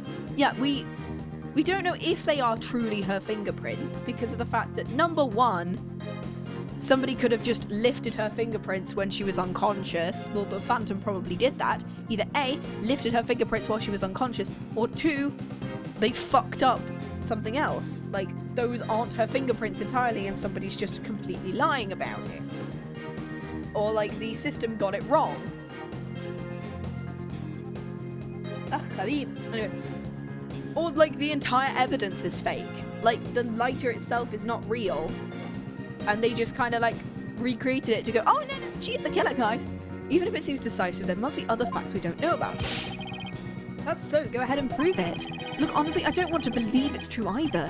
But Miss Sykes was the only one who was in the Space Museum at the time of the murder. Mr. Justice, Sykes had absolutely no motive to kill Terran. 7 years ago, Sykes lived at the Cosmos Space Center. It wouldn't be strange if she had some kind of connection to him. Besides, people sometimes kill for motives we can't even imagine. No, dude, don't do the Kristoff pose. As soon as he said some people kill for motives you can't even imagine, he instinctively did the same pose that Kristoff does when he's lying, and I hate that. It's like when Edgeworth points his finger, or when Edgeworth does a load of his poses that mimic Von Karma's. It's like he's instinctively mimicking Christoph Gavin. I still can't believe that. How can you actually suspect Athena? In addition, oh shit. That one. I guess we'll just press him. If I'm not getting the right one, and I just have to kind of hope. That one, oh shit. I'm afraid not, Mr. Wright. Why not? What do you say? Is it possible somebody else used the escape route? Recall there's a security camera in boarding lounge 1 aimed at the launchpad door. It's the camera that captured Mr. Terran and Mr. Starbuck. There's also another security camera in boarding lounge 2. It recorded Mr. Terran's killer, or rather Miss Sykes, coming out of the Space Museum. A camera in boarding lounge 2? First I've heard of it, but it makes sense. Athena said she'd snuck into the Space Museum the night before the incident. Did they ever explain Kristoff's motivation? I think he's just a psychopath. I think he's literally just a psychopath who did it because he wanted to cover up another murder that he did. Because he commits like 3 separate murders during that game. And he's deliberately doing it so he can cover up the other 2, I'm fairly sure. And so he goes, well, technically I'm in prison, so I can't have committed this murder. Oops. I'm not a psychopath. Yes, you are. Athena said she snuck into the Space Museum the night before, and then was overcome and passed out until noon the next day. He had the special sight clocks at the end and we never broke them. No, we never did. So his motive we still don't know. His motivation? Narcissist. I mean, yeah, he was. Hey Kaito, how you doing? We're on the second half of the final trial of this game. This is going to be a long stream, so be prepared for like a 6-hour stream today. It all stems back to the framing. Flashback, flashback, flashback, flashback, flashback, flashback. Yeah, be aware for the fact we are most likely going to have a 6-hour stream today. So it's not going to be as long as the final case of the first game. This is actually one of the shorter final cases. My motives are complex type of writing. No, please, not Zero the Second. Please, not him. I will be playing that at some point. I will be replaying the Zero Escape series once we've done AI the Somnium Files, Ghost Trick, and the Layton series. Like, he goes, they chose Phoenix, he should die just for that, yeah. He probably has, to be honest. He's either gotten life in prison or he's been sent to be executed. He probably has been, considering that Godot's dead and Von Karma's dead, and he's probably dead at this point.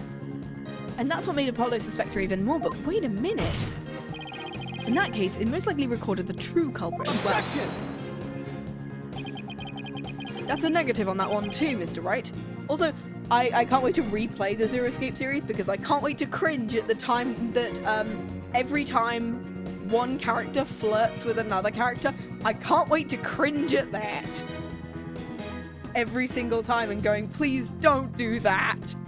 When you know about like it's not even that game's twist, it's a different one. Damn, why does Phoenix keep killing his rivals? Exactly. That's a negative on that one too. In the footage taken after the incident, Miss Sykes is the only one who appears. What? Why?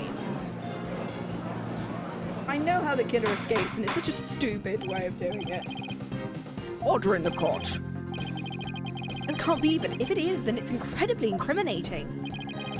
Wasn't it you who proved in the previous trial that the way the true culprit escaped? I mean, they did deserve it. By the Space Museum after the pads have been switched. I keep forgetting how long a delay there is between me talking. A fact you previously proved turned on its ear, leaving your client high and dry. I must say that's vintage Phoenix Wright. Give me my beanie back. Okay. We're doing this again. Believing in your client to the end is a basic principle of good defense. But shouldn't you extend that same principle to your own co-worker? You're probably right. Maybe I'm not even fit to be her lawyer. However, I don't care. This case is special to me. Also, I have an Edgeworth cosplay in the works, and a friend of mine has done Apollo, so I can't wait to do that one day. Clay was my friend, and that's why I have to know the truth. Apollo suspects his trusted co-worker of killing his friend to dispel his doubts, yet he investigated on his own, but it led to more doubts. Apollo must have been really struggling with this. Well, Apollo may have doubts, but I'll say it again. Athena Sykes isn't the murderer. Then I've only one thing to say. Oh my god, my friend who isn't even a character died. Oh no! Evidence is everything in court. Please stop. Stop repeating Kristoff. Think you have the concrete proof to knock down my argument? Okay, sure. Your arguments have been very clear, Mr. Justice, and your facts appear to be indisputable. Well, Mr. Wright, what do you think of my theory? I didn't actually remember anything you said, so it looks like not even you can deny it. Miss Sykes was the only one who used the only possible escape route. Under these circumstances, there can be no other suspect but the defendant. Unless you think there was an alternative escape route. I mean, number one, there's the trash chute. Number two, there was the emergency ladder. There's like two alternative escape routes here. Because first of all, emergency ladder, because people were being evacuated due to the bombing, so they could have just easily escaped using the emergency ladder like everybody else, and that wouldn't raise any suspicion. Or they could have gone into the trash chute, which is, you know, directly next to here, which is directly next to this part of the room, you know? There's like 2 alternate escape routes here. Is that what you think, Mr. Wright? Is that what you think, Phoenix? Probably. Was there an alternate? Yes, of course there is. Yes, of course there must have been. You're just bluffing again, aren't you? No, I'm not. Me? Bluff? Nah. Shit, he's got me. It's fine, Mr. Wright. Usually the bluffs end up working out anyway. Even a bluff would suit me just fine. As long as you can. Clear up this doubt inside of me. Okay? Wait. So is that what this is all about? I want to believe in Athena. I really do. What is faith without any doubt? That's why I need to question her guilt. So that once the truth finally comes out, I can really, fully trust her. Aww. So that you can really trust me? How many people are on this stand? I love the idea that it's like, it's your go, go on, sit on the stairs at the back. If it's not your go. It seems your junior partner has just shown us what trials are truly all about. I believe you're right. We prosecutors painstakingly question every detail in pursuit of the defendant. While we lawyers believe in and defend our clients right up to the end. Comically long stand like in Great Ace Attorney? Yes. If I were to create an Ace Attorney game, I would bring back that whole thing of like questioning multiple people at once. That would be such a cool... I love that mechanic because they do it in Chronicles and they do it in the Leighton crossover as well. They have multiple witnesses on the stand. And I love that mechanic, and if I was doing it, I would bring it back. I think the most amount of people I'd probably get on a stand would be like 5. And then like the final case would be like, why is everyone related to this case apart from you? Oh shit, I'm the only non-biased person here. But both sides go out against, that's when we discover the truth. And then when the battle is over, we will understand the true meaning of trust. Exactly what trials are about, wouldn't you agree? Yes, I couldn't ignore the seed of doubt that was growing inside of me, so I decided I needed to face it head on. No matter what the truth is that's waiting ahead, I won't be afraid. So like Apollo, always uber earnest about things like this. Mr. Justice, I vow to dispel every last bit of doubt in your heart. Woo! Because I want to believe in psych. That's not Athena. I want to believe in psychs again. You're really hoping there was an alternative route. If I use the process of elimination, there really aren't that many possibilities. Get 5 people in there once and have the main character going, damn, I never realised how long that witness stand was. I love the idea of the judge going, well, shit, we don't just have one witness on this stand. Bring out the bench! And it's just 5 people having to sit on like a primary school bench.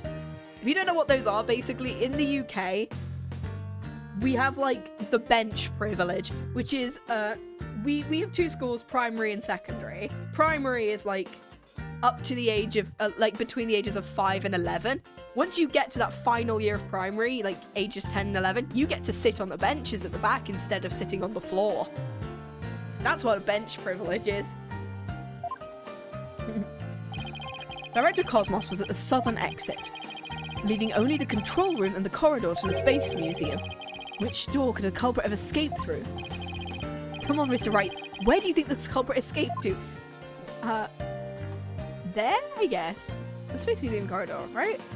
Take that! They really only could have escaped to the corridor to the Space Museum. All they had to do was use the unconscious Starbucks prince to get through the door, as we already said. It appears all you're trying to establish is Sykes' guilt. Okay, I know what this plot point is, by the way, so I'm gonna probably get these parts quite quickly, and I hate the fact that I got spoiled on this bit first before I played this game. The logical conclusion of your argument is the killer is none other than the defendant. No, because somebody else was there. But because she was unconscious, she wouldn't have noticed them. I knew it. It's the only way it could have been. If the culprit escaped into the corridor that leads to the Space Museum, then I guess it's true, the only exit would be into Boarding Lounge 2. Miss Sykes was the only person. Captured by the boarding lounge 2 security camera. I investigated the crime scene thoroughly. But the only place the culprit could have escaped to was the Space Museum corridor. There weren't any other secret corridors or anything. Once again, I think the emergency ladder is a good bet. They could have somehow gotten to the robotics lab by climbing a ladder and then doing whatever they were doing to get there. And plus, we've got one big thing about this is that the launch pads can switch. So, depending on how like close the launch pad is to that emergency ladder, because we know the robotics lab juts out a little bit in the building. Hypothetically, if somebody was really confident about like where they were going, they could jump between the two areas and land on the roof of that area. And then somehow, I don't know, like slide along the wall until they managed to get to the emergency ladder when nobody was there, and then suddenly go, oh, I'm also here. I'm with all of you people who have been evacuated. Ooh. Yeah. That's I think that is literally the plot that they go with, and it's like, okay, sure. But hold on a second. What if... there's no way they could do that. Wow! And there's the leaves, which means that it's been outside. Where did those leaves we saw in the corridor come from? Holy shit, she's so close. I've played this game before, hence why I know the plot. Just be aware of that one. This is a replay of this game. I think 6 I've not really played much of, but I know a lot of the plot points. I think it is possible the culprit escaped to the Space Museum. This is the one plot point I got spoiled on, by the way, before playing the game for the first time. Holy shit! It's like, yeah. Alright. But then came out using a route other than boarding lounge 2. Launchpad 1 in the Space Museum was switched after the bombing, meaning Space Museum corridor was moving along the rail at the time. Yeah, depending on how long we got, like, you could easily do it, right? Are you kidding me? Judging by the intense look in your eyes, I take it you're serious. Very well, Mr. Wright, do tell. When I played this, the only things I really remembered were the big twist. Yeah, that's kind of the same to me. I remember who the culprits are, and I remember, like, the big twist, and I remember this one plot point of, like, the launch pads can switch. And that's about it from what I remember from this game. 6 is going to be even worse, because I know, like, 1 or 2 of the culprits, and then a little bit of the plot. Where could the culprit have gone? Outside? Just anywhere? Like, where do I click when it's just kind of, like, there? Take that! We found something odd while investigating the museum corridor this afternoon. Sure, that was right. Namely, a few dead leaves on the floor. Considering where dead leaves come from, they point us to exactly where the culprit escaped to. I remember seeing some leaves myself. Oh! Do you mean it means the door had to be open when they went outside? While the Space Museum was in motion just beyond the corridor's safety door, the door was opened. It was an alternative place the culprit could use to escape. In other words, the culprit's real escape route was onto the area outside the Space Center. You're freaking insane! Yeah, this is one of the only points I remember, and I've been referencing it consistently throughout this series. Do you know how impossible that would be? The corridor is level with the 3rd floor. Even if the culprit tried to leap to the outside building, it would fall to their death.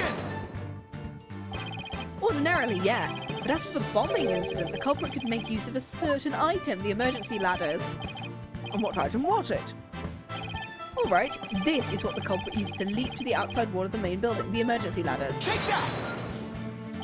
Oh, and I wonder who instigated that plot point. An emergency ladder. There was an emergency ladder in the 4th floor robotics lab, and was used the day after the explosions to help evacuate people. Blackquill herself used that ladder to escape down to ground level. The core launch pads were switched after the ladder was lowered. The corridor would have passed by the ladder while the pads were being switched, and that's when the culprit literally sprang into action. And leapt onto the ladder. What? Who would have imagined? Oh! Order in the court. Well, an alternative escape room seems to have emerged. An escape room? Zero escape. No. Which means someone other than Sykes must have been the culprit, right? Making things up on the fly in an attempt to sway the court again, are we, Mr. Wright? Your theory has so many holes it puts Swiss cheese to shame. Alright then. Name one. I have here detailed information about the Space Center. According to this, the distance between the museum corridor and the main building during movement is a full 20 feet. 20 feet? Huh? You're pulling my leg right. I was assuming it was like maybe 10 at most. In addition, the corridor is 3 floors from the ground, roughly 50 feet. What's more, the culprit would be leaping to a precarious place. An unstable ladder. Human beings feel fear in dangerous situations. It's a basic survival instinct. Apart from the guy who conveniently doesn't feel fear. Oh, look. Oh! An ordinary person would simply hesitate before jumping. Well, this is the Phantom we're talking about, so he's not going to do that, is he? Or even freeze in fear and not jump at all. You've got to be an Olympic athlete, exactly. But the culprit just murdered someone. They weren't in an ordinary state of mind.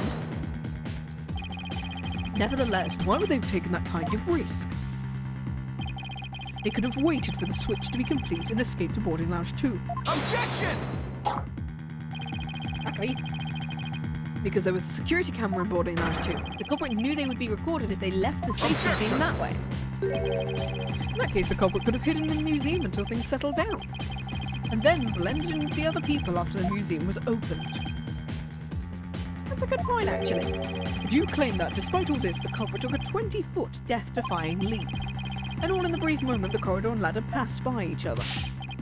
That's also a good point. They would have needed a running start while the corridor was moving to make that jump. If their timing was off or they couldn't jump far enough, it would have been instant death. What kind of a person would attempt something like that?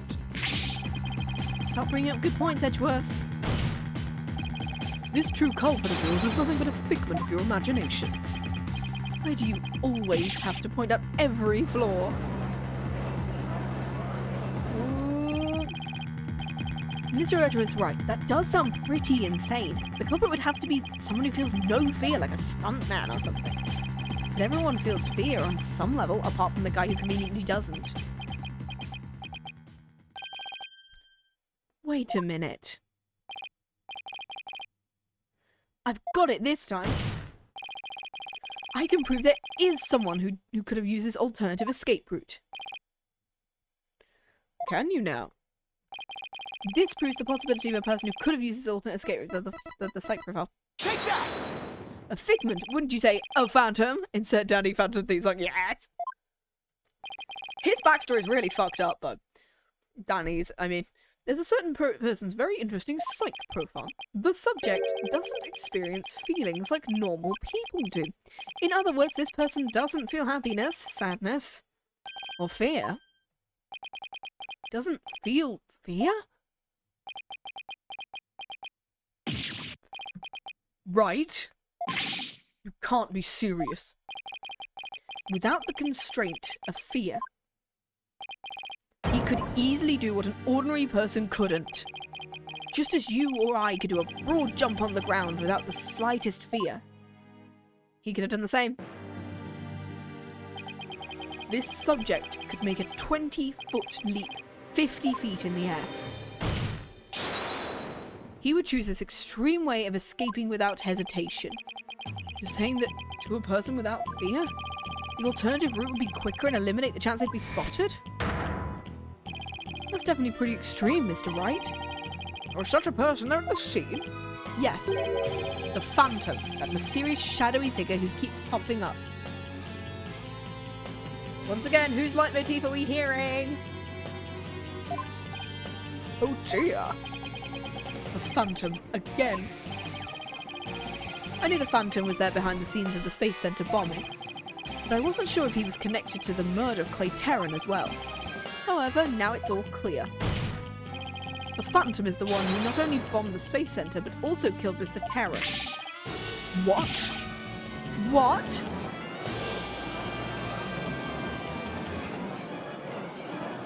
Oh. Order in this court, all I say. Yeah, this music is going crazy. It's two people's musics. It's the Phantom's theme and somebody else's is here. This bit. That little guitar bit is somebody else's theme, just letting it on. There were too many similarities between this case and the one from 7 years ago. But why, you may ask? It can only be because both incidents were the work of that same Phantom. Then this Phantom is the one who killed Clay? But who is he? This Phantom has been haunting this case, pulling the strings in the background. Here we go. Maybe the real culprit was Master Third.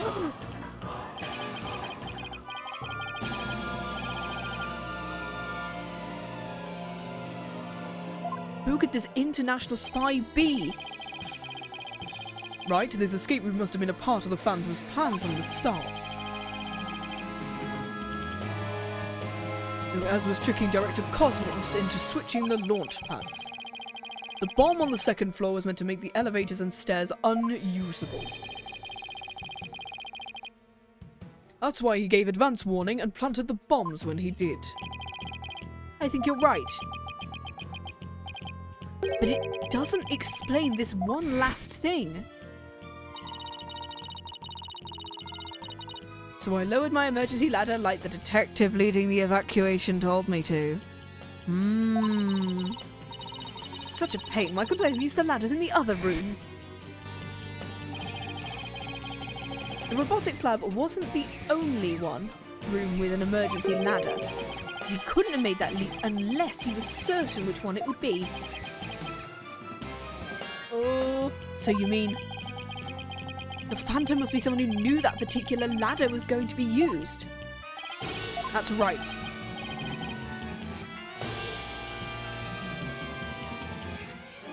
Who could it be? I wonder who could it be? Wait a minute. So I lowered my emergency ladder like the detective leading the evacuation told me to. I wonder who conveniently wears gloves and conveniently gave you all the fingerprint data as well. Did my viewers just fluctuate there? What the fuck was that? Blackquill lowered the ladder after being told to by the detective leading the... Oh! Here we go. You've got to be kidding me. Did you figure it out right? Do you know who the Phantom is? I do, but... What? Yes, I do. Who is it? Who killed Clay? Our mystery spy, known as the Phantom, is none other than... He led the evacuation. Mr. Bobby Fulbright.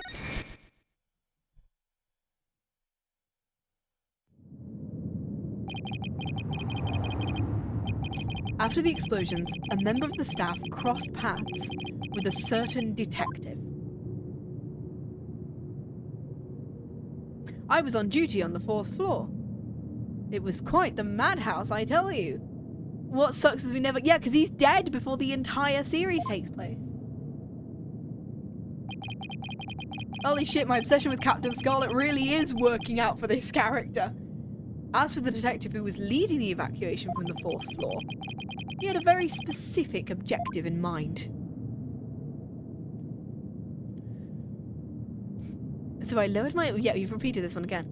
Like the detective leading the evacuation told me to. Yeah, he wanted that ladder. His objective was to secure his own escape route.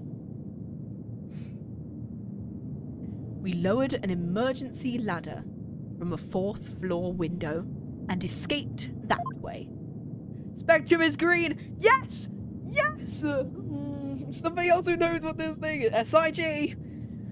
Once I way down, it took me to get to the shelter. Somebody else who knows that series. Oh my god. I got into that series through this. God, yeah.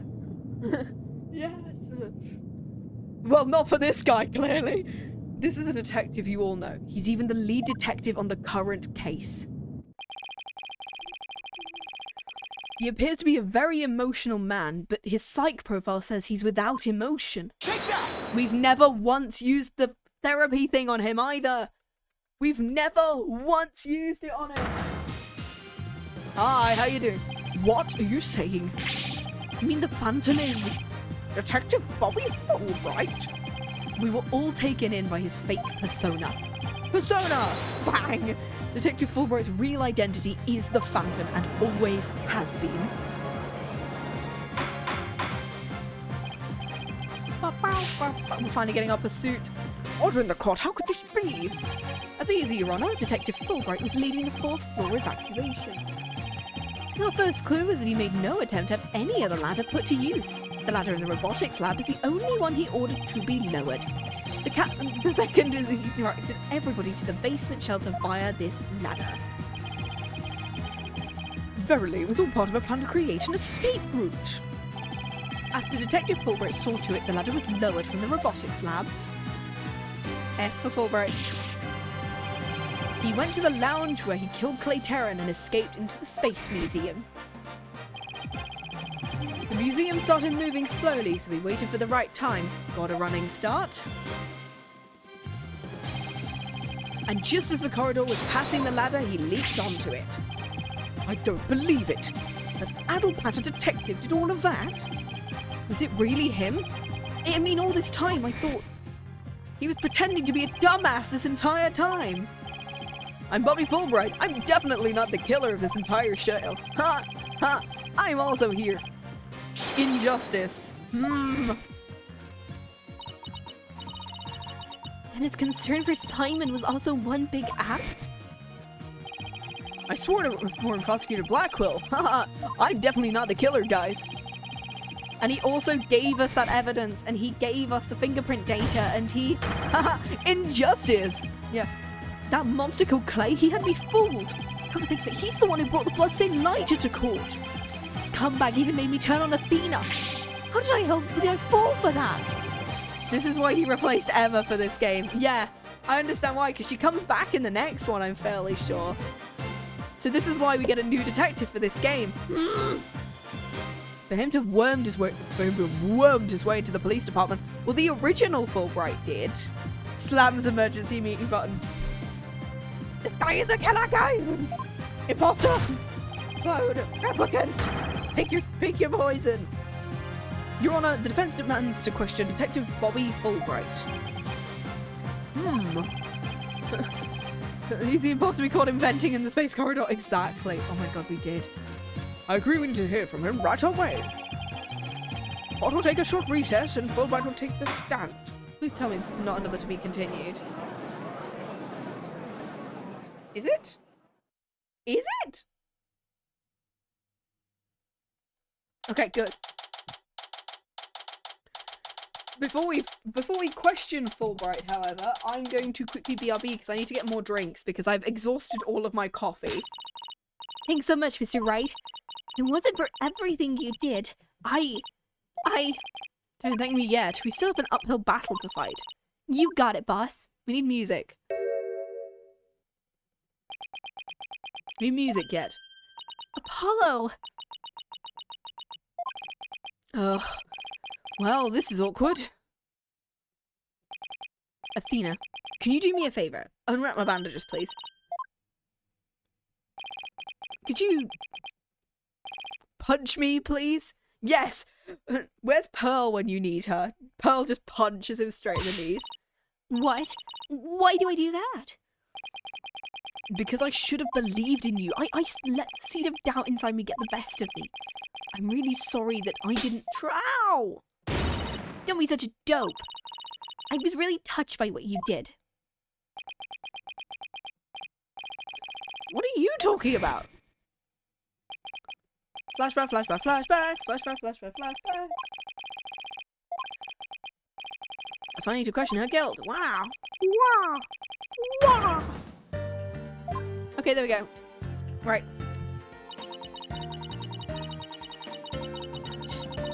Aww. I'm going to quickly BRB for a second. I need to grab some. I need to drink. I need to grab more. I'm gonna grab more water actually. It's just gonna be me grabbing another bottle, so I won't be. I'll be less than 2 minutes. Wee. So give me a second.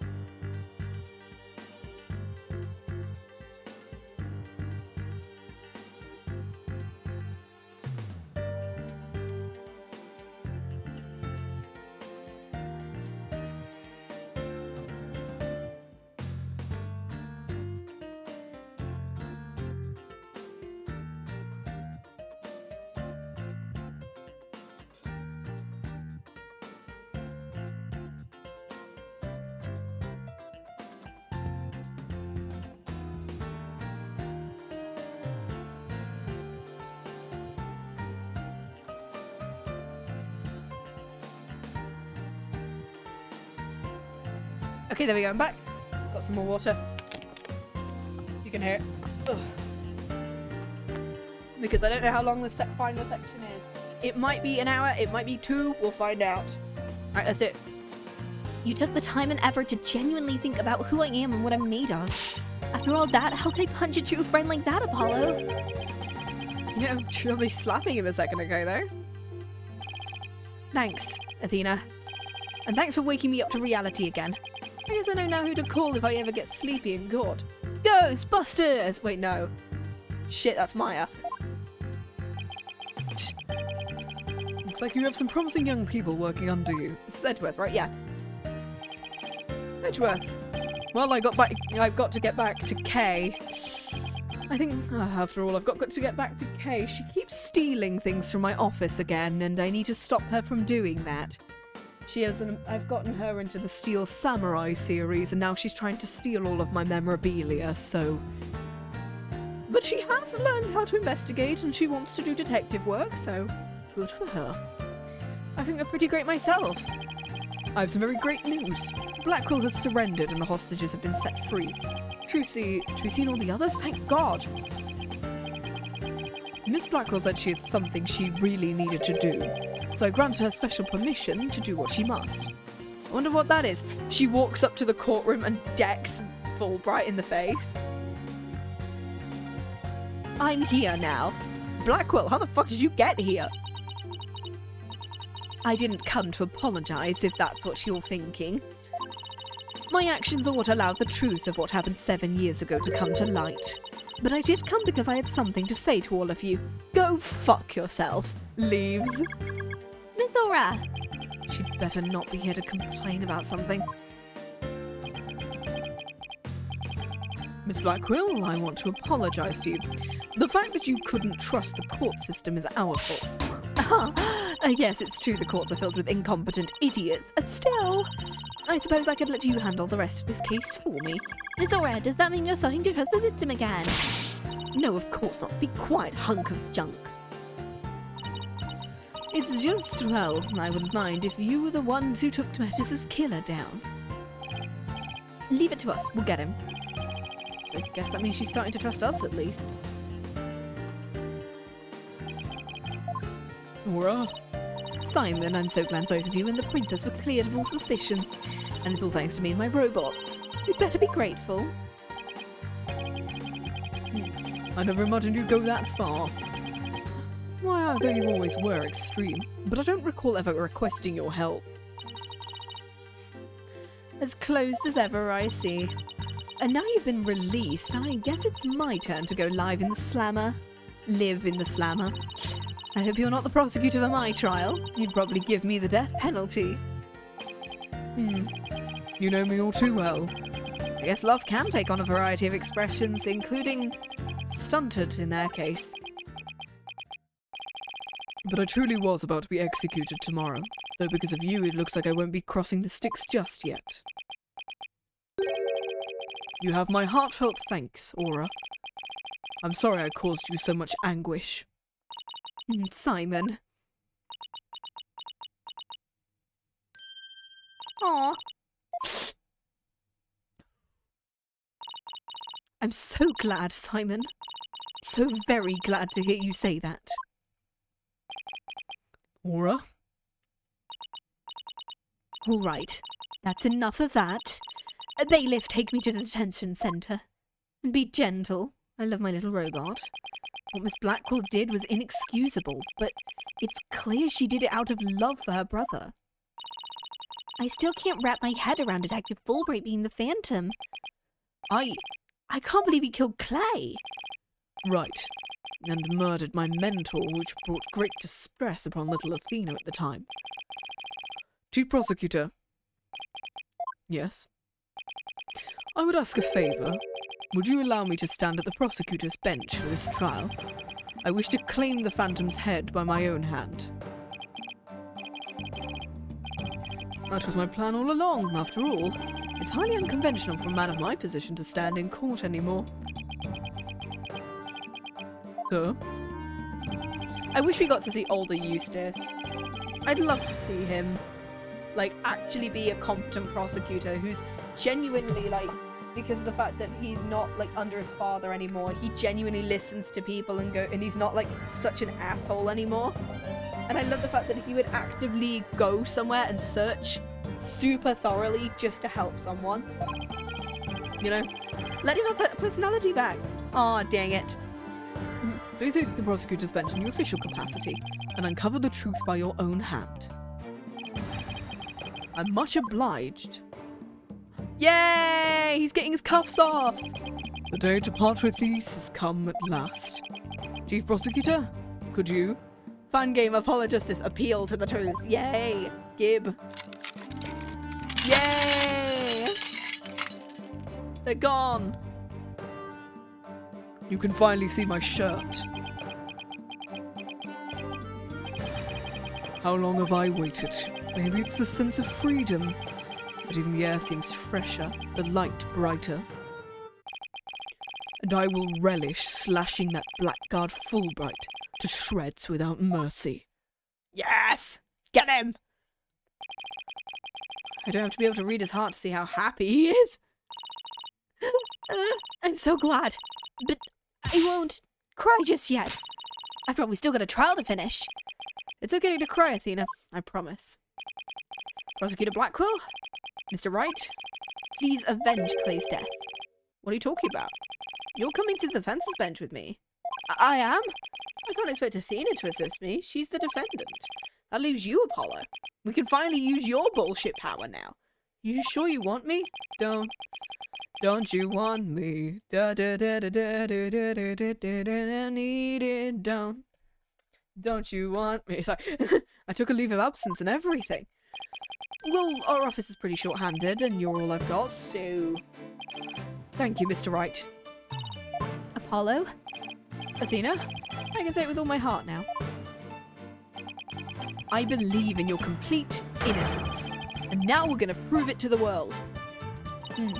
Thanks, Apollo. I know you can do it. So, you won't be needing that eye patch anymore, right? Cutscene! Right, because I'm fine now. Yeah, and he's taking off Clay's jacket.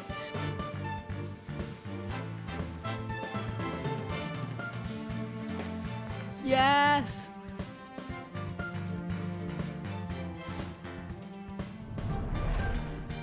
Yay! He's back to being himself again. Now this is the Apollo that I know. Welcome back, Apollo. It's almost time for the trial to restart, though it looks like you've already got things well in hand. Yep. I should head back to the prosecutor's office. I need to stop Kay from stealing my things, and somehow Gumshoe is still in my office. I'm letting him have tea with me tonight and a little bit of ramen. After all, I did up his pay for the first time in 7 years. But why? I want to look into a few things, namely... Apollo's no longer a fighting game character. No! He doesn't go insane and go to Britain. He doesn't go insane. If Phoenix goes to Britain, Apollo goes insane, and suddenly we end up with Marvel vs. Capcom. I love that post. It's so stupid, and I love it. The first people on the scene 7 years ago, the facial data registered by the robot and Detective Fulbright's background. That was great, Edgeworth. Thanks. I expect to be repaid with a victory, right? Now, if you'll excuse me. You two to go? You bet I am. Let's do this. This is it. The final battle. Finally. We can do this. The murder of Apollo's friend. The courtroom bombing incident.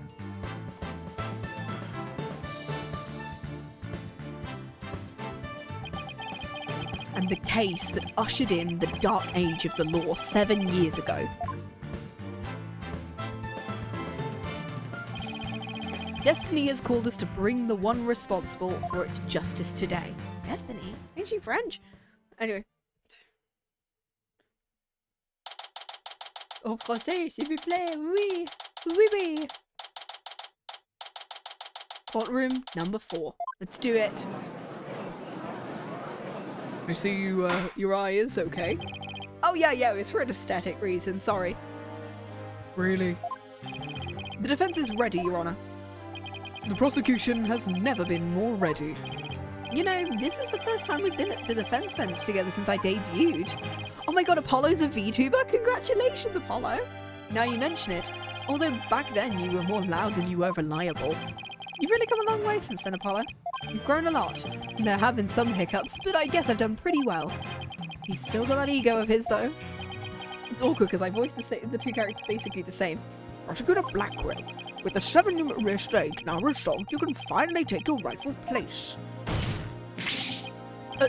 Yes, I guess we can keep the chit-chat for later. Bailiff, please in the witness immediately. Even with those handcuffs off, Prosecutor Blackquill seems to be pretty much the same. 7 years of grumpiness doesn't go away so easily, I suppose.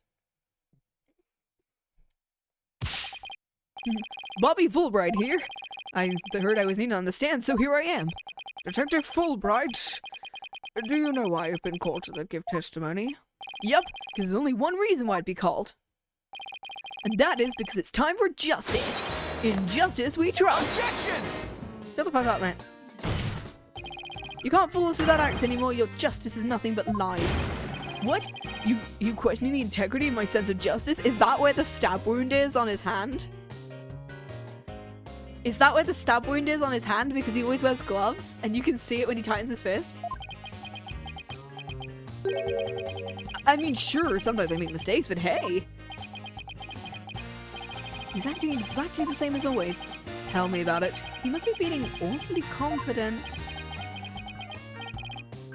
Alright, if you wish to dispel our suspicions, let's get to your testimony. Alright, fine. You want me to prove my righteousness? Yeah, I can certainly do that. I can certainly do that. I don't know where that voice came from. The embodiment of justice. I'm the very embodiment of justice. I won't have you make me into a villain with your far-fetched arguments. And this bit about the escape route's only a theory. You don't have any proof. I mean, what we do have proof is Athena Sykes is the culprit. This lighter with her fingerprints on it. Okay. You're saying the suspicions against you are completely false. And the defendant is a real culprit. That's right, Mr. Lawyer's escape route is totally circumstantial. Does that mean proof I made a big leap onto a ladder? We don't have proof you are correct about that. However, you don't have any proof for your claim either. Oh, you're right. But you can't define justice with evidence. Who can define it anyway? Justice just is. Objection! Okay, just stop with your theme music, please. Don't make me break out a dictionary on you. Oh, please don't throw the book at me. The last person you threw the book at was Francis on karma because she wouldn't stop using the word fool and she called me illiterate. Tell me the phantom did just make me set up a stupid pun? Let's not lose our focus, alright? My justice is crystal clear. What's not clear are your eyes. Wake up and smell the justice. Smells like shit. Enough of your rubbish, Fulbright. If you have even an ounce of justice, then you will answer the court's questions and prove it. Sure. Prosecutor Blackquill. Blackquill looks torn. Well, Fulbright was his partner after all. Prosecutor Blackquill's right. The truth will be revealed in the cross-examination. The suspicions against Fulbright are at this point only suspicions. As is my duty, I will judge the claims against this. I'm guessing we had the revelation now. Yeah, we did! Does anybody have any objections? That's fine, Your Honor. No, ask away and don't hold back. Well, there doesn't appear to be any objection. Very well, Mr. Wright. Please begin your cross-examination. I don't know how long this part is even. Do you know the ladder was lowered because the detective leading the investigation told her to? Oh my god, it's not as if she said that 6 times. I think it literally was like 5 or 6 times she said that. If not, I can repeat it 3 or 4 times in a row. Please, no. I'm the very embodiment of justice itself. I'm probably gonna press him on the thing about the lighter. Come on, you gonna talk faster or not? Hold it! Cool. You mean the lighter that was found in the Space Museum, is that right? The one and only. After Miss Sykes murdered Mr. Terran, she escaped into the Space Museum. That's where she probably dropped the lighter. Whoop! Then after the launch pads were switched, she ran out of the Space Museum, where her image was caught by the security camera. Without evidence, I should probably save this fight for another time. It looks like he's sticking with Athena as the culprit. It doesn't help that he has the evidence. Let's press him on everything until he cracks. Okay, I guess we're pressing him on everything. Well, I'm assuming we're not going to need to do that one. Hold it! What argument? My arguments are hardly far-fetched. There's careful reasoning behind my theory. Well, apparently there's reasoning behind even a tofu burger. But what we have against Miss Sykes, though, is not just reasoning, but solid evidence. I mean, it's called a lighter with Miss Sykes' fingerprints on it in the victim's blood. Yes, that's true, but... Wait, Detective Fulbright was the one who brought the evidence to the trial, so... You harbor any suspicions, I suggest you ask Fulbright, right? Especially about that lighter. He's right, but what exactly should I ask about? The position. Please ask the court about the position of the prints on the lighter. Around the same spot on either side as if she were holding it up. I suppose it was used to light the room. It would be held that way. Could you please add that statement to your testimony? I don't think that's going to be... Okay, I'm going to click the other one. No, okay, number is what we're looking for. Hold it! What we're looking for is number. Okay, I guess we'll... Right, let's do this bit. Number. Let's try number. How many fingers was she... How many prints were found? 3. The thumb, index finger, and the middle finger of her right hand. Right hand, specifically. That's an important statement. Could we please have it swabbed into my testimony? You got it. You beat me to it. Does Athena wear gloves on both hands or just one? Be investigating or testifying. Speed is the key. Which speed is key? 3 prints were on the lighter. I'm gonna quickly save actually. Okay, oh god, my ears are making weird noises again. God damn. What? Athena was holding... I'm gonna... Hold it! Let me press. So 3 prints from her right hand were found on the lighter, huh? Are you certain of it? I'd say my life on it. Mr. Wright, isn't it odd he's saying the prints are from Athena's right hand? Oh, is that the hand she wears her glove on? Well, think about it for a sec. Yeah, she wears a glove on her right hand. Okay, yeah, she does wear the glove on her right hand. There's no way she'd leave prints of those 3 fingers from her right hand. Great point. Yeah, because she wears like an artist's glove where it's, yeah. where it's like, no, not an artist's glove, an archer's glove, because an artist's glove are the opposing fingers. An artist glove is your thumb, your ring finger, and your little finger, whereas an archer's glove is your middle forefinger and your thumb. That's how I know that one. How about Miss Sykes always wears a glove on her right hand? Well, I've only one thing to say to that. Do you have any evidence she was wearing that glove at the time of the incident? No, we do not. I guess we don't. You want to prove the defendant innocent, you'll have to ask better questions than that. Like I need a lecture from you.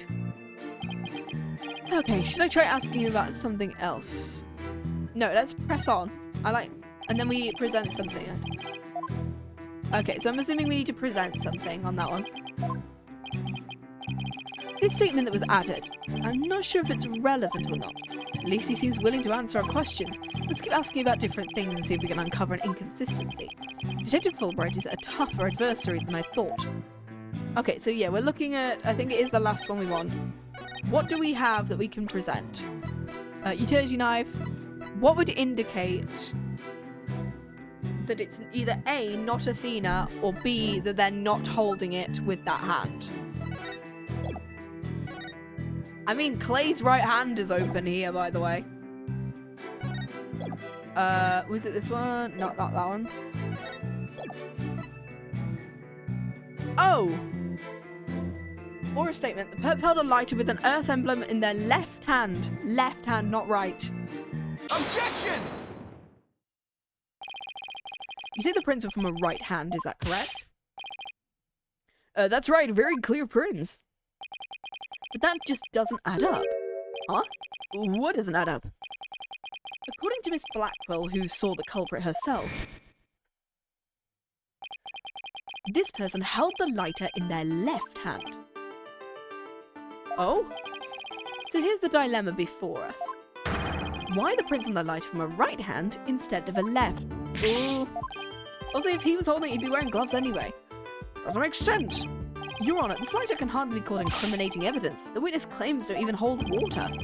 All right, I hope you have a good explanation. I just can't understand it. They're definitely right handprints, but then why are they inconsistent with Miss Blackwell's statement? I've got it. Maybe they held it with both hands at one point. The mirror. The witness must have seen a reflection of the culprit in the mirror. Miss Blackquill was looking in through the window of boarding lounge 1, right? I believe so. If you mean the little window in the back and right to the room. And across the room on the opposite wall is a large mirror. I do remember seeing it. So you're saying the culprit Miss Blackquill saw must have been a reflection of that person in the mirror. Mirror. I see, in that case, right and left would appear reversed. Now do you see? That's the logic of pure justice. Objection! But your argument is only conjecture. You don't have any proof that's what Miss Blackquill saw was a reflection. Silence! Right. You'd sooner nick yourself than him like that. Put some more muscle into it. Huh? That's right. Besides, the lighter couldn't have been in the left hand. And why not? Miss Blackquill said she saw an earth emblem on the lighter, didn't she? That emblem's only on one side of the lighter. Unless it's on both. There's no emblem on the other side, unless you want exactly as blank and smooth as the judge's fine scalp. If the culprit had held the lighter in their left hand, they would have covered the emblem. Uh-oh. What's more, this is the kind of lighter you flick open with your thumb before lighting. So if the culprit had held it in their left hand with the emblem out and visible, they wouldn't have been able to open it, let alone light it. But if they'd held it in their right hand, they could have easily opened it and light it. This all means the culprit was definitely holding in their lighter in the right hand. No! Come back, my beautiful contradiction. Is it a contradiction, though? It appears you've planted a flower that bears no fruit. Huh. See how it withers before my flower, Justice? He's tough. He's managed to discredit almost everything I've proven up to this point. In justice we trust. Now do you see? I'm not this phantom you've been talking about. I mean, are you sure there really is a spy? I mean, they're just a figment of your imagination. Who it's so sad, but I'm afraid she's the culprit. Immediately stops crying. Hold it! Detective Fulbright, I believe you said the emblem is only on one side of the lighter. Are you sure about that? Huh? Of course I'm sure. Why don't you take a look for yourself and see? Are we finally going to be able to rotate evidence for the first fucking time in this game? Oh, do you see an Earth emblem? Oh, he's a perceive. I knew it. You're lying, detective. Pardon me? You mean my bracelet reacted to a statement about the emblem? He's definitely hiding something big. I think if we use my talent, we might be able to figure it out. Apollo, ultimate, I don't know, liar, giver, receiver, yeah. Just as you use that cheat of yours again. I mean, if you get to use yours, I get to use mine. It's not cheating, Blackquill. Very well. Whether I like it or not, I suppose we should use whatever works right now. Go on then. We prosecuted Blackwill's reluctant blessing, apparently. Okay, Apollo, you're up. Here goes then. Detective Fulbright, could you repeat that last statement one more time? What in the world are you up to? Sure. Alright. I'll say it as many times as you like. The Earth emblem is the only one... The Earth emblem is only on the side you can see when held in the right hand. Okay. Okay, I don't... Oh god, perceiving. Where are we going? I'm gonna look at his face first. His face and neck. I wish that, like, you could play it faster, just to check.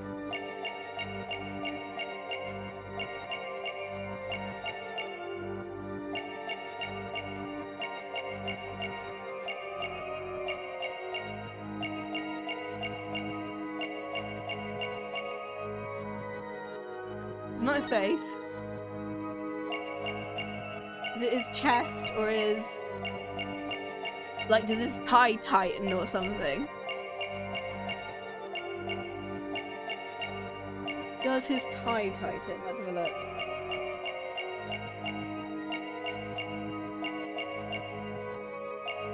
No. Okay. Usually it's in the segment of No. Okay, it's not. Okay. I'm gonna listen again. Let's go to the hand and see whether it's his arm or his hand. Oh. What's he doing with his hand there? What you doing there, Fulbright? You're flicking a lighter there, Fulbright. Gotcha!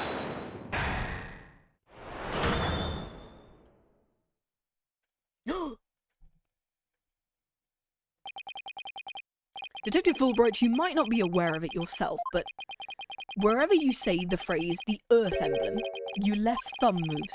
In fact, it appears as though you're running it along the edge of your holster. So if you're cocking a gun there, have you got a gun? Mr. Lawyer, I don't have the fuckiest notion of what you're talking about. Be that as it may, I know it has something to do with the lighter, so let me examine it. Why? You're not making any sense. You can't just... Yes, we're allowed to examine it. Be still and do as you're told, Fulbright. If you've nothing to hide, you shouldn't mind that having a look-see, shall we? What? Are you too, Blackquill? Not too sure what this is all about, but if Prosecutor Blackquill insists. Must be something important. I'll allow the defense to examine the lighter. Oh. Now we'll learn something new. I hope so. Let's check every inch of this thing. Finally, we can rotate evidence. Oh, we can do something with that. It does look very bloody.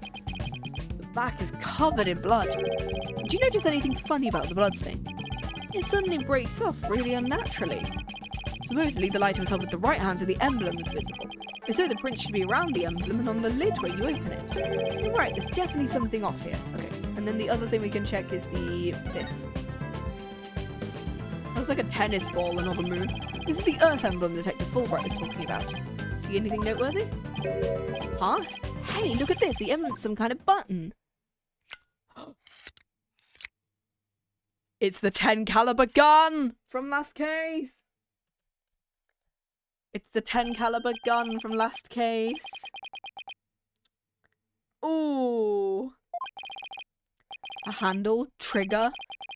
Is this what I think this is? It's the 10 caliber gun! There's no question, it seems. What you have there is a gun. A what? A gun? Have you never seen a gun before?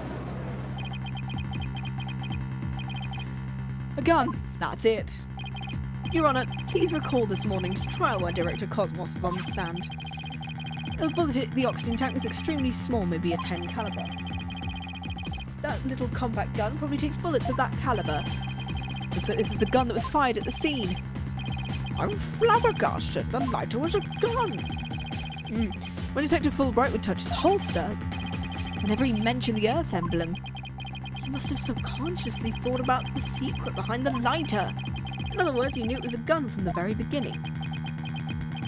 That's wild. Yeah, exactly. It was a gun the whole time. A lighter that transforms into a gun seems like a spy gadget to me. Not the kind of thing any ordinary person can get their hands on, can they? In fact, I'd like to say it's strictly in the domain of elite spies. Fulbright, you will explain yourself.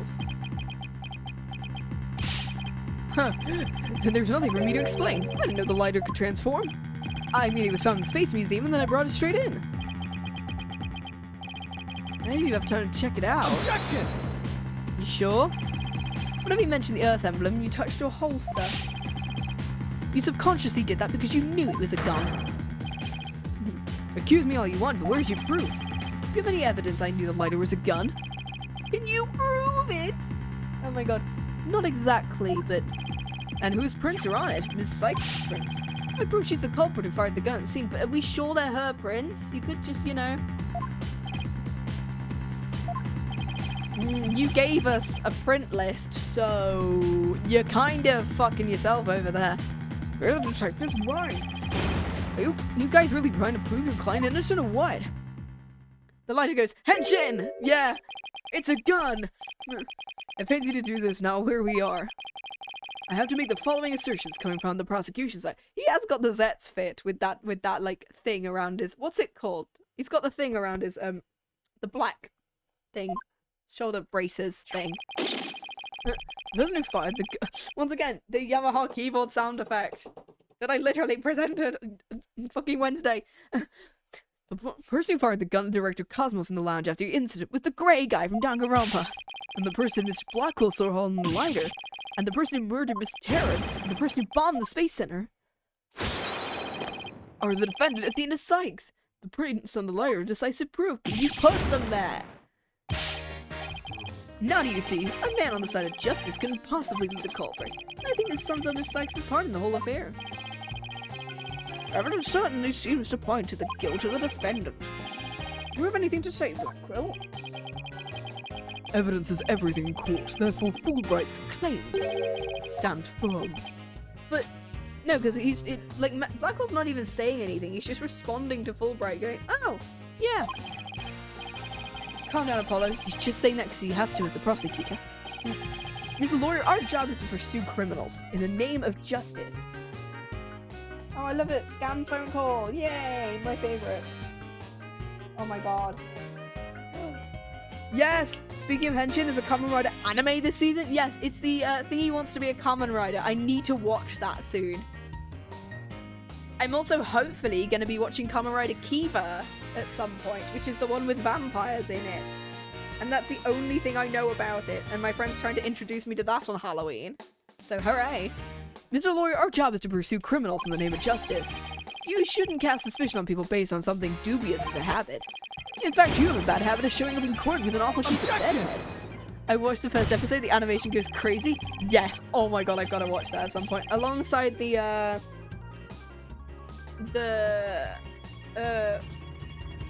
2 Power Ranger animes out now. I like Ranger Reject because I read the manga first, and it's still coming out.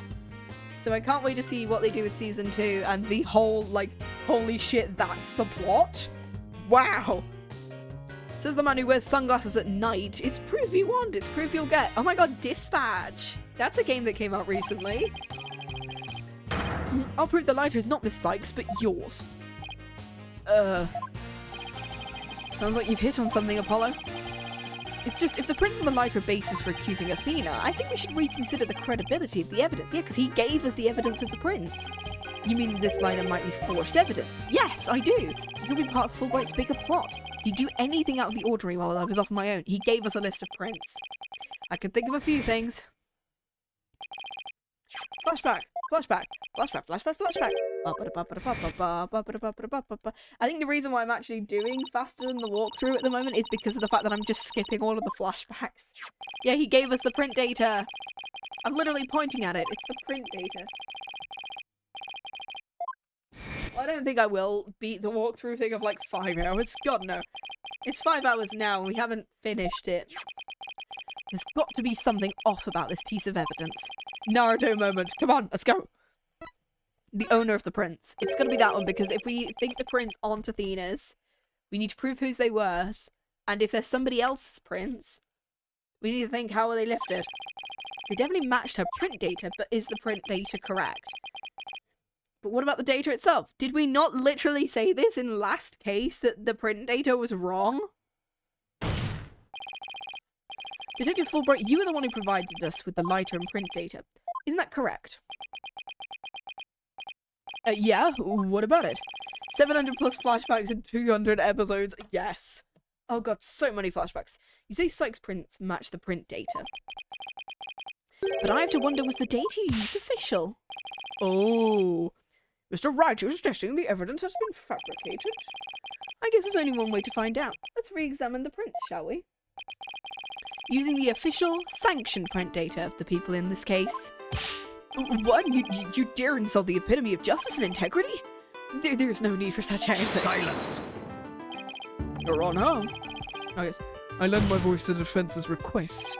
You must allow the test to be rerun. I wonder at one point they realised doing too many flashbacks, but it was already too late to stop, so it just has to keep going. Yeah, in both Ace Attorney and in Naruto. Bailiff.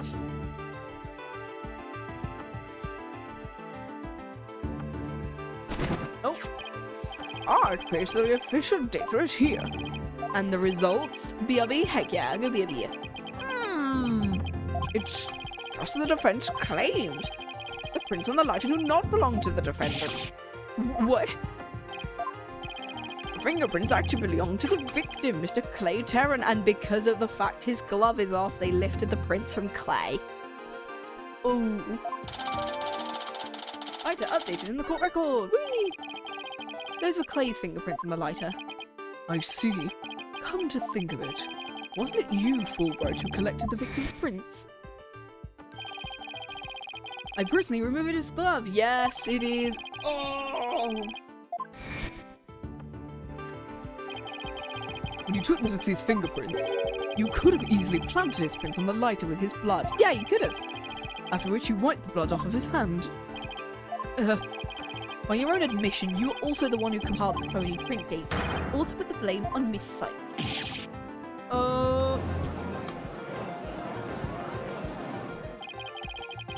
This ploy must have been to distract us from the Phantom, who was behind everything. If you were out to create the impression the Phantom wasn't the true culprit. Does mean Detective Fulbright is the Phantom. Remember the killer's escape route.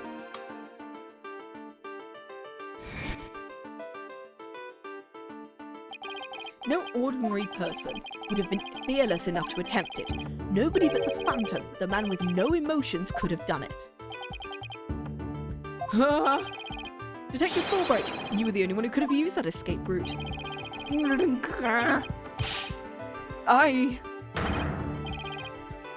Oh, Fulbright, are you really the Phantom? Answer me, or so help me I will slash you to tiny slivers where you stand. All right, I'll talk. I confess. I am. I'm not the Phantom. Silence! Silence. Shut the fuck up. Now be a man and admit it. But I'm not a spy. I'm an undercover investigator. I've actually been after the Phantom myself. An undercover investigator? I didn't know you were into that. Okay, welcome back, Maxon. We have uncovered the Phantom's true identity, and yet he's consistently going, I'm not the Phantom. An undercover investigator? That sounds less than wholesome to me. I didn't know you were into that kind of spice.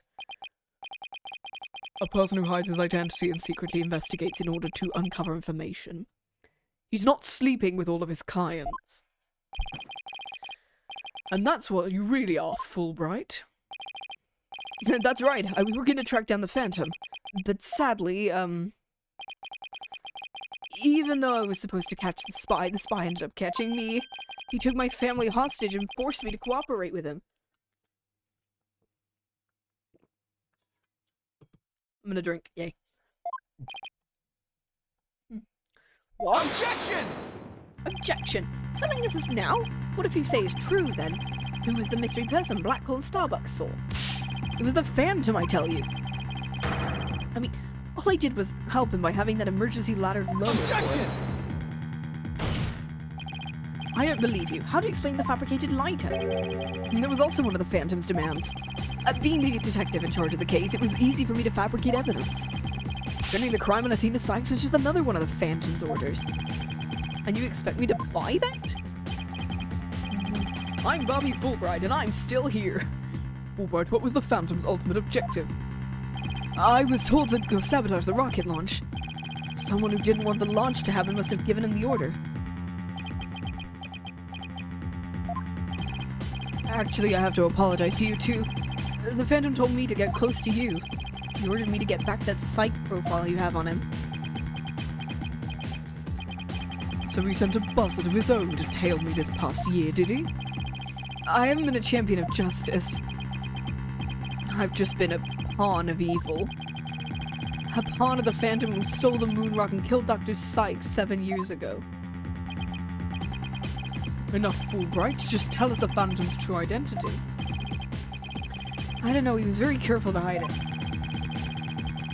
He has top secret information for all kinds of corporations and countries, so there's a number of organizations that want him dead. If people believed I was the Phantom, I could be killed on the spot. I bet even now. There are assassins lurking nearby. This case is about the Phantom after all. The other random joke that I got spoiled on was the, I've seen at least 2 people joke about the Trucy in a sniper's nest, and that's the funniest thing I've always had in my mind about this case. Trucy is on standby to shoot this man. I mean, if she can throw knives and slash people's tires from whatever amount of feet away, she's getting ready in her sniper's nest to throw a knife into this guy's back. With the ceiling blown off, I suppose you are vulnerable to a sniper shot in the courtroom? Just 2 seconds ago, Fulbright was treating Athena like a criminal. Does he really think he's gonna lie his way out of it now? On the surface, everything does seem to make sense. It could be bad, Mr. Wright. We can't find a flaw in his logic. Trucy, get him! Decks him. Pearl just arrives. In like a wrestling outfit. In like elbows into the ground. After we've come all this way, we can't let Fulbright wiggle free now. There, I finally told the truth. I hope you see how foolish it was to think I was the Phantom.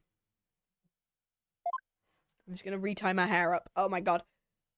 I've got some hair, like, in one of them that's trying to make its way, like, near my ear, and I don't want to do that. You're an intelligent man, Prosecutor Blackquill. You believe me, right? Give me a second. Boop. Ponytail is back up. Boop.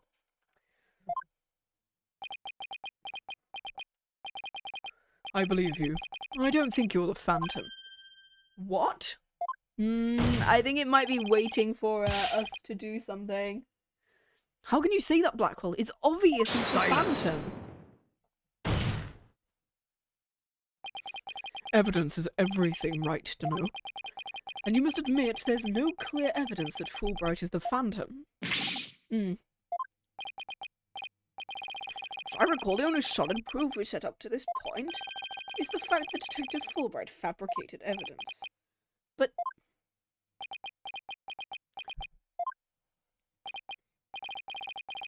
I've known Fulbright here for a year now, and all this time he's been quite intent on rehabilitating me.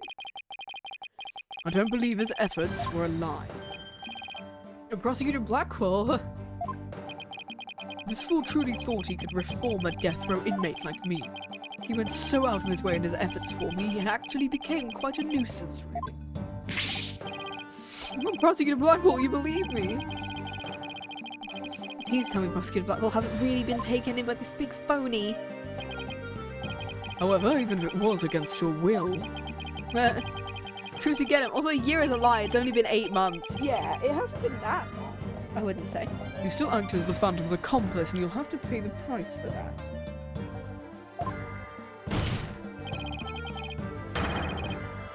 Throw yourself at my mercy, and don't you ever betray me again. Have you got that? Yes. Thank you. Thank you. Such a bond of trust is a rare and beautiful thing. In any case, it looks like everything has been resolved. I can now hand down a not guilty verdict with confidence. Very good. I'm glad to hear it. It's all over. Everything's been cleared up. And Sykes will go as free as well. Mr. Wright, we can't let the trial end here. If we do, the Phantom, the man who killed Clay, will get away. I know, but... what do I do? I don't have any proof Detective Fulbright is the Phantom. Is this it? Is he going to get away just like that? Excuse me, my next investigation awaits. And with that... I'm off. Hold it! Fairly sure this is Athena. Yeah. The defense? No, not the defense. The defendant feels like it's not time for a verdict yet and would like to see this trial continue. What? But I was just about to declare you innocent. It just doesn't feel right. Hey, Apollo. I think you could scooch over a little bit. Okay. Athena, what are you doing? How would I get hold in contempt of court? I have some questions for you, Detective Fulbright. You relieved that you are no longer under suspicion of being the Phantom. Are you grateful to Prosecutor Blackquill for what he's done to you? Of course I am. I'm truly grateful from the bottom of my heart. Athena, where are you going with these questions? I've yet to hear a single emotion behind any of his words, boss. A suspicion against him has been cleared up, but he's not feeling happy. Ooh, what does that mean?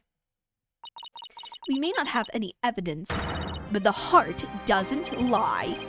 Oh my god, is he your special ability will be able to stop him. Random bullshit, go! Your Honor, the detective has been deeply traumatized by your accusations. Yes, well, even before this, I thought he was rather odd. If he doesn't get counseling right away, who knows what might happen to him? Prosecutor Blackquill, can you believe the nonsense the defense is spouting? I do believe you're in charge. Yes, I do believe you need one of those.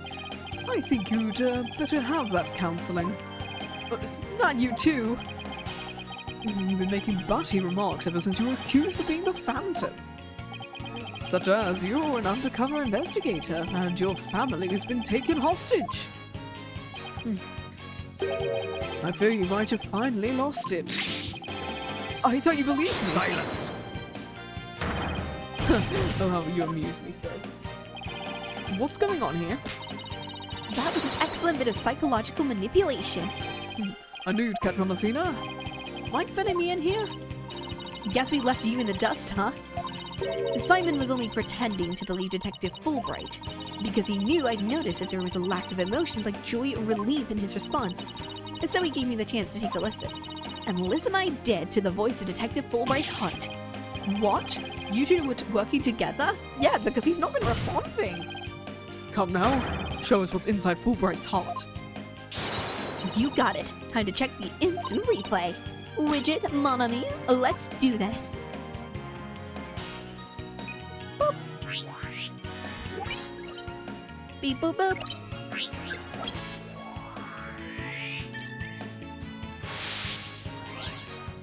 Oh, nothing. Thank you for believing in me, Prosecutor Blackquill. I'm an undercover investigator, but the Phantom was coercing me. He stole the moon rock and killed Dr. Sykes 7 years ago. I'm a bad, bad person for cooperating with such a man. But he took my family hostage. What else could I do? Yeah. Even with all those over-the-top expressions and gestures, he's registering no emotion at all. Just like I thought, and right in line with the Phantom's psych profile. Oh, he's not happy. Detective Fulbright, this lack of emotion shows you're the Phantom. What the fuck is he doing? Oh no, he's fucking up the noise. What's going on? Wait, hold it. What do you think you're doing? He's screwing up the... He's trying to hack into the Moon Matrix program. Can't do anything with anything like this.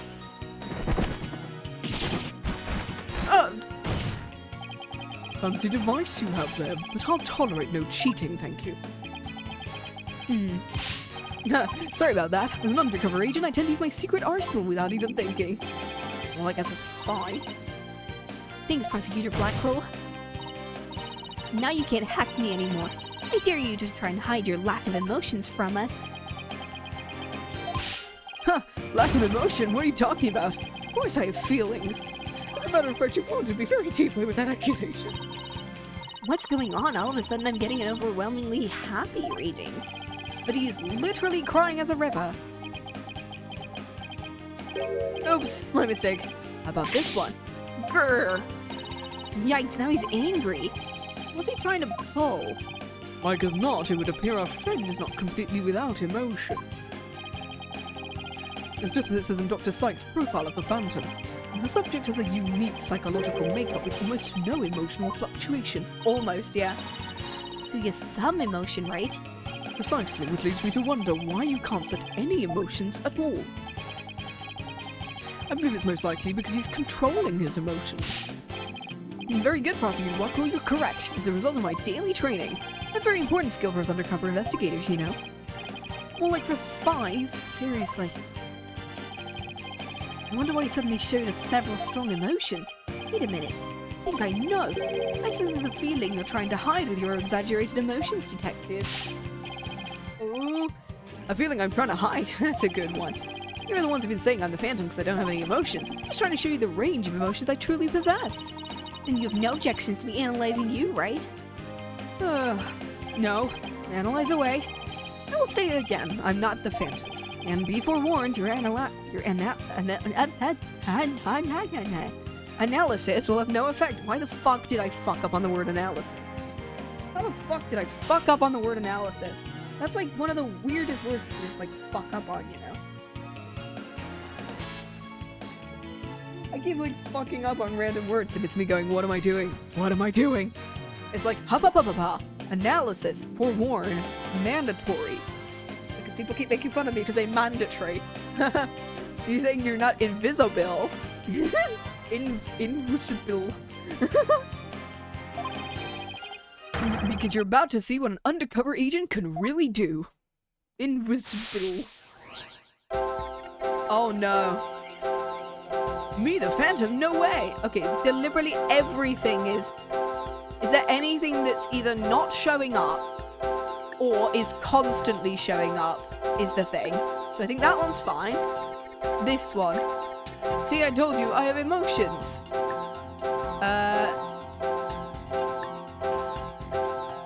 Is surprise constant? No. That's what they called Danny until they said... Okay. What about this one? No. This one... I think it's the middle one. Oh, it's this one. Surprise is constantly... Oh, no, it's not. Okay, surprise, it's not surprise. It's not anger. What's the fear doing? It's constantly low. I think it's this one. Because it's constant.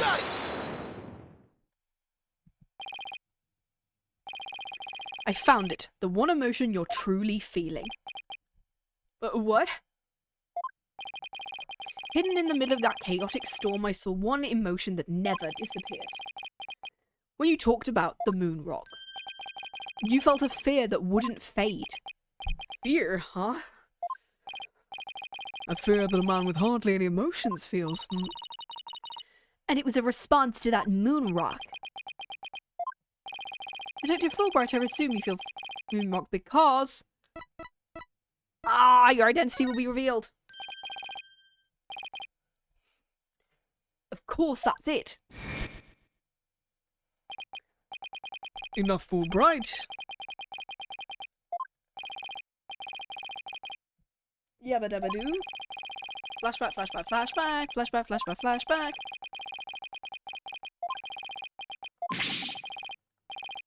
Oh my god, the flashback is so long.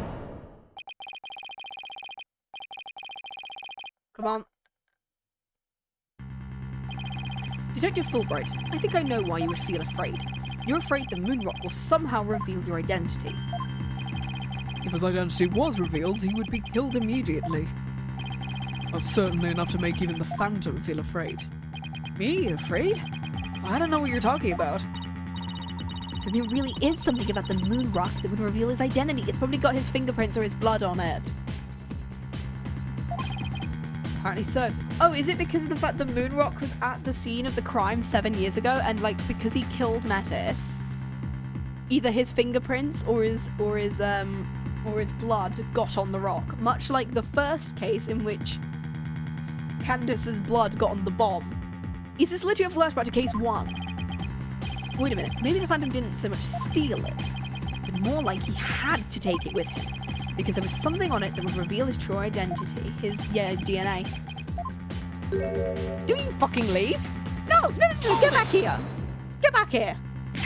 Where do you think you're going? Yeah. Me? I'm not going anywhere.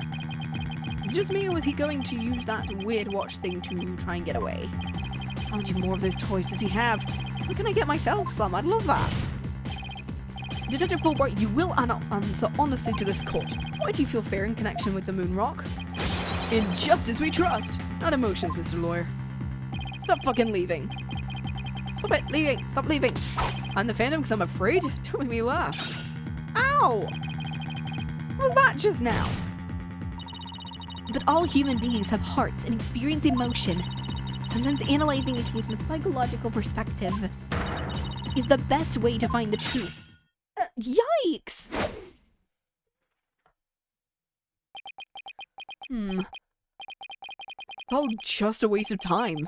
All your efforts and analysis serve no purpose. And now, in this dark age of the law, nobody would believe your claim that it's effective. In an era where evidence is fabricated, do you truly expect feelings to be accepted as proof? And where exactly is your proof that I fear the Moonrock anyway? Ugh. Well, I admit I don't have any conventional proof. You know a game is bad when you agree with a villain who murdered a character's mother. Yeah! Yeah! I still say that examining a person's heart has its merits. Really? Then why don't you listen carefully with those special ears of yours? Listen to the voices of the hearts of the people in the gallery today.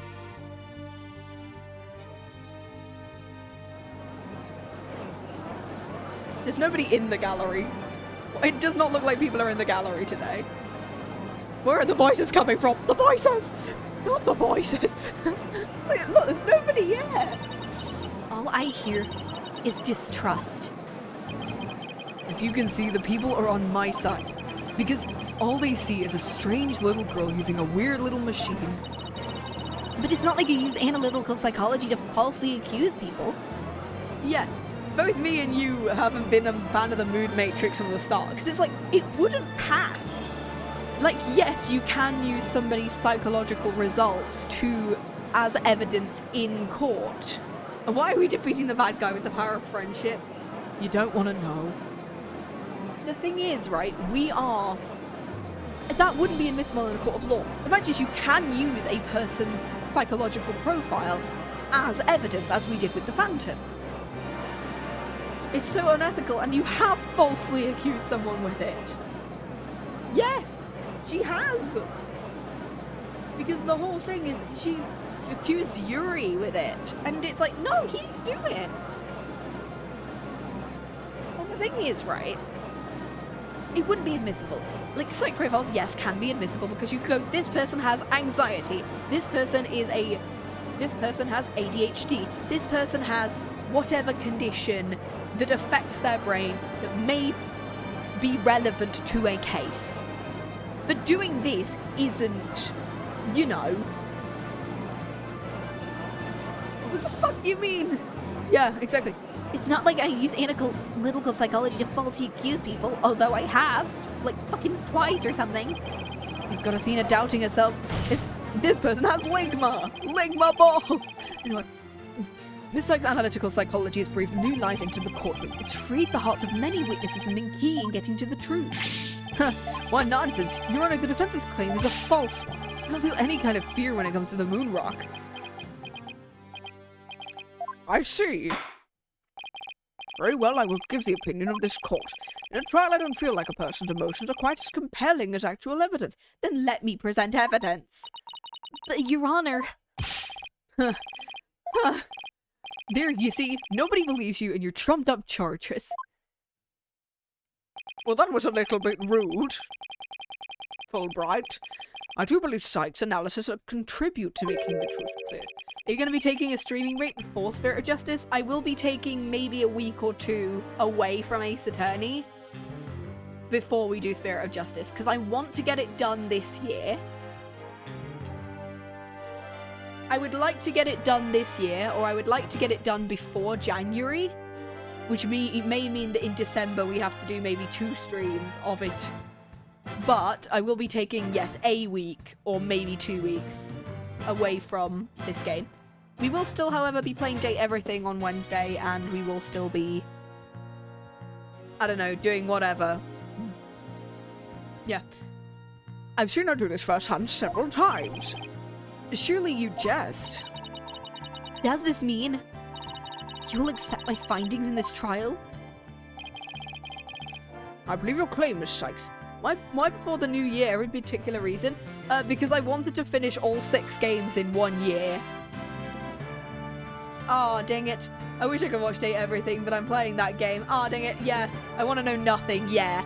I'm almost at the end of Date Everything, so you might not want to watch those ones just yet. We're realizing a bunch of the characters, so we're getting to the next stage after dating. Ooh.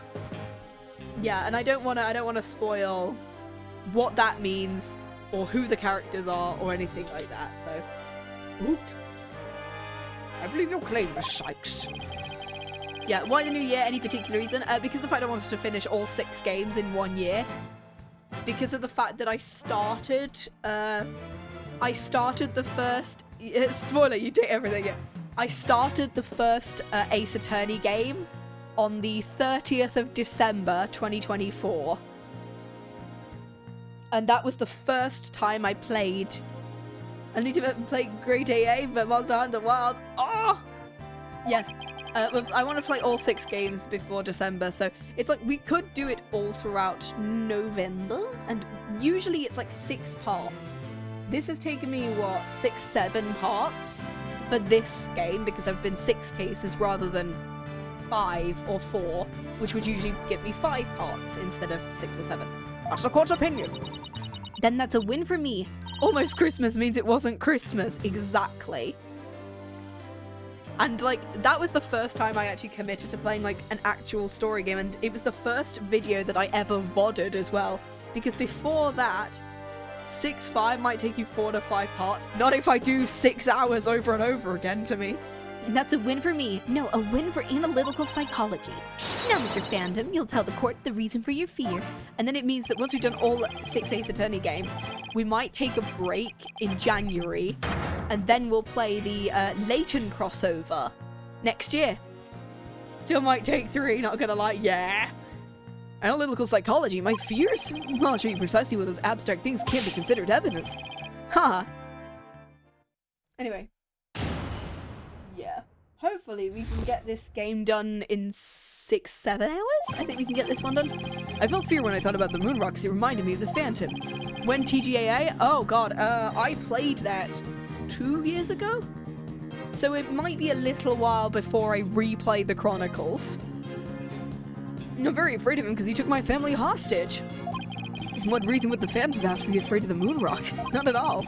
So for the very fact I'm afraid of the moon rock means I'm not him. In fact, I'm on the side of justice.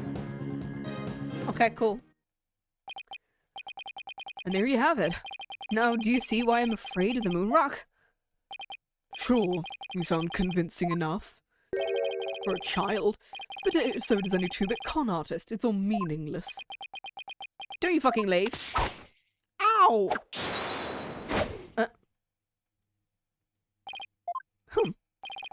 The Phantom is like the mist, no flesh, no bones. My sword alone cannot cut it. Right, dunno. Nice poem there.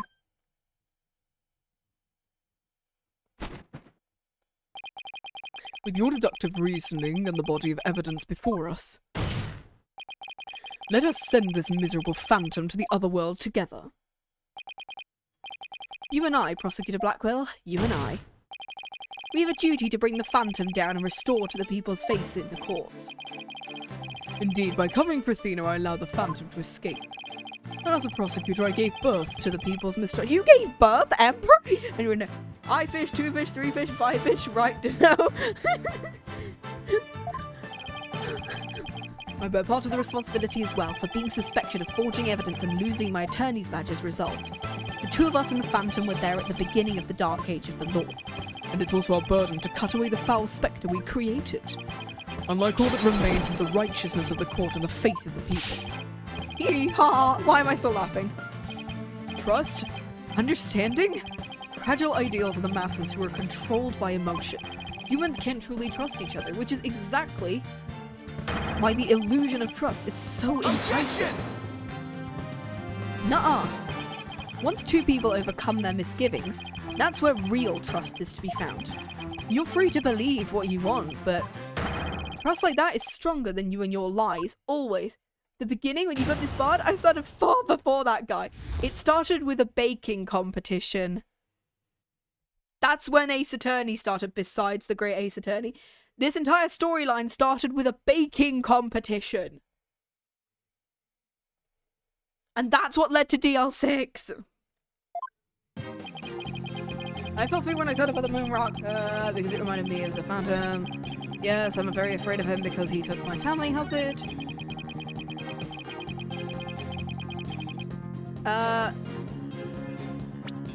Didn't we literally say it was because DNA?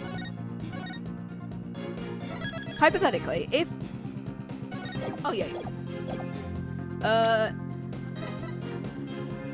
Yeah, Athena used one of these to stab the Phantom's hand during the incident 7 years ago. It has his blood on it.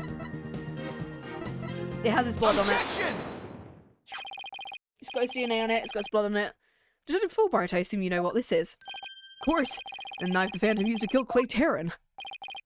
That's right. And the exact type of knife Miss Sykes used 7 years ago when she stabbed the Phantom's hand. That's why... So why don't you take off your gloves and show us the scar? That was discussed earlier, as I recall. Yeah, flashback. Flashback. Flashback, flashback, flashback. Flashback, flashback, flashback. Flashback, flashback, flashback. Miss Sykes then stated she remembers the culprit bleeding. It's my theory the culprit's blood got on the moon rock, and was afraid that if the blood was analysed, his true identity would be revealed. That explains why the Phantom had to remove the moon rock from the crime scene. We ran the analysis, now we know who the Phantom is. I suppose so. Unfortunately, the moon rock in question is missing. Because, yeah, that may be so, but I'm certain I can explain what happened to it in great detail. You can? Of course. Not. You don't actually expect us to believe that, do you? Because you don't fool me. And what this court needs is a bully-free zone. I mean, the whips, the swords, whatever the fuck that is. Even from the sword of the beguiling bluff, its edges without compare. Come now, ready it with me, and show us just how finely it cuts. Your Honor, this is an outrage. I mean, this is an outrage. I love that. Go on, right? Let's start with something that's been bothering me for a while. The culprit supposedly removed the moon rock from the lab. But in this video of him, it's nowhere to be seen. Alright. But here's something to consider. What if the Phantom hid the moon rock somewhere at the scene of the crime? Good thinking, boss. Security was super tight at the Space Center back then. Yep, flashback, flashback, flashback, flashback, flashback, flashback. Oh my god, why is there so many flashbacks? Does this mean the moon rock is still somewhere in the Space Center? In the name of justice, I proclaim that's impossible. And why is that? The Space Center was searched from top to bottom, and especially the lab. But the moon rock... well, it was never found. Ah, how could I forget about that? A sad but true fact. We haven't a grasp on how it was done, but the Phantom made the moon rock vanish into the ether. There's no way it just disappeared. Logic and evidence tells us otherwise. The Phantom didn't have the moon rock on him when he left the lab. Yet a thorough police search didn't turn up anything. And it never turned up in the 7 years after that either. It's in the capsule. The Phantom made the rock disappear without physically removing it. But how? There must have been a way. Think, Phoenix, think. Put it in the Hope probe and it came back. Oh, that's why it came back 7 years later. How did the moon rock vanish from the robotics lab in the probe? Can you not show what happened to the moon rock, Mr. Wright? Where's the... do I have to just present the capsule itself? I'm assuming I can, Your Honor. What? Sorry, I mean... what? I love him just fucking over his emotions. In that case, let's have your answer, Mr. Wright. How did the Phantom make the moon rock disappear from the crime scene? The capsule. Take that! That's the Hope capsule, right? The one that went up with the hat rocket. He couldn't carry the rock out, but he couldn't leave it in the centre to be found either. So, there was only one safe place to stash it. The Hope capsule that was there in the lab that day. And the team must have loaded it onto the Hope space probe. If that's what happened, It came down 7 years later. the moon rock would have been lodged up into the rocket. With the rocket. Preposterous. It would mean that for these past 7 years, the moon rock was... Exactly. The Phantom got rid of the moon rock in the most cosmic way he knew how. Launching onto Thunderbird 5. He was out there in the depths of space. Aboard the Hope space probe. What?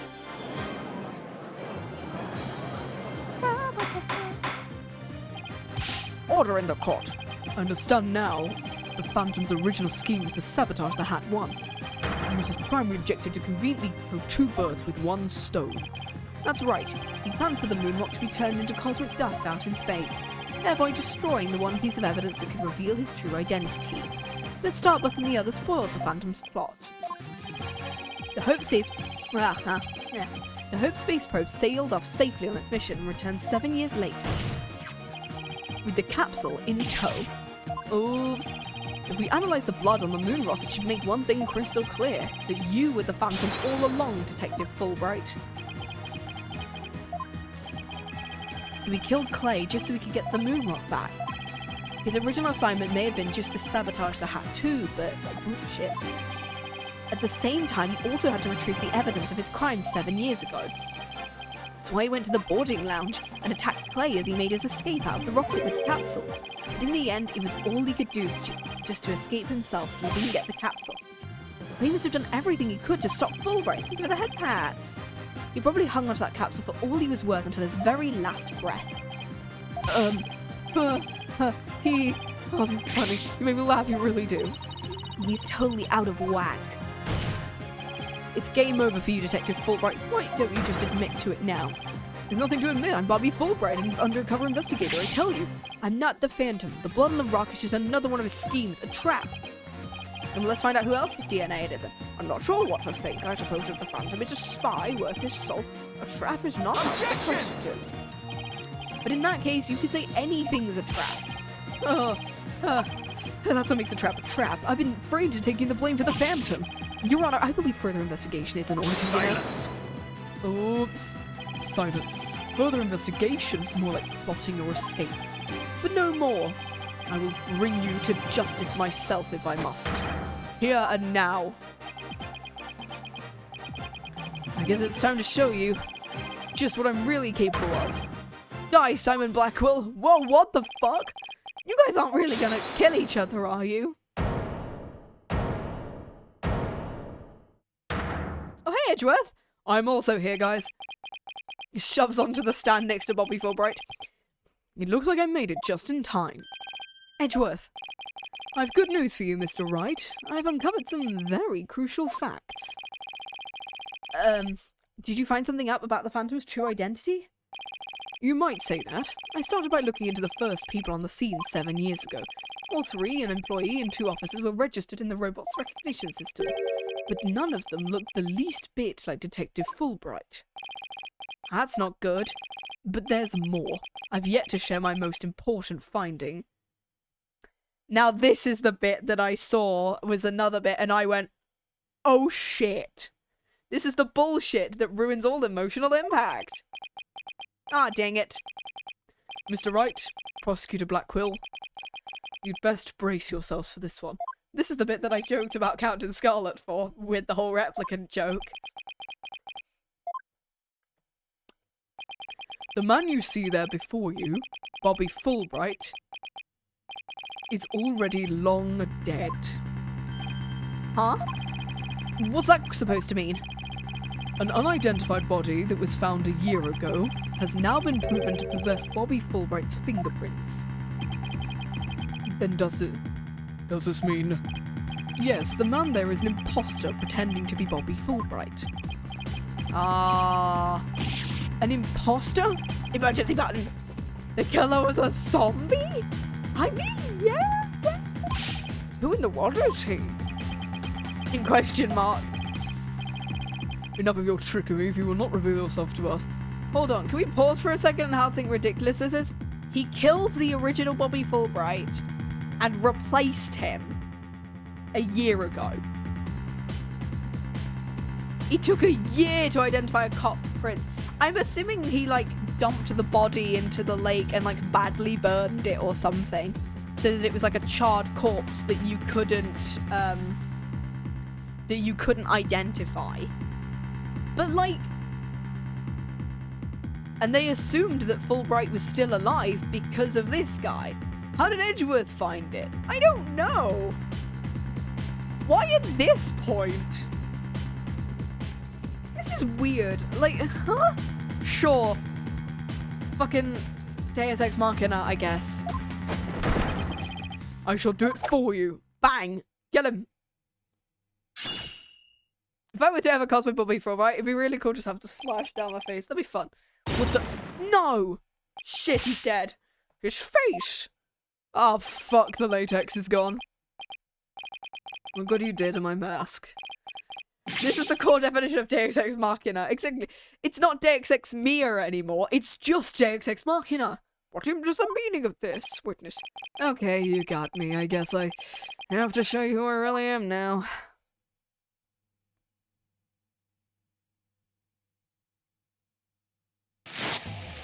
He's got the Sullivan's Harvick face. Wait, but that's... Hey Apollo, it's me, Sullivan Starbuck, definitely. That can't be right. You can't really be the Phantom. Silence! No, it's a mask. Of course not. The real Starbuck was aboard the Hat 1, which was set to be destroyed. Oh. Yeah, this is just another mask. I mean, didn't I tell you? I'm an undercover investigator.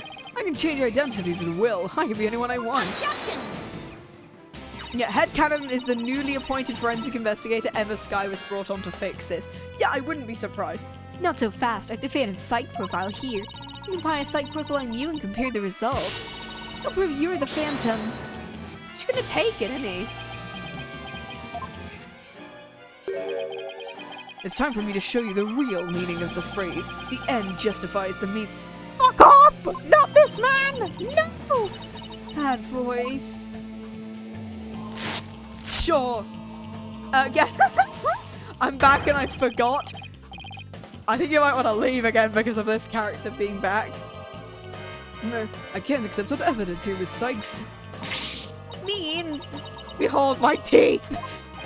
I'll take what I want by any means necessary. Now give me that evidence. Yoink! I share a brush with Brushel. Yeah, how these masks could not possibly fit on top of each other. That's probably why the slash didn't kill him. There's so much latex. I hope it's another mask. Yeah, there's so many. There are more. Time to take out the trash. Yoink! Permanently. How could you? Now, do you see what powerful the end justifies the means to be? Silence! I'm just gonna voice him in the same voice I did for Fulbright at this point. How pathetic. You can't even speak without wearing another man's face. That's the life of an undercover agent for you. My real face has no meaning or value to me at all. Or perhaps it really is. Really is the case that you don't even know who you are anymore. I sealed my vials in wax. Yeah. One will see when you look in a mirror, Mr. Phantom. Not an awful lot, I wager. We don't even know if it's a man. It could be like a very non-binary person, and plus you can make yourself taller, but not shorter. And I'm assuming they gotta be real pale to do this then. And I just seal my vials in wax. Check Art General. Oh my god. Give me a second.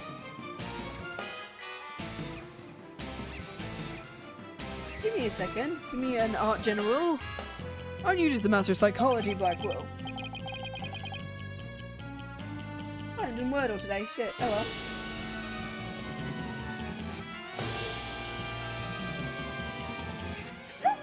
Oh, that's cool. What has even in them? That's just terrifying. That is terrifying. That's right, I don't know who I am. I'm always living as someone else for my assignments. I don't remember what my face looks like. Well, obviously you've got to be someone because of the fact you're ripping off mask after mask. Your face is going to be under there somewhere. Even what my personality was like. My face. Memories. Man's wearing so many masks he doesn't even have a sense of identity.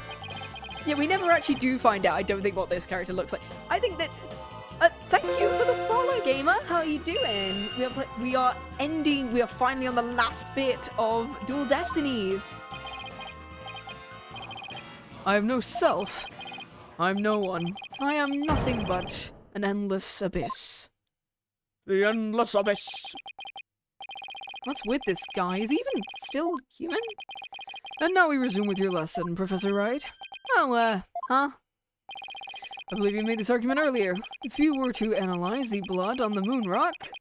John Abyss! Oh my god, it's John Abyss! That's the new Phantom's name. His name is John Abyss.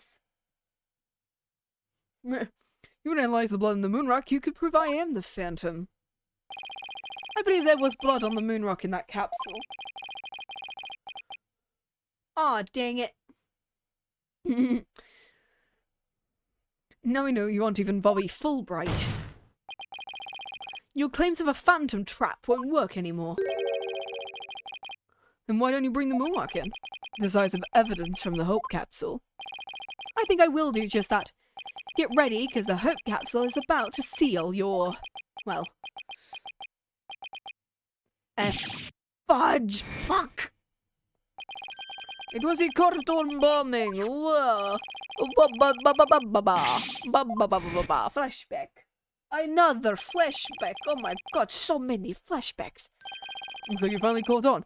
Full marks of defense for effort. But what a shame your hope was lost in that courtroom explosion. So that's the real reason this courtroom was blown up. It was all for the Phantom to destroy that one piece of evidence. Can't believe it. We really reached a dead end after coming all this way. Has only evidence we have in the sky really been destroyed? How dare you to call me the Phantom? As I've said all along, I'm a nameless undercover. Objection! Objection! And your defense will continue to assert you are the Phantom. Furthermore, we have proof. Or at least a prayer. That won't do, Mr. Wright. Hey Francisco, how you doing? His face looks like those kind of things you see at museums. Yeah! At least put some weight behind your swing, right? I know, I'm trying! There's only one thing that can unmask this menace. The moon rock. That was blown to bits in the courtroom bombing. In their oil with garlic, salts, and holy water. Ooh, fun!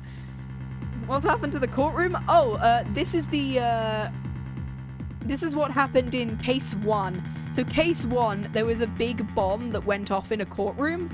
And, because of the fact this is the only courtroom we can use for this trial, we just had to use it. And we're actually going back to talking about case 1 because of that. Is it really gone without a trace? What are some tiny parts, some little fragments still exist? And you can see the stolen moon rock there too.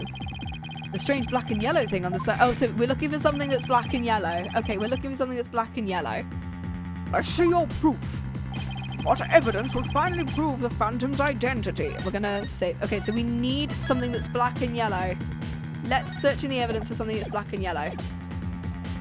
No. Not black and yellow. No. No. Nothing with black and yellow. I mean, the Hopes capsule's gone at the moment, so... I love how you can see the steel bars on the wall. Yeah. The moon rock earring, which... It's cut from a real moon rock, but it's not the moon rock, I'm assuming.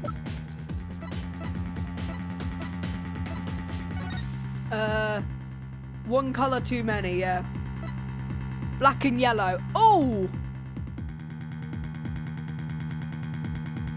We're looking for something that's black and yellow, so... Ooh. I think it might be that thing that I'm literally pointing towards. It could be because they're looking for a black and yellow moon rock, so it's... Yeah, I think it's this. And because it was destroyed in the courtroom bombing, there'll be tiny pieces of it. Take that! Isn't that the bomb that blew up the courtroom and the moon rock along with it? Are you saying this will reveal the Phantom's identity? Yes, Your Honour. Focus your attention on this photo taken after the bombing. Maybe he's talking about the song. Black and yellow, black and yellow, black and yellow, black and red. Take that! Please take a look at this newspaper article. This article about the Hat won. What do we do? I had to make the joke. It's fine. Yeah, this one. Okay, cool. This article about the Hat won. Now, please note the strange black and yellow rock there on the left. That's the moon rock.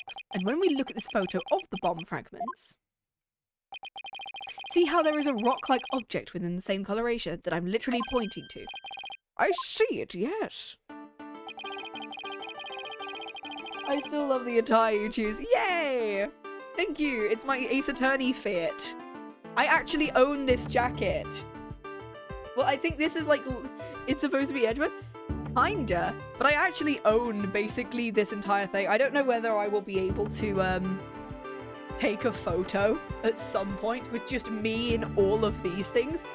But one day I will try and take a photo of me in the Ace Attorney fit just to show it off.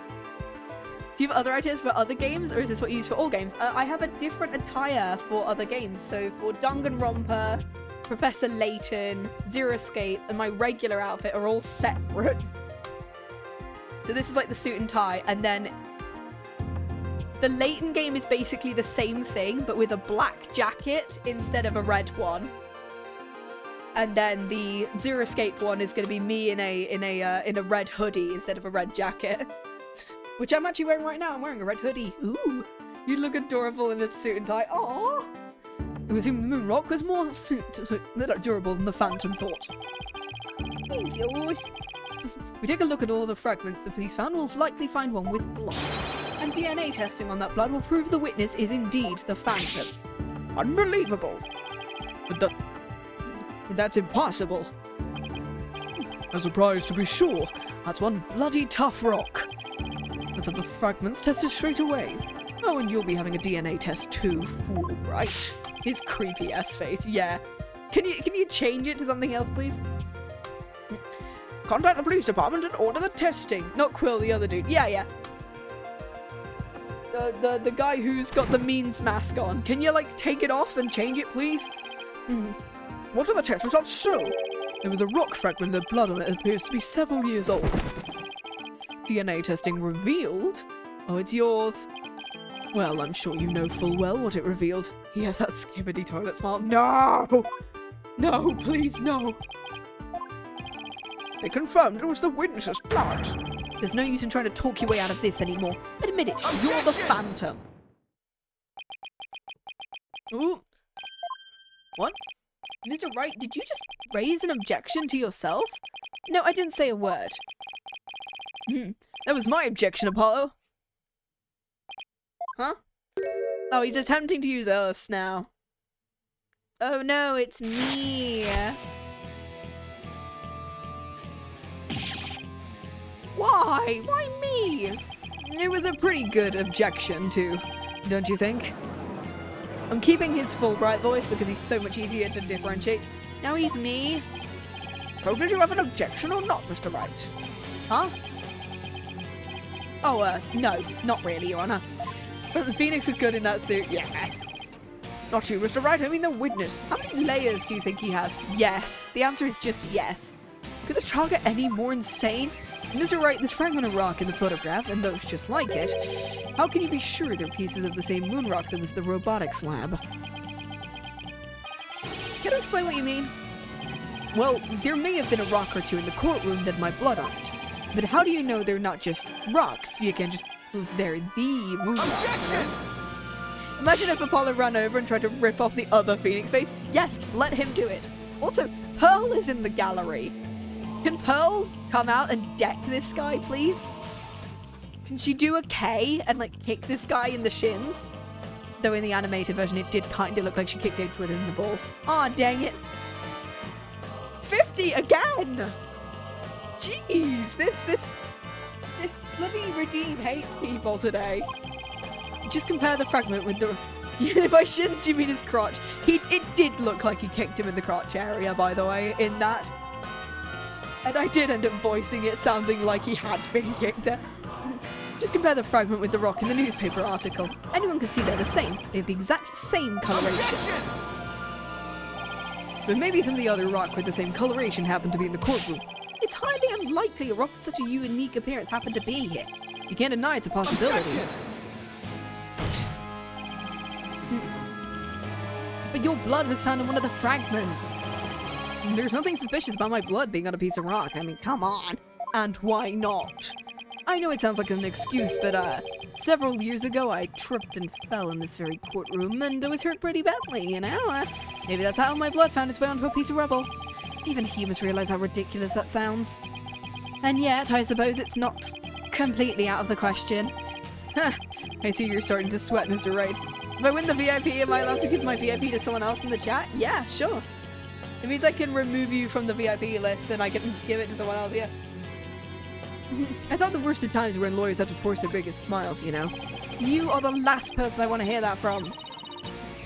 Why don't we get those fragments analyzed? Then we can ask...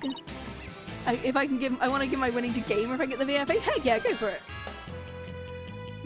We could ask an expert to verify if they were from the moon rock in the robotics lab or not. Aw, dang it. I'm sorry, but I'm afraid that just isn't going to be possible. And why not? In order to prove that the fragments are from what you say they are from, you'd need a sample of the moon rock from 7 years ago to compare it with, and thankfully, we have one of those. But that moon rock doesn't exist anymore, and there's no sample data left either. Really? Actually.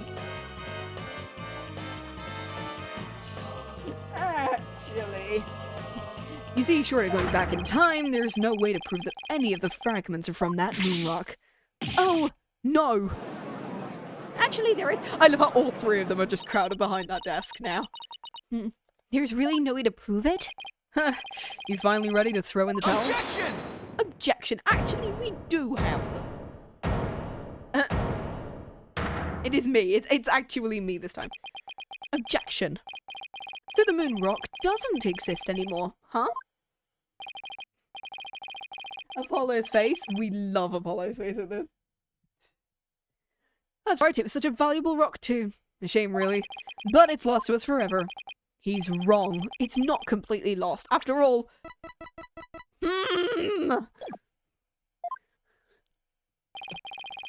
There's another piece of it right here by our side. A shining fragment of hope that can turn everything around. I love Athena's face. Like, are you shitting me? Yeah. That final piece of evidence to put the Phantom away for good. The defense has a piece of evidence that completely contradicts your claim. You have what? A final fragment of hope that was passed down with great love and care. We do? We do, even if the person holding it hasn't realized it yet. Is that true, Mr. Wright? Pay no attention to him, Your Honor. He's just bluffing as usual. I wonder if you'll be able to force your biggest smile when you see what I've got. Try me. The piece of evidence that shows the original moon rock isn't completely lost is this. Just about the only thing my mother left me was a widget. And this earring, I love the fact that part of her design is part of evidence. I love it when it is that. Athena, you may not know it, but your mother left you with a very important piece of evidence. She did? You're bluffing. You don't even have anything of the kind. No, but we do. Evidence that will finally corner you, because we have a moon rock of our own. Yeah, we do. Oh! You mean... Exactly. A gift Dr. Sykes left her daughter. An item Athena has cherished and worn all of these years. And as distant as Dr. Sykes may have seemed to her daughter, that fragment of her look. I have moon earrings. They're just not gold, they're silver. I will shake off the darkness of the past and give us all hope for the future. This is the defense's sample of the moon rock. Take that! That's your sample? This earring that Miss Sykes always wears was made from that original moon rock. What? All this time was right here?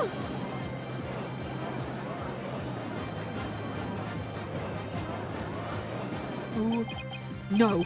No. Can't be. If the composition of the bomb fragments and the earring are found to be a match, well, then it would prove beyond a shadow of a doubt the origin of the fragments in this photo. And since the test results show the blood on the fragments was yours, well, it means the identity you tried so hard to find will finally be revealed. The identity I tried to hide. I don't have an identity to hide. I may not have Athena's ears, but now even I can hear the fear in your voice. Fear? I don't feel fear. I left all of it behind years. Objection! Objection! Every human being feels fear. You simply can't face the emotions inside you. You can't face them because you have nothing. No love, no trust. And I suppose you do? Of course I do. I didn't have anybody to support me at first either. I couldn't face the fear inside me, couldn't get over the trauma of my past. No, I don't! You don't have any lust, love, or trust? Nope! Like I said, I don't feel fear. One. You're just a coward for running away. Running away. Jonathan was. When I had my doubts about Miss Sykes, I felt I would collapse under the weight. But I wanted to Trust her. And I knew I could trust Mr. Wright to uncover the truth. That's why I was able to face my suspicions without hesitation. Running away from myself? How can I run away from myself when there's nothing inside? Nothing at all. Objection! I know it's hard for someone as unwilling as you to trust others, but people have emotions. It's a fact of life, and so people can be weak. But that's exactly why people need to trust one another, so they can gain the strength to face themselves when things are at their bleakest. Without trust in others, how can you ever hope to face your fears? Oh, the fear inside of me? Is this? No. Ah. Oh, the eyeballs! I'm afraid. I'm scared. Oh god, I feel fear. You can't outrun yourself. Remove that mask and unleash your emotions. Confront your guilt head on with the power of friendship! Yes, all three of them together! With your own true face! Yes! Yes, here comes! Come on. My own true face? No, please don't. I know you're here, but where are you? See, I haven't revealed anything yet, honest. That looks creepy, yeah, because it's his eyes, but... my own true face. I don't have one. My face. Weird-ass breakdown. Yeah. god. This is such a cool breakdown for the final villain. And it's all the culprits. Is this my face? Is it? Third one? That's not it. No. No. No, that's... Is this me? Which one is my face? Where am I? Oh, Aura. Oh, where am I? Bro, just take off the masks. Yeah, exactly. Ah. Oh, he got shot. Oh, fuck. He dared. And we never find out who the Phantom is because he's dead now.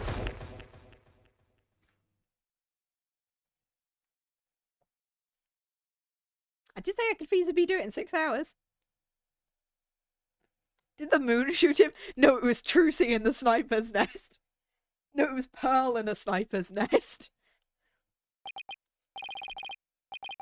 A sniper attack in this very courtroom. Chills me to my bones, but honestly, I've been used to people bombing and shooting people in these courtrooms at this point. It's not surprising me anymore. But the police are doing everything they can to track the sniper as we speak. You know, you impersonated Daddy and now you die. You impersonated my dad and you're gonna get fucked for it. Bang! Pulls out a giant sniper like Day of the Jackal. Imagine if the judge's beard shot him. Trucy just peeks out from the judge's beard. She's like hiding under the bench, peeks out through his beard and points a gun out of his beard. That is incredible. How is his imposter doing? He's a lucky fellow the bullet didn't hit any vital organs. He appears to be in no danger of dying. Well, that was fortunate for all of us. Why? The judge without the beard looks like Agent 47 from the Hitman games. He's got a barcode under his beard. The analysis of the final piece of evidence Wright is submitted is in. The composition of Sykes' earrings and the fragment match. We can now be certain it's a fragment of the moon rock in question. The murders and bombings at the Space Center, both past and present. The bombing of courtroom number 4 and all of his other crimes are numerous as the stars. Under suspicion of all of these things, the spy known as the Phantom has been incarcerated. Oh, we finally... I wish we could find out what their name was, but... Their name is just Vanta. That's it. Or John McPhantom. There we go. Johnny McPhantom. That's his name now. Prosecutor's office is now responsible for his well-being. Kay shows up at the prosecutor's office next to Edgeworth with a gun. Haha, you're getting shot! There are still a myriad of things we wish him to tell us about, after all. Why is your tie so short? It's under the waistcoat. Is what it is. It's under the waistcoat. It's not a tiny tie, don't worry. Thank you, Prosecutor Blackquill. It's time... Oh, yeah. Finally time to bring this trial to an end. Before I do, will the defendant please return to her proper place? Yes, Your Honor. It's under the waistcoat.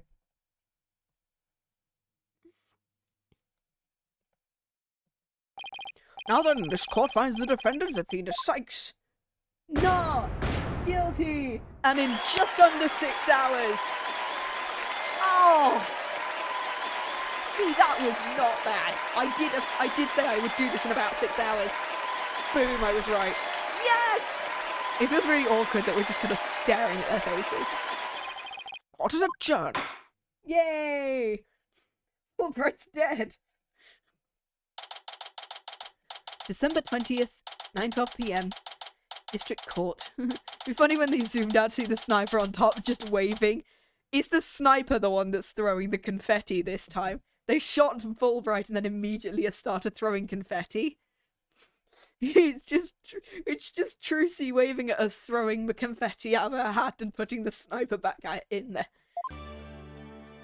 Congratulations, Mr. Nick. Where the fuck were you the entire time? I was on the roof guiding Trucy to shoot Fulbright. I work for the American government now. What? He gave me a job as a spirit medium.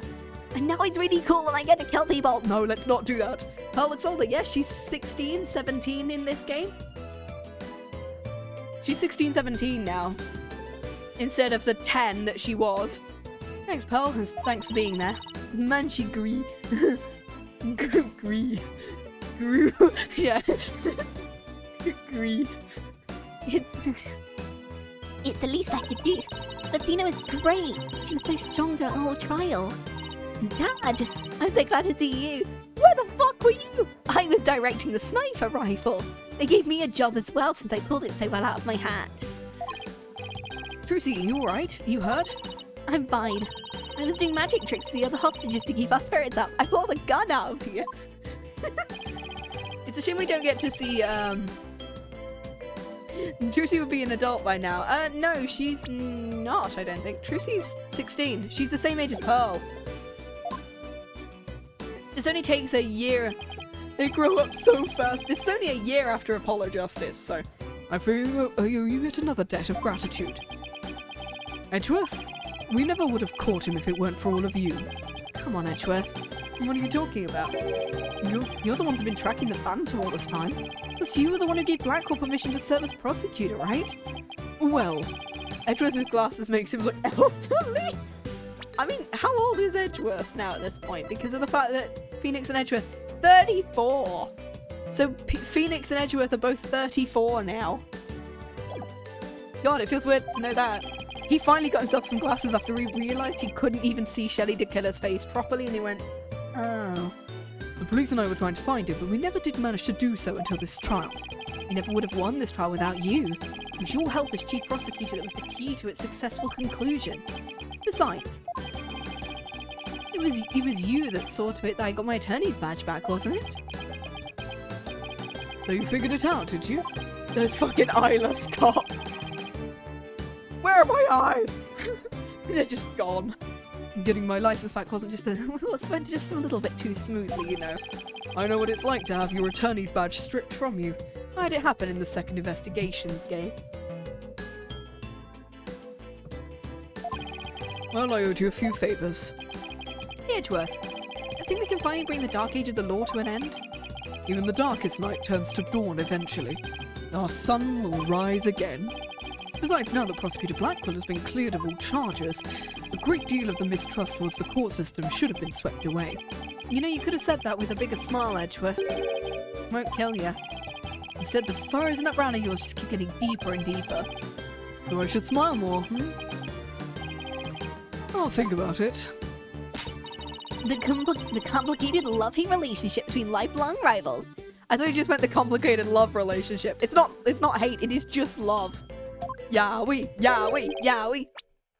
This is Blackquill, right? Athena, Yeah, this is Blackquill. Cool. I'm forever in your debt. You went to all that trouble, even taking the bar exam while you were overseas. I knew that if I didn't get your sentence of return fast, you'd be executed. And so I studied and studied. I was frantic. I'm glad I made it in time, even if it was down to the wire. Aww, this is a new one. Just barely. But I still made it. Aww. Gotta go, Athena. It's good to see we finally let your tears out. I survived by the skin of my teeth thanks to you. Shame on you, Simon. For trying to throw your life away like that. The crying gif is adorable. I love just eyeless cops. I'm blind! It was never my intention to throw my life away. Some things in the world are more important than your own life. Like what? Like yours, obviously. My honor-bound duty to protect with my life my mentor's most beloved treasure. Aww. That's some loyalty. This guy really is a samurai through and through. Well, it looks like we can breathe easy now. Apollo, Athena, thank you both.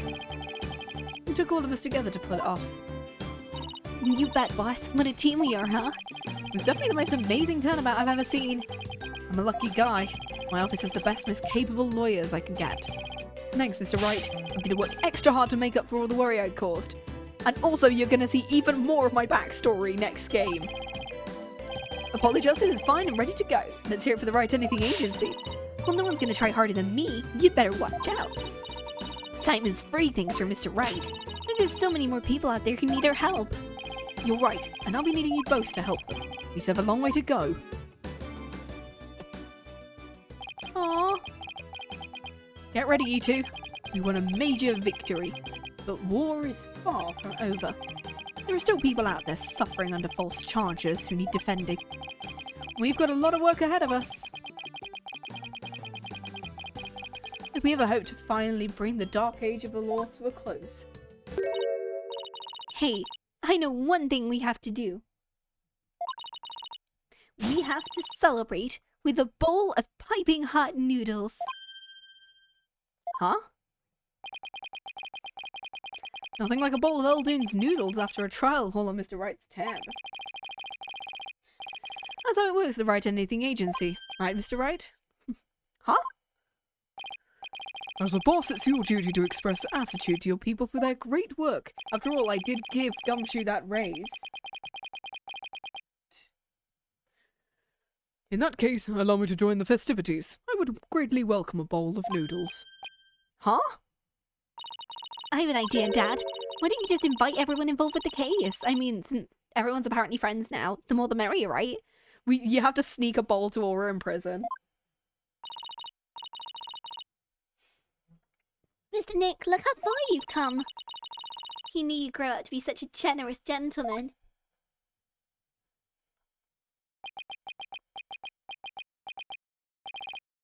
Guys? Under these circumstances, there's only one thing I can say. Only if I get to join in. Hey, no fear. I want to say it too. Here we go. Okay, here we go. Aww. Objection! Yay! And that is it, guys, besides the credits, which I'm going to talk through. Because I have to pull out all the voices. I was trying to do something nice I could do for Polly now he's back. So I decided to get around and get a bunch of jobs for him to do. Find a lost cat, install an air conditioner, get a cute computer lesson, find a lost item. You think I should have found him a few legal cases? And that's okay, it's the Write Anything Agency after all. Aww. You know, Apollo is so wonderful in court. I better study as much as I can if I want to be a judge someday. My grandma says eat loads of peppers and they'll ignite your passion. But I should figure out which to grow, green or yellow. Or both. Or maybe I should go with hot as the sun red peppers instead. Aww.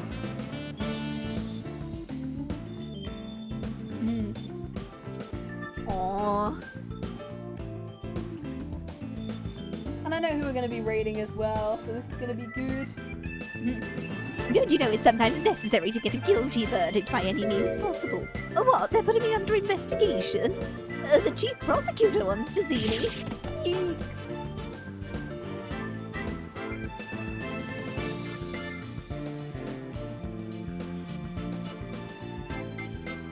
Aw.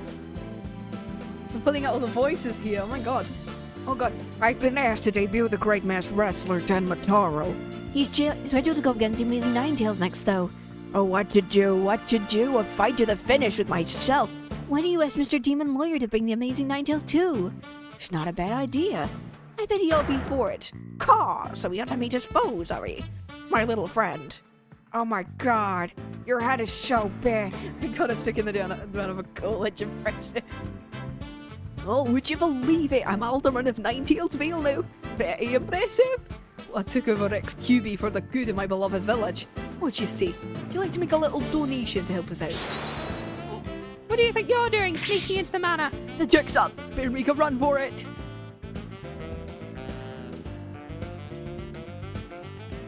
Oh my god. I never thought I wanted to be an artist, but after seeing the amazing job, I started becoming genuinely interested in law. I'm studying for the bar exam. I'm gonna prosecute Athena someday. I mean, go up against it. You'll see. I'm studying my buns off too, but not for the bar exam. I'm gonna pass the Themis entrance exam on my own merit this time. With a score of 100 points, of course. Our dream will live on forever. Aww. Oh, this guy. I found really sweet boxes for all three of them, and they won't wear them. Is it because I want to be a legal journalist instead of a lawyer or a judge? But anyway, thanks to the trial, the school newspaper's future is as bright as can be. And now let's see what the fresh blood have to say in the new school paper. Our editor cried so hard at graduation, her cardboard box got soggy. And that's what we only actually ever get to see her once.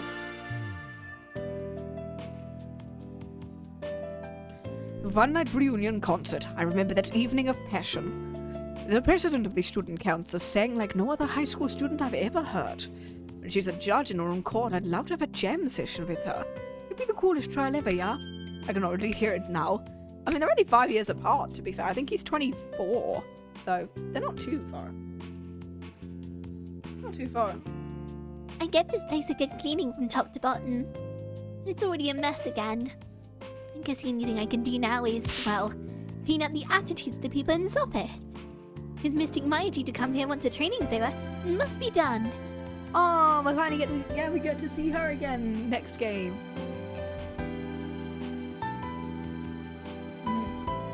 Aww. Humanity's dreams for outer space will never. Why have I gone slower? Why have we had free rocket? Look upon me, people of this great nation, and witness the glory of Yuri Cosmos. What do you? Oh, director, yes. Rocket preparations are fully complete. Yes. You just leave everything to me. Assistant Director Yuri Cosmos. Aww. Who's the new director, I wonder?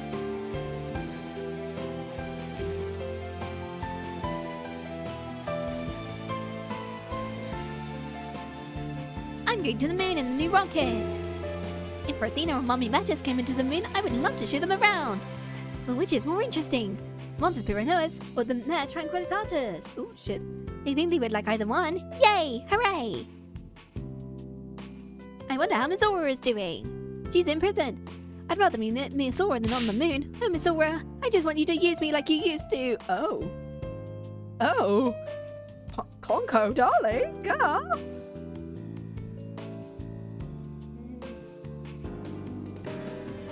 Ready for launch? 5, 4, 3, 2, 1. Lift off! I'm gonna move for the real this time. Me and for Clay. Thanks to my lawyers, I know I should never give up. But I'm worried. You can't breathe in space, and it's cold as heck.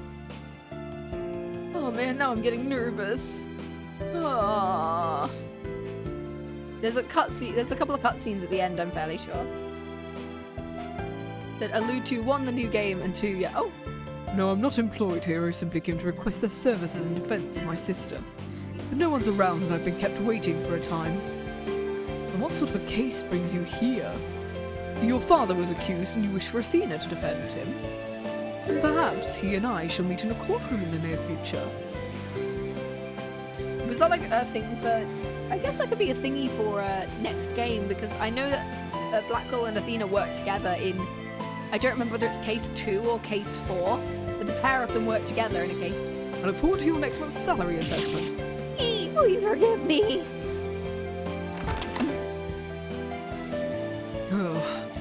Blackwill's acquittal has brought all manner of ills in the prosecutor's office to light. In solving that case has thawed the chill of winter into the warmth of spring. Now I owe write yet another debt of gratitude. I'll repay him one day. You can trust in that. Aww.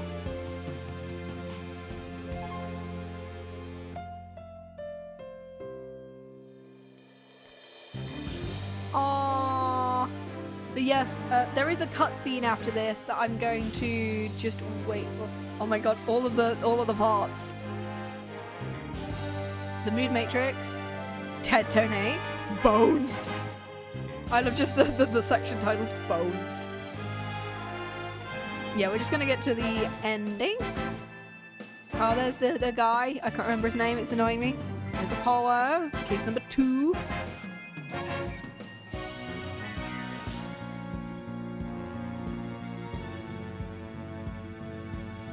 And there's Trucy.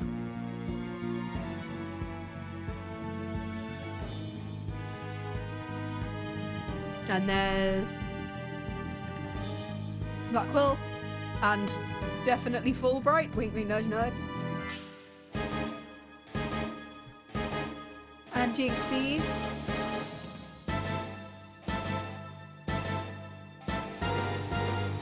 Athena.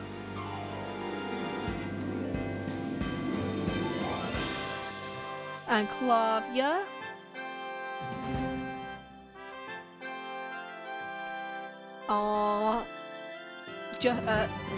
Professor Court and Juniper, Robin and Hugh.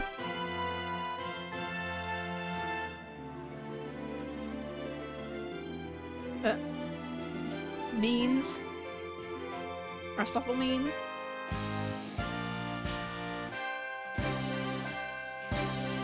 Oh my god.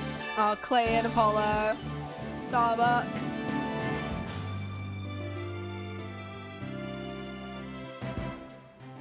Aura. That's kind of this one, don't you? Hurley.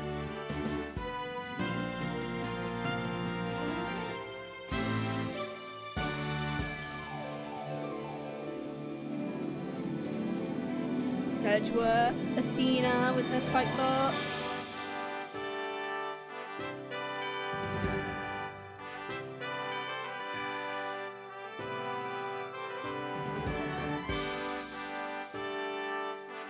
All three of them together.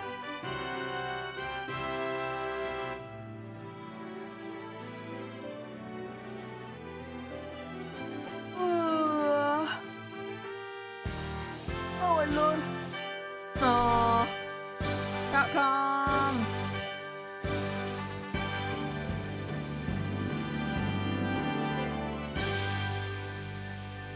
Aww. Final cutscene, here we go.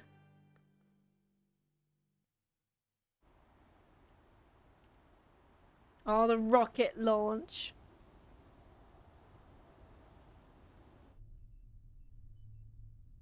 I'll be fine. I'll be fine. I'll be fine. I'll be T-minus fine. 15 Wait, seconds. and Spice isn't too far off from what I did. 10, 9, 9, 8, 8, 7, 7, 6, 6, 5, 5, 4, 4, 3, 2, 2, 1. lift off. Lift up!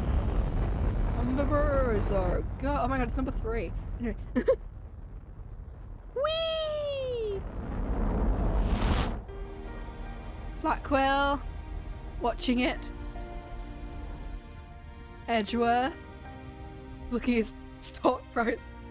His charts, his graphs. Aura with her hair down. Watching from prison.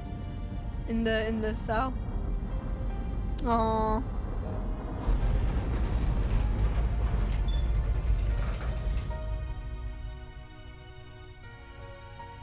Mr. Starbuck! Aww. You'll be fine. Just believe in yourself. The moon's closer than you think! Aww. Let's see it.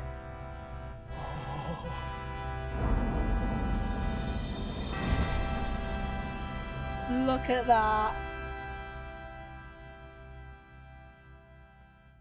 Thanks, guys. I wouldn't have made it back into space if it wasn't for you. Yay! All right. The cringe section of these two. And Peter's just like, why do my people behave like this?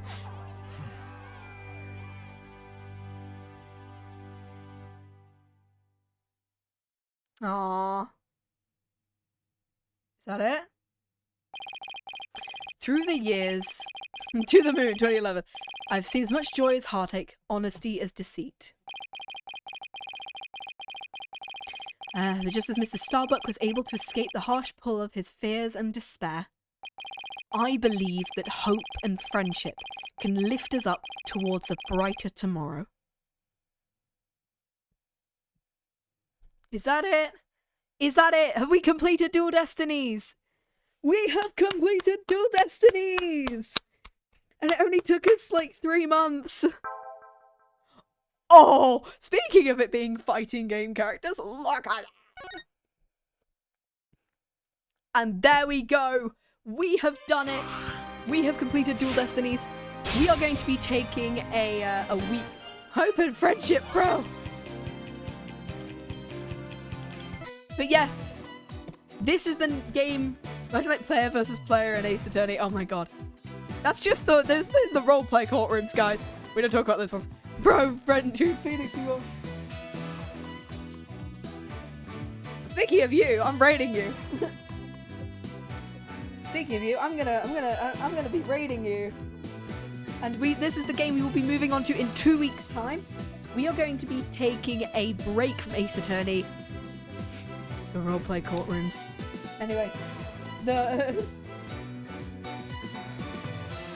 we are going to be. Oh yes! Congratulations, you're getting raided. Because you're playing investigations, right? If you're playing investigations, you're still going. I'm just making sure you're still going before I like raid you, just in case like you're about to leave and I was about to go. Oh no. Yes. Okay. Congratulations. Thank you for joining me through Dual Destinies in 2 weeks' time. So we're taking a week off next week. About to finish case 4. Yes. We played investigations earlier this year, and I'm yes. Have an absolutely lovely day wherever you are in the world, and I will be back next week with Date Everything on Wednesday, but we're taking a week off from Ace Attorney, so no stream on Saturday next week, but the week after we will be coming back with Spirit of Justice, and I've heard these cases are long, so thank you for joining me, and see you when I see you.